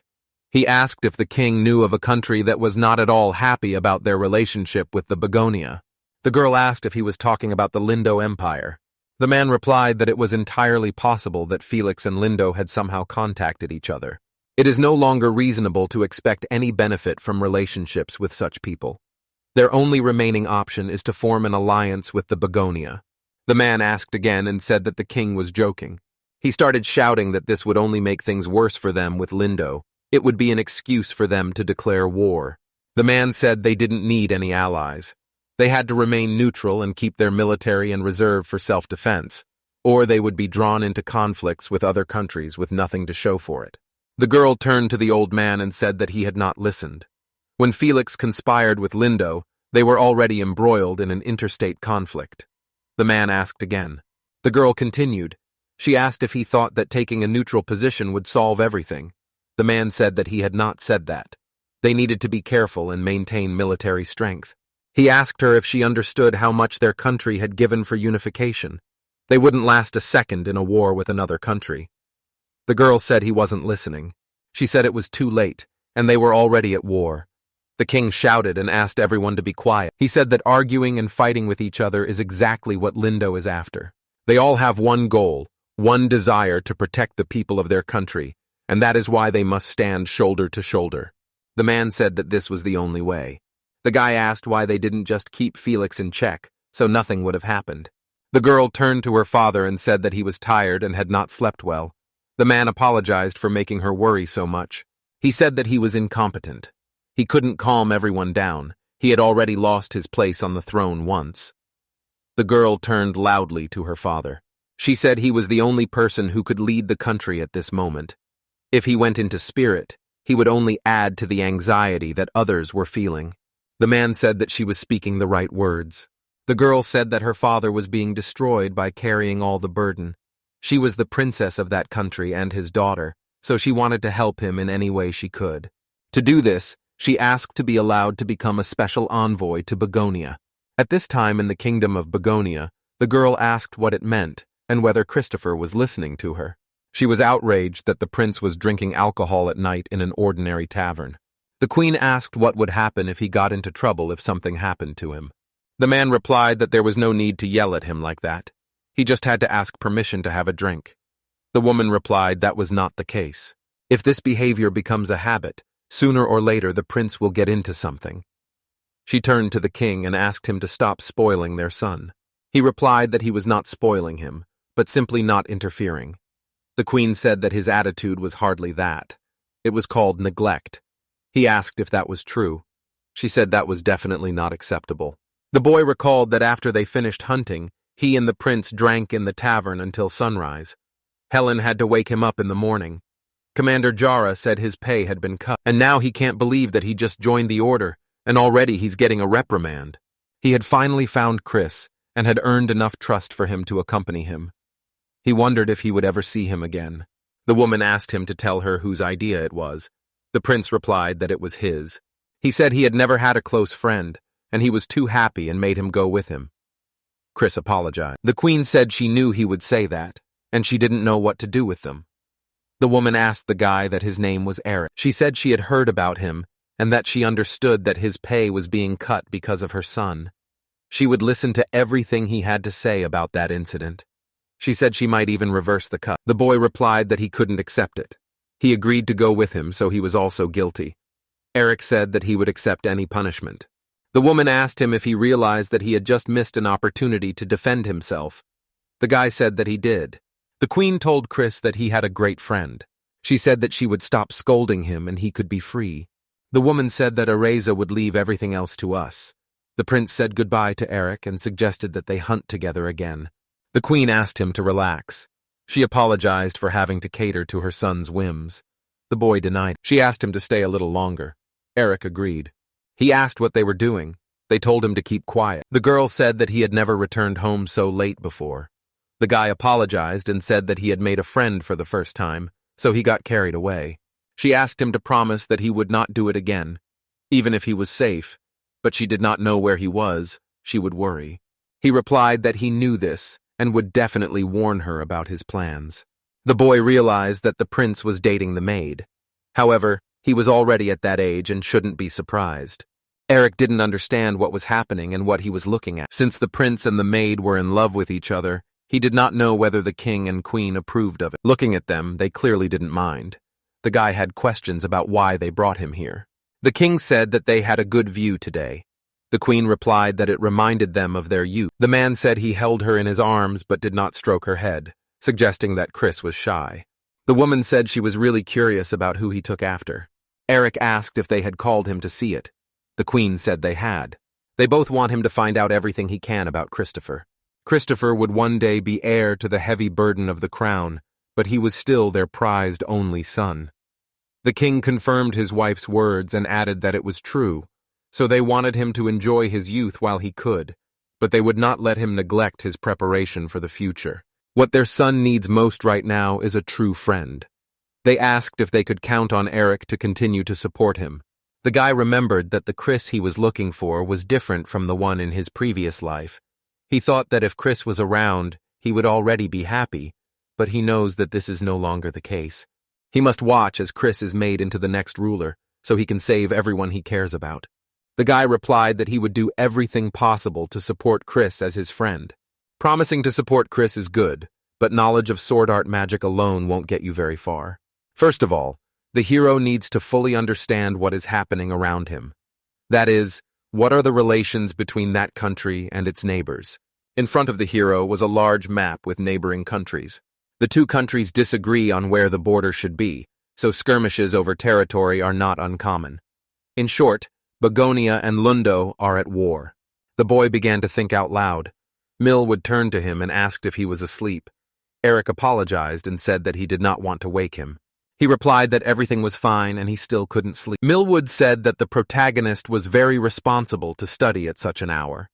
He meant that they would learn all the important things about internal affairs in class, so there was no need to hurry. The guy replied that he really just enjoyed studying and didn't want to be a burden to anyone. Mill would reply that this was fair. He asked what the hero was teaching. Eric started talking about the relationship between Begonia and neighbors. He especially wants to know about the Lundo Empire, so he is reading about them now. Mill would ask again and said that they were fighting with Begonia. He said that if Eric was so curious, was there anything he was particularly interested in? The guy could tell him everything he knew about Lundo. He asked what he wanted to know. Eric replied that he wanted to know about the Empire's economy and military strength, and about their conduct of the war with Begonia. Mill would decide to begin his story with the history of the kingdom. The guy asked why he needed to know the history of Begonia, and the hero replied that he would find out later. Begonia is a country founded by people who came from overseas. Initially, those lands were so deserted that nothing could grow there. But when gold was found there, everything changed. People appeared who quickly developed those lands, changing them completely. People began to fight mercilessly for possession of the territory. The leader of those then won, became the first king of that land. This is the story of the origin of Begonia. Eric asked what Lundo had to do with it. Mill would reply that before humans settled there, another people had already called the land home. People called those people demons, and they were the ones who originally lived on that continent, but the number of people grew rapidly, which eventually pushed them with their backs to the wall. They had no choice but to unite the countries themselves. This is how the second side of demons appeared, Halcyon and Lundo. People tended to gather together, but each tribe had its own unique customs. In fact, they were more disunited than humans, so uniting them all under one banner was far from easy. The price for uniting their countries was blood. They, the Begonians, compared to those two nations, have a long and stable history, not to mention that they are all much poorer than them. Also, in Millwood's opinion, Lundau is a much more warlike nation, but none of them is capable of conquering another country alone. Eric said he understood and asked if he could ask one last question. The guy said he could. The protagonist began to think that if Lindo still decided to conquer Begonia, then how exactly they would do it. Mill would reply that they would try to seek help from their demon neighbors in Halcyon. At least, that was what he would do. The boy replied that he was tired. Eric thanked him for his help. Millwood wished him good night. The hero began to think that, in his previous life, Chris mentioned that Felix was collaborating with someone, and it must be the Lundo Empire. Also looking at the geography, if Lundo and Gladio conspired, then Begonia would be attacked from two fronts at once. In that case, if the kingdom falls within a month, it wouldn't be surprising. But the hero defeated Felix in this life, thus preventing a war on two fronts. This means he also thwarted Lundo's plans. If the operation fails, it will greatly undermine Begonia's reputation. Such a situation will only worsen the country's already bloodthirsty nature and they will have only one way to restore their lost authority to regain the people's favor. Otherwise, they are finished. The commander said he had a mission for the two of them. It was top secret, so not a word about it could leave that room. The man replied that he understood and asked if they were accompanying Chris. Jur said that they were. They would be accompanying Christopher. Over the past month, the protagonist has had many opportunities to train with the prince. In his past life, he was taught, but now he is the one being taught. The boy told him about that mission during one of their lessons. Eric asked if the prince would go to another country. He replied that he would go in secret from everyone. Chris has been secretly traveling to other countries since last year. Visiting other countries and seeing their towns and villages is a tradition of that royal family, and part of learning about different aspects of the world. On any other day, a foreign prince would not visit those cities. So by going there without telling anyone, the prince can see exactly how they function in everyday life. Chris said that although it was a secret, they were going to saddle him with bodyguards. He usually goes with 2 or 3 people. Eric asked if he wanted him to be one of them. Eric is a newcomer, who has only been among the knights for a month. The prince replied that the boy is strong, and that is more than enough. His father does not mind at all. The boy replied that it was an honor for him to accompany the prince. Chris replied that he was glad that Eric was with them. This situation happened a couple of days ago, so the main character has one guess as to why Commander Jerk called him there. The man asked if Eric was going with anyone else. He was told that this was an order from the deputy commander of the mages, Viviana. The 3 of them would accompany him. The guy didn't understand if he really deserved to be part of that group. The commander said that he fully acknowledged Eric's abilities, along with Libertu. It would be a long journey, so he had to prepare accordingly. The guy replied that he understood. The man said that everything would be fine and that they would go incognito, so it would be a normal, friendly trip. The commander said that they were advised not to relax. Liberto asked when and where they were leaving. He replied that they were leaving in 2 days and would be traveling for about a week. The country they were heading to was the Kingdom of Galcian. The commander asked if Eric was listening. He apologized. The man asked why they were going there now, of all the times when everything was so risky. Jair replied that that was the reason they were going there. There were many things that could only be learned in such turbulent times. Liberto said it would be a very nerve-wracking trip. The guy remembered the girl and did not expect that he would soon have the opportunity to see her, his beloved who supported him in his past life.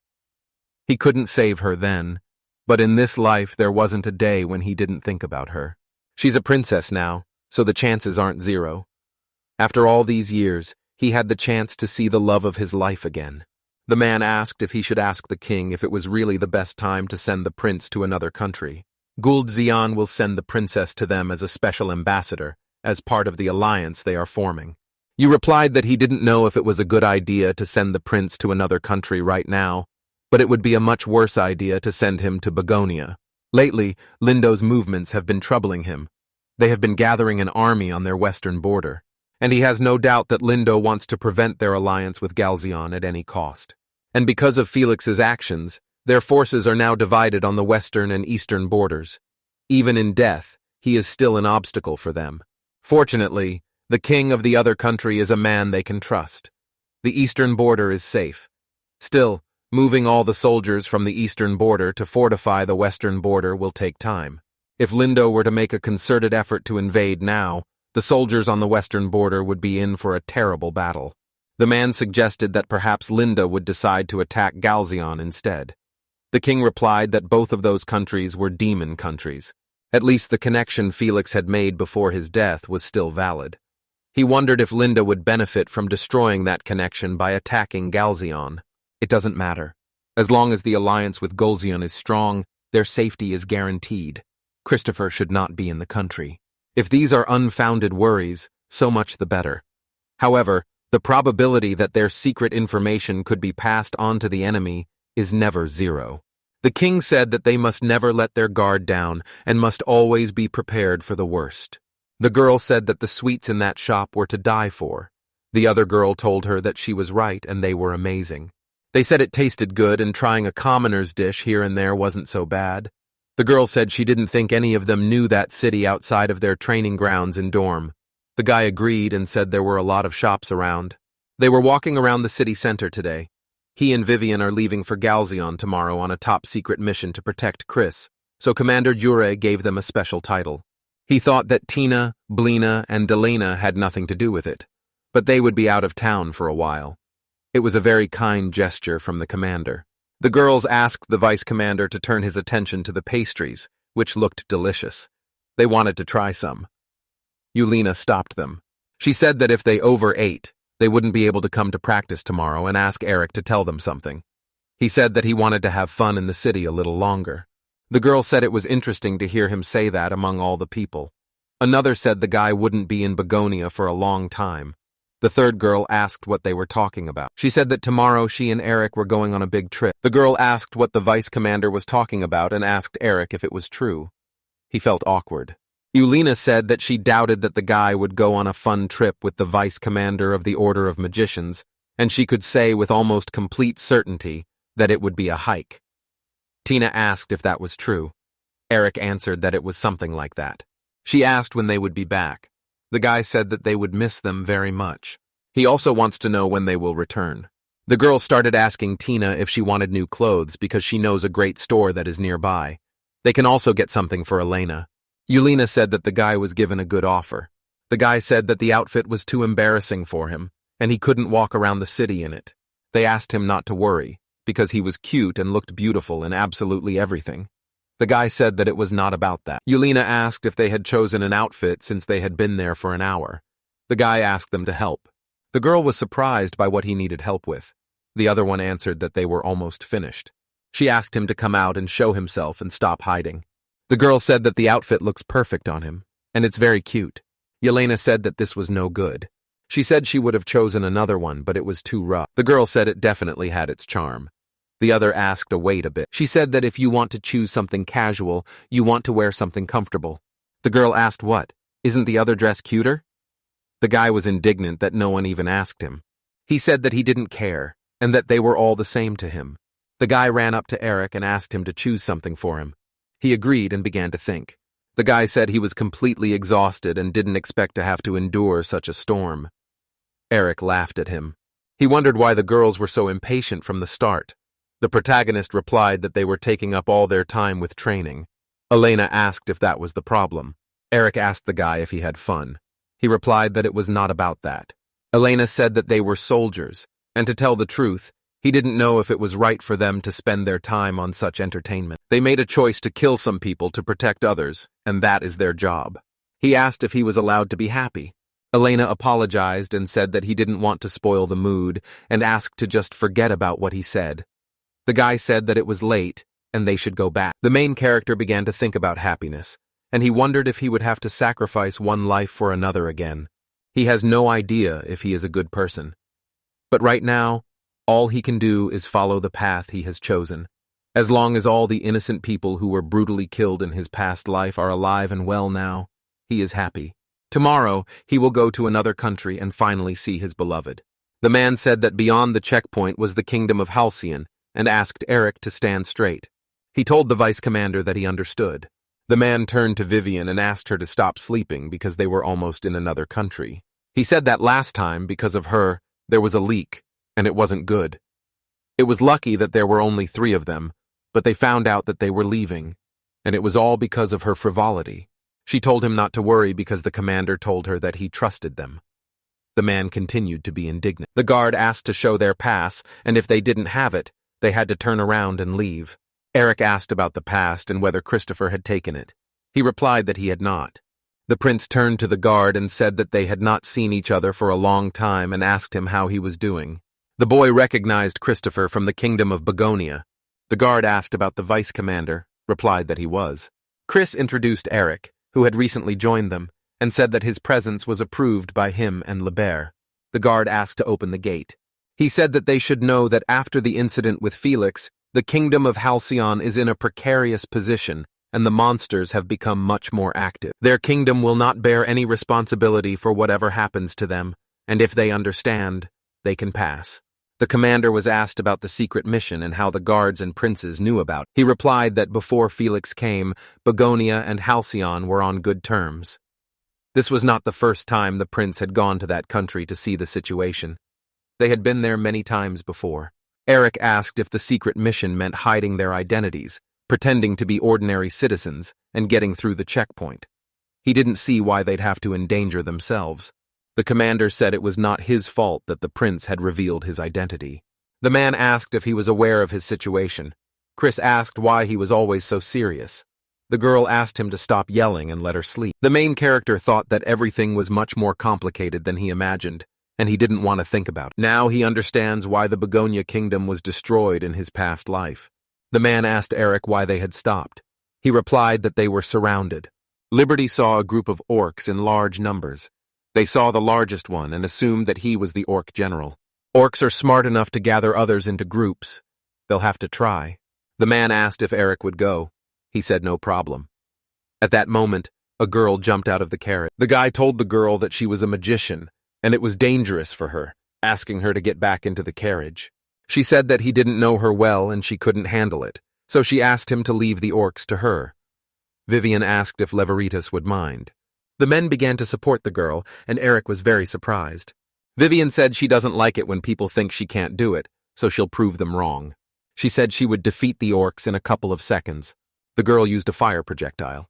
She defeated all the orcs and asked if it was fast enough. The men started saying that she'd done it not in a couple of seconds, but in 10. Vivian said that they were deliberately increasing it. The girl said that she was going to take a little rest. The man asked Eric if he was tired. The prince said he could replace him. The guy thanked Chris. The protagonist began to think that although she was not as strong as Vivian, Irene could also use similar magic. He wanted to meet her. The guy said he was interested in how strong the girl was. She said she was stronger than most people. The guy asked if she was weaker than demons. The girl thought about it. She thinks it depends on the species and their characteristics. Vivian asked if he had heard that Princess Alcyone was good at magic. The prince said that Irene was beautiful, good, and perfect. Eric asked how he knew Irene. Pris said that he himself is a prince and they once met. The guy asked what kind of princess. The prince asked if Eric was her devoted admirer. Chris said that everything was clear with the guy, because the princess was popular and beautiful, so there was nothing wrong with that.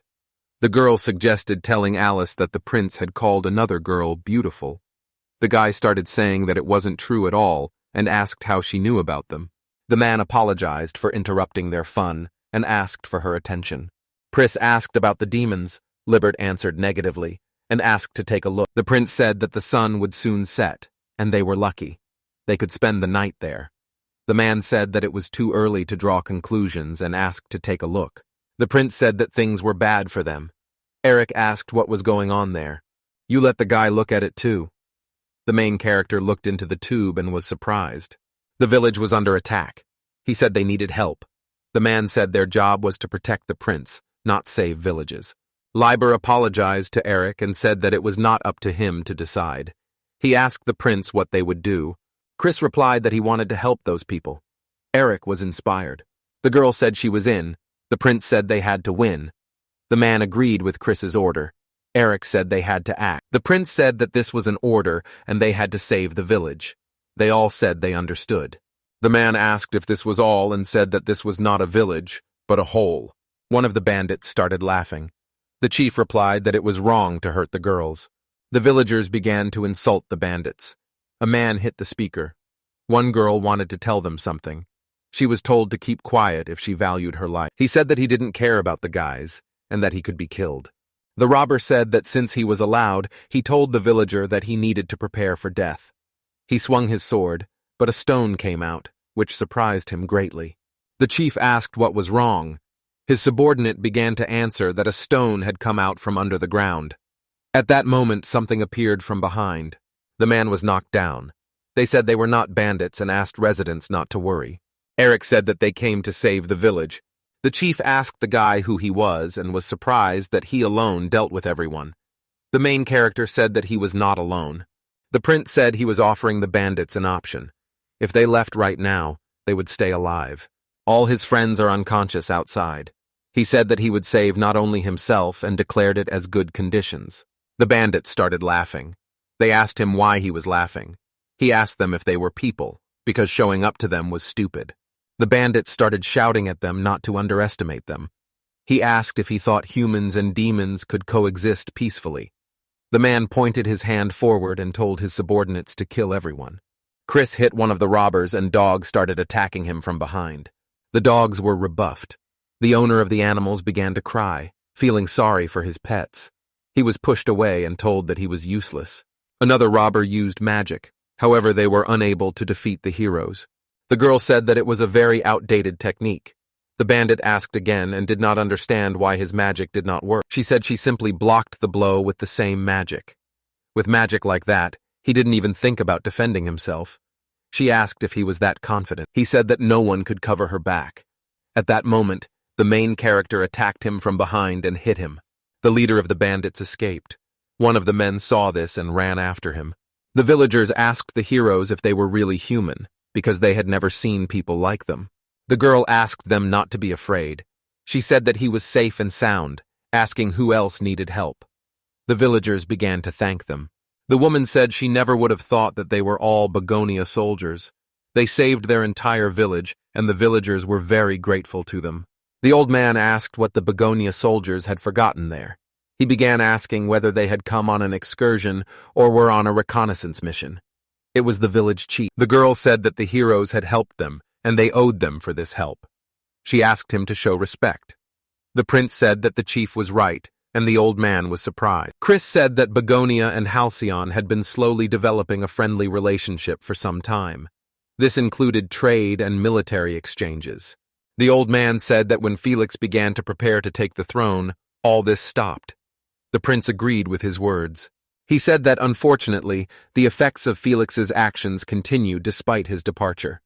In the current unstable situation, they need a clear understanding of the internal affairs of the Halcyon. The old man said that he understood what they were talking about, but they were too frank for soldiers. He said so they wouldn't get the wrong idea, and he didn't want to hurt them. The heroes saved them, and he couldn't be mad about it. However, none of the villagers liked Felix from the start. They were glad that the Begonia outplayed him. He asked to be allowed to thank them. He said that it was already getting dark, and if they wanted, they could spend the night in the village. The prince was surprised. The old man confirmed this and said that they were not expecting guests, but they could come to his house. Chris thanked him and said that they could help him clean up the damage the bandits had done. The village chief said that he would be happy to accept their help. The village chief began to say that if he were stronger, this would never have happened. The girl ran up to him, beginning to calm him down and asked him not to say such things. She said that it was all Felix's fault, because he had fun destroying their country, and now they had to pay for it. The old man agreed. He said he knew full well how dangerous he was, but did nothing to stop him. He started saying that there was nothing he could do. The old man was very scared, so he just closed his eyes to everything. He stood up abruptly and said he'd had enough. It didn't look like the situation could get any worse. Flexie's homeland was his homeland. Eric asked again about Felix. A man ran up to the old man. He said that he was listening attentively. He began to ask to guess who had come. The chief understood immediately. In front of them stood a girl named Nina. The man began to greet the girl and asked where she had been all this time. She asked him again and said it was obvious. Nina was checking the monster traps. The guy told her that she had been gone for a few days, and bandits had attacked the village while she was gone. Nina said she didn't care. The man started blaming her and asked if she knew how many people died because she was not there. The girl got angry. He told her that she was looking for Felix again.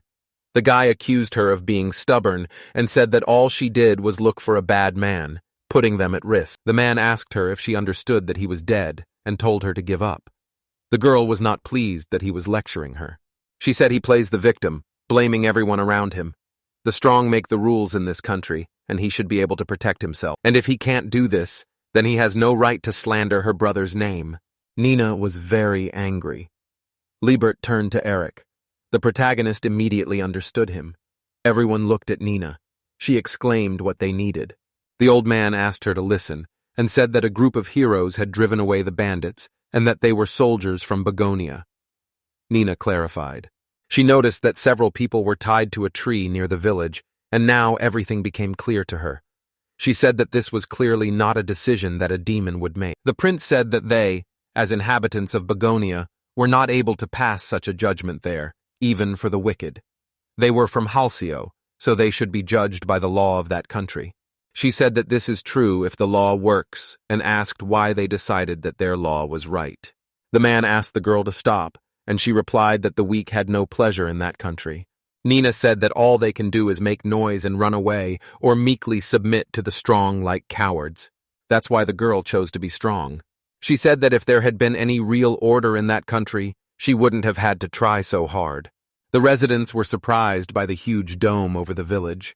Nina asked if the heroes would spend the night there. The head confirmed her words.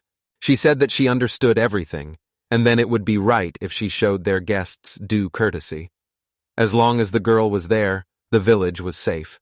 The princess that the place where they were now was Felix's home village. Eric was silent, and Chris stared at him. Then he asked Vivian how she knew what spell the girl had used. To reply that it was an improved barrier spells are very difficult, and even the lower rank spells are too difficult for most mages. Vivian admitted that this also applies to her. Plus, the spell affects the entire village, so she is real. Liebert said that it sounded appropriate for Felix's younger sister, and asked what they should do, since apparently the girl was looking for Felix herself. The prince said it might be a good idea to fly away before the situation got out of control. He didn't want to get into more trouble. At that moment, there was a knock at the door, and the prince asked who was there. Nina's voice was heard from behind the door, and she said that she wanted to ask them something. The prince asked Eric what he thought about this, and he allowed the girl to enter. She thanked them and asked what country they were from. Nina asked if they knew anything about the whereabouts of Felix Gladio. Eric replied that she should know. She should know it better than them. The girl asked what he meant by that, and why she should ask them about it then. Eric replied that Felix was dead. Nina started screaming that the guy was lying. She said there was no evidence and no one saw anything. Eric said he saw it personally because he defeated Felix himself. The girl was horrified. She asked Eric about him defeating her brother. Nina said she couldn't believe it because her brother couldn't lose. She gritted her teeth and asked where, when, and how Eric defeated her brother. He said that Felix sent a large number of monsters to his village. It is a village on a hill near the border. He fought to protect his home and defeated it. She confirmed that her brother often controlled monsters, and he went to attack his village. Nina asked if her brother was strong. Eric answered positively. He said that Felix was very strong and he had never met anyone stronger than him. If he had not been helped, he would have lost. The girl said that she understood everything. She thanked the guy and said goodbye. The girl asked if it was worth telling Nina everything as it was, and if it would not have been better if she had not known anything. The prince said that he had to tell her all this. He said that he was very worried and now Nina is angry with them. Liebert confirmed this and said that if he sympathized with her, then none of this mattered. Eric said that he knew this. The fight with Felix is an important moment in his life. He said that sometimes there may not be enough words to express what it was like to be fighting for his life. Eric said that Nina had every right to know what happened to Felix. Since she asked, he should have told her. The man said there was something to it, and asked the boy to remember something. He told him that he was no longer alone, and that what he did and said affected many more people than he thought. The boy thought about what Felix had told him, that he had never been blessed by the allies.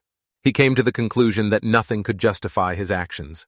Even though he understood this, he still felt uneasy. The old man said that perhaps he wanted to transform this land more than anyone else. However, this desire arose from deep darkness, and a dark desire could never lead to positive change. Felix only soared house around, and as a result he found himself alone. It is not difficult to guess that all his followers were selfish fools, attracted by his influence. Benino was different. She was one of the few who truly shared Felix's life and supported him sincerely, and this is what worries the village chief. Eric was lying on his bed and the girl quietly opened the door, approaching him with a knife. She swung the knife at Eric, but he managed to intercept it. Liebert threw her side and the girl crashed into the wall. He told her not to move or he would kill her. The man said that she was not hiding her presence well and asked if Eric was okay, to which he replied yes. Liberty said it was strange for the guy to let someone get that close to him. Nina asked, "Kill her because she is weak and has nothing more to say." The man swung. Eric told him to stop. Liebert said that Nina was his responsibility then, and he didn't think she still wanted to kill him, and he went to bed. The guy thanked him. Eric turned to Nina and asked if they could go for a walk. He told her that he still hadn't introduced himself and gave his name. The girl was gloomy and the guy felt awkward. He told her that she didn't seem to be good with blades and asked why she came to him with him. Nina replied that she had nothing better than a knife to kill with. The guy was surprised and said that the barrier she created was very complex. Obviously, difficult magic is difficult to control and also requires a significant amount of mana and magic power. If Nina can use the magic needed to cover the entire village, then she should have enough magic to defeat one person. She said she could only use magic for barriers. The guy was surprised. Nina said she could still use some wind magic, but she couldn't use something like a shadow sword. Eric said he understood. The girl said that was why a simple blade was her only choice, but she thought she could pull off a dirty trick. The guy replied that it was Felix's style, because he didn't show up if he was in a normal state. The first thing Felix did was defeat an old man with a sneak attack. The girl replied that it was her brother's style. She asked him what he wanted to talk about in the end, and if he understood that she wanted to kill him, Nina asked if he wanted to defeat her. Eric said that he didn't want to, and that as far as power was concerned, he would decide after their conversation. The girl called him a hypocrite, and said that he said that the people of that country should be judged by its laws, and now he was judging it according to his own ideas. The guy replied that the girl said that the weak there obeyed the strong. Eric asked her to tell him about her brother because he wanted to know him better. The girl was surprised and asked why he needed it if her brother was already defeated, and he did not need to know anything about him. He said he doesn't usually ask such questions. However, Felix is the one who took everything from his past life. The people living here were killed by the thought of him becoming king. He doesn't feel the slightest regret about defeating him, and he doesn't intend to regret it. Eric said that Felix is important to him in some way. The boy asked that if the girl was his younger sister, she should have grown up with him. He wants to know why Felix wanted to become king. Nina replied that she had not grown up with him. The guy was surprised and said that she was his sister. The girl replied that he was her brother, but not by blood. She simply saw him as her brother, and she was like a sister to him. She began to remember that the first time they didn't meet, she was 10 years old. Nina fell into the capital's slums when Felix appeared and saved her. He turned to her and asked if she was alive. The girl knows nothing about her parents. When she came to, she lived in an underground city, looking for scraps to survive. The royal capital seems like a beautiful city on the surface. Well, so dirty that it makes you wonder if this is the same city. She was born in that underground part. Different people live in the underground city. People who came there after a failure on the surface, as if rolling down. People who got hurt somewhere and can't work anymore. People like her. She doesn't know if her family was abandoned, but she ended up there somehow. They were all together, but there was no light in their eyes. For children in the same situation as her, the underground city is hell. If someone has food, it can be stolen, and you can be defeated. You can be defeated by adults simply because something irritates them. Beautiful children can be taken away. These children have a very difficult fate. It seems that most of them are forced to lead a life in which death would be a blessing.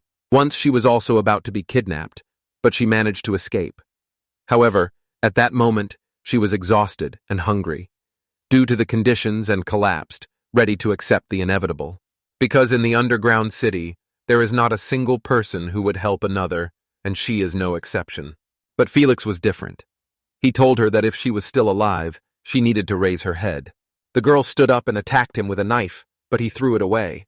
He said she was a good fighter, and he liked her passion. Felix told her that if she was going to survive there, she better be in good shape, because living alone is very difficult. He said she had a chance. The guy threw an apple into her hands. In the underground city of the royal capital, she felt something for the first time. She thought it could be called kindness. For her, who hated the capital, it was pointless to be in the underground city. In the end, she had no place to go, so she decided to go with Felix. Eric asked if this was the village Felix was from and why he went to the capital. She replied that he wanted to see the underground life of the capital. It was a good place to learn about the current state of affairs in the kingdom. The guy replied that he understood. He said it was unexpected because Felix didn't look like someone who would act in tandem with someone. The girl said that's what everyone says about him. Her brother had his own beliefs. Eric asked what those beliefs were and what happened after he left the underground city. After this, they wandered through the cities and villages of the kingdom to see with their own eyes the real state of affairs in the country. Felix said that the current king only cares about the external shine, but he closes his eyes to the dark sides. If so, then he will take over the government of that country and wipe out both the shine and the darkness from the face of the earth. Nina said that to become king you need to defeat the current king in a duel, and she knows that Felix is very, but worried. He told her that weaklings should remain weaklings. He doesn't like those who don't try to become stronger and just watch from the sidelines. Felix said that Nina survived the underground city and understands it. If the current king of the country is no good, then there must be someone else. He asked her why she thought people were born in such rotten places, an underground city, and why no one could unite. She asked why. He replied that it was because there was no common enemy, and therefore no common. The girl asked about the common enemy. Felix began to think what would happen if he became king. Then he would like to conquer the neighboring kingdom of Begonia.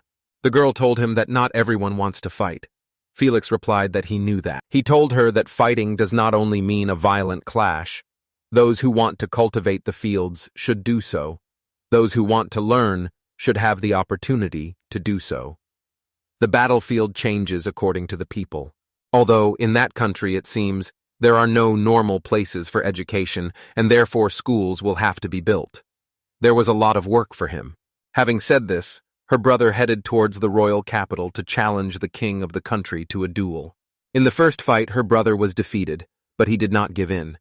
To become stronger, he spent several years in training days. And then her brother challenged the king again. Felix became so strong that he was able to defeat the king. But there was no smile on her brother's face. Felix began to tell the king that he had become weaker than the last time they fought.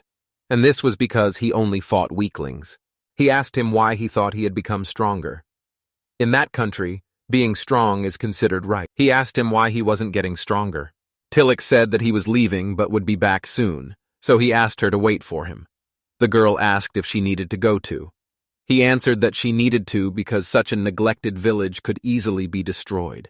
Felix asked the old man if he had come to see him off. He asked Felix to reconsider his decision. He told him that if he wanted to stop him, he should show it not with words, but with force. Even if he invited everyone to fight him, he wouldn't mind. Felix said that you can't convince anyone with words. That's why you need force. You need to remember this. He said that if no one goes, then he leaves in Asnina to live well. She said goodbye to him. Felix said that now the country will change because he will rule it. This is exactly the appearance of her brother, whom she saw for the last time. She asked Eric if he had defeated her brother. He replied that he had. The girl asked what her brother's last appearance had been and what he had said. The guy replied that Felix called the fight fun. The girl said that was good. The last time a fun fight with him. She apologized, and he told her everything was fine. He knew the pain of losing those you love, but no apology needed. Felix in his previous life killed everyone he loved for no reason. He got a chance to start over, and he fought Felix, won, and protected them. In this world, where the strong defeat the weak. So he can't say anything to this girl, who probably also carries the same pain as he does. He can't do anything about it. The girl turned to him. I asked him why Eric was crying too. He apologized and said he shouldn't cry. Nina called him kind. Eric replied that he wasn't, and I told him that he was just thinking about the sister of the enemy who tried to destroy his homeland, and he was crying because of it. Nina added that there were few such people. He told her that he was not such a good person. For him it was just sympathy. She said that sympathy or anything else was good. If he was killed by someone who could shed tears for such a person, then her brother would be rewarded. She said she loved her brother, but she couldn't agree with his views when he became king. The boy understood that. She said that, indeed, as her brother says, if there were enemies outside the country, then perhaps there would be no conflicts within. But she knew that if a war began, the suffering would exceed all limits. She also felt like somewhere deep down she sympathized with her brother, even if it was the wrong path.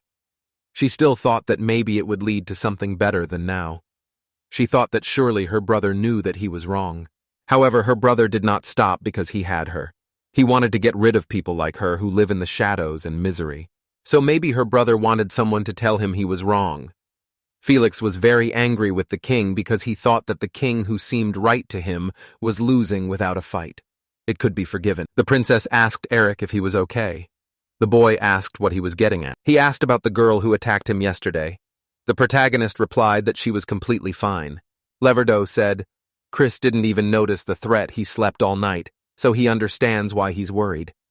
The prince was outraged by the man's comments. Chris said it was unlikely that anyone would feel threatened, and Eric was just awful. The guy replied that if we were to talk about horrors, then the Vice Commander Libertu was much more terrible. Even being in another room, he felt threatened. The man said that he felt uncomfortable. Chris started to get upset about their jokes as if it was very funny. Libre told the prince to come to them, and then they would have fun together. The prince asked him to shut up. The man asked if Bakeman, who was always sleeping, was awake. Eric asked if he needed to be woken up. Libertu replied that he did. They were approached and asked if they were already getting ready. The girl wished everyone good morning. Chris told her that she was late. Viviana replied that everyone in the village had allowed her to stay. She confirmed this with the old man. He said that they didn't even have time to express their gratitude to him and asked them to rest a little more. Liberto said their attention is appreciated, but they have their own plans. The prince said that they would return there after visiting the capital, and then perhaps they could rest. The old man understood them and told them to be sure to come by when they returned. Nina asked if they were going to the royal capital after this. Eric wished her good morning and asked if she had been able to sleep after what had happened. The girl replied that she had not. She made a request to him. When they went to the capital, they should look not only at the front, but also at the dark side. The girl asked him to tell her later what he felt. She asked if he would return to the village. He confirmed that he would return. Everyone became alert and asked what had happened. The girl asked if they were robbers. The man told her to look more closely. It was the armor of the soldiers from Harujian. Nina assumed that some aristocrat had arrived, and it turned out to be true. The guy saw his beloved, and he had no doubt that this could be a mistake. The guard stopped him and said that they would not forgive him for causing trouble in front of the princess. She stopped them and apologized. The girl asked him if they had met somewhere before. The prince turned to the princess, saying that they had not seen each other for a long time and apologized, calling Eric a ridiculous companion. The girl recognized him. Chris asked why she was in such a place. Irene said she had something she wanted to share but couldn't go into detail right now. The kingdom of Begonia is under attack. At this time in the kingdom of Begonia in the capital, a few hours before the attack, the man asked another if he had heard that the number of troops on the western border, where the Lindo Empire borders, was being increased again. Just last week, the reinforcement just arrived. Maybe Lindo crushed them. They don't know when they'll be thrown out either. The man asked the other to stop talking about it. Elena turned to Yorena and asked what she was doing there. He realized that the girl was also in the amplification and said that he heard something upstairs. The guy added that, at least for some consoling hope, he was also chosen to be reinforced. Yorena was surprised by this. Elena said that the girl was pushing herself too hard, and after all, no one goes to die. She said that there are people who are unhappy in losing their lives, and that is why everyone is worried. Yorena asked if Elena was scared. He answered that maybe she was. In fact, he is even glad to be recognized and to be able to do his real job as a knight. Yorena said that he is very strong. He replied that maybe he just wasn't that afraid, and that didn't make him truly strong. He alone cannot save anyone, and he is not given such power either. Yorena said that this is why he has comrades, companions. He replied that this was true because they were friends. The magician turned to the girl and said that she had very good skills. She added that that was enough for today. Besides, if she can improve the quality, even lower spells will become powerful. Also, if she learns a higher level of magic, who will be able to use it with less magic expenditure? The girl thanked the magician. She asked about the fact that a wizard's powers are practically determined until the age of 18. She was told that this is true, but that does not mean that abilities cannot improve. The girl gave herself as an example and said that she was quite grown up but still trying. She replied that she would try. The man said it was great to be training so late and turned to Anna. She confirmed it. The girl asked if the captain of the knights needed anything. He asked about the mud and assumed that she was infatuated. Anna said that the girl could become as good as Viviana. However, she clearly lacks combat experience for this. She said that they too had decided to go west to help. The man said he was listening and asked them to reconsider their decisions. The girl said they had already made their decision. Their magic powers are the best of the best. Especially with the absence of Liberto and Viviana as the princess guard, it would be good if they stayed in the capital. Anna asked if he knew what they said about their magical order, an elite group of highly paid, incapable of achieving significant results. She said that in contrast, knights can truly excel on the front lines, and ultimately have to provide support from the rear for their exploits. He said that at least the knights had the opportunity to take turns on the front lines, but the magical order did not have such luxury. Anna asked him to stop. She said she didn't like his military appearance. The man told her she looked like the commander of a magical order. Anna said she hated it. She assumed that when you became a soldier, that was the only way you could think. The girl asked Eric if he was okay. The man asked what was going on. She asked what the light was in the north. Anna suggested that it could be people in a remote place with no trade routes, or it could be light from hunters. It turned out to be the light from magic. No one could believe that the Begonia was under attack. They asked what it meant. The prince asked if she was talking about the western border, where Begonia borders the Lindo Empire. The girl said that was something else entirely. Irene replied that this was happening to the Begonia capital. No one could believe it. The man said that they left the country only 3 days ago. It is impossible for the enemies to invade the capital in such a short time, or the princess really witnessed a surprise attack. The girl denied this and said that, unfortunately, everything she told was true. Before they went to Begonia, their comrades who were in the capital brought this information. The prince was surprised that Princess Irene was in the Begonia and said that he had not heard anything about it. She replied that they were heading to the capital to make an alliance with Begonia, a special envoys. She asked if this had been conveyed to Prince Christopher, as she thought he knew. The prince asked the Liberto why they were hearing about the attack from the princess, and why the Begonia was not reporting it to them. Eric said that Chris needed to calm down because their country was under attack. It was more important to understand the situation in Begonia. The prince agreed. The guy turned to the princess and said that the situation was urgent and asked if the person who brought the information was there. The neighboring empire did indeed attack, but something didn't suit him. History says that the Lindos emerged from the northern mountains and launched a surprise attack directly on the capital. Given the supply situation, strategically this looks like a bad move and is hard to believe. Eric said that this happens eventually. They may be planning to resupply locally.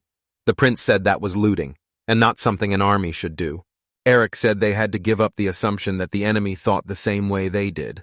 Libertor replied that it was true. The guy thought that everything was bad. After all, at this rate they could come to the same ending as in the previous life. In the previous life, Begonia was attacked when Chris was absent from the capital. He wondered if the reason for his absence was the same as in this life, namely, to check the neighboring side. Eric thought that it did not make sense. In the previous life, the kingdoms of Hargian fell into the hands of Felix's enemy. For a prince to go to an antagonist country plus is nothing but a risk. If there is a possibility, then it is likely that in the previous life, resistance forces that cooperated with Begonia continued to exist in Felix's country. He realized that this was true. In that case, there was a possibility that in their past lives, Liberto and Viviana were away from the Begonia as the prince's escorts. Their current situation is similar to the previous one. The capital of Begonia is left without key defenders. In addition, the girl is heading to the capital to form an alliance with Begonia. From the other kingdom's point of view, they would very much like to prevent the alliance between the two countries at any cost. The protagonist said that Begonia had recently gathered troops on the western border. The man said that this could not be, and suggested that it was sabotage. Eric realized that this was not a coincidence, and the Lindo Empire had specifically chosen that time to successfully carry out a surprise attack in both the past and present lives, at that very time. He thought that the situation was very dire, and if they continued in the same spirit, the country would suffer the same fate as in the previous life. Eric said he was very sorry and asked the man if he knew how many enemies there were. He replied that he did. According to his rough estimates, there were about 10,000 enemies. Everyone was very surprised and said that it was bad. Eric began to say that those who remained in the capital were in great danger. It would take them less than a day or more to get there. They had to return as soon as possible. Liberto asked him to wait. He said there was one way that could instantly bring them back to the capital. The man said that there was only one way that would allow them to quickly return to the capital. Eric asked if it was possible to return in an instant. Chris said it was Viviana's magic. She said it was different. Even she can't use such specialized magic. He asked what she could do. The girl reached into the box. She took out 2 magic balls from there and showed them to the boys. The prince asked what it was. This was a so-called magic tool, an object imbued with magic. The abilities depend on magic, and this one has the ability to teleport. The prince shouted that she should lend it to him and tried to snatch the magic balls from her hands. The girl asked to wait for him for at least a minute. She only had 2 of them. That is, only 2 people could return to the capital. Chris started asking about the number of people. The girl replied that it was still a prototype and she did not plan to use it unless things went badly. The prince replied that they needed to prepare enough people. He said that the lack of report of the attack on the capital by the Begonia and the lack of magical tools to return for so many people was done intentionally by his old man. He couldn't think of any other explanation. Liberto agreed with him. He said Chris was the Prince of Begonia, and under no circumstances should anything happen. The guy started to get indignant that he shouldn't silently watch his country being attacked, and he couldn't accept being indifferent. Liberto gritted his teeth in anger. The man took the prince by the collar of his cloak and said that if something happens to the king, he will inherit the throne. However, if both disappear, everything will end very badly. The kingdom of Begonia will be finished. The prince took the man's hand in his and began to say that everything was not so bad. He suggested that Eric and Vivian return to the capital. They looked at each other and nodded in agreement. Liberto said that it was a good option. He asked the girl to teach Eric how to use the magical tool. She saluted and set to work. Streams of magic began to swirl around the protagonist. At that moment, Chris turned to Eric and he turned around. The prince said that he entrusted the royal capital to them. The boy understood the full responsibility. The girl began to ask if it was because he was stronger than the Liberto. The man replied that one of the reasons was that he was more capable than he was now, and he would be a valuable asset. He defeated him. The girl asked the guy's name. Eric introduced himself to her. She shrank and said that, thanks to him, the kingdom was saved, and asked to be allowed to express her gratitude. The girl thanked him. The guy smiled in response to her words. She asked him to make sure he came back alive. The guy was inspired by her words. The main character was very serious and his look was full of determination. He answered her that he would definitely return. They both disappeared and everyone said that we should believe in them. Everyone who saw the heroes off stood with a serious face. The prince turned to the princess and asked if he could ask her something. She agreed. He asked if she had ever met a guy before. The princess asked again. The girl replied that she was pleased to meet them for the first time. The prince did not believe her and said that he thought Eric knew her. The princess felt awkward about this. She asked if it could be because she was a princess. The prince denied this theory. He told her that the guy knew her as if they had already met. The girl was very surprised. She said that she also met different people in her position as a princess. The girl tries to remember faces and names, but she does not remember Eric, and they meet for the first time. However, despite this, she has the feeling that they are not meeting for the first time. The prince said that Princess Irene had the same feelings. She was surprised and wanted to add something, but she was interrupted. Started to approach them and ask the girl why, when she heard the name Felix, this name did not mean anything to her. The princess looked at her questioningly. She introduced herself and said that she was Felix's sister. The guards began to separate the girl from her.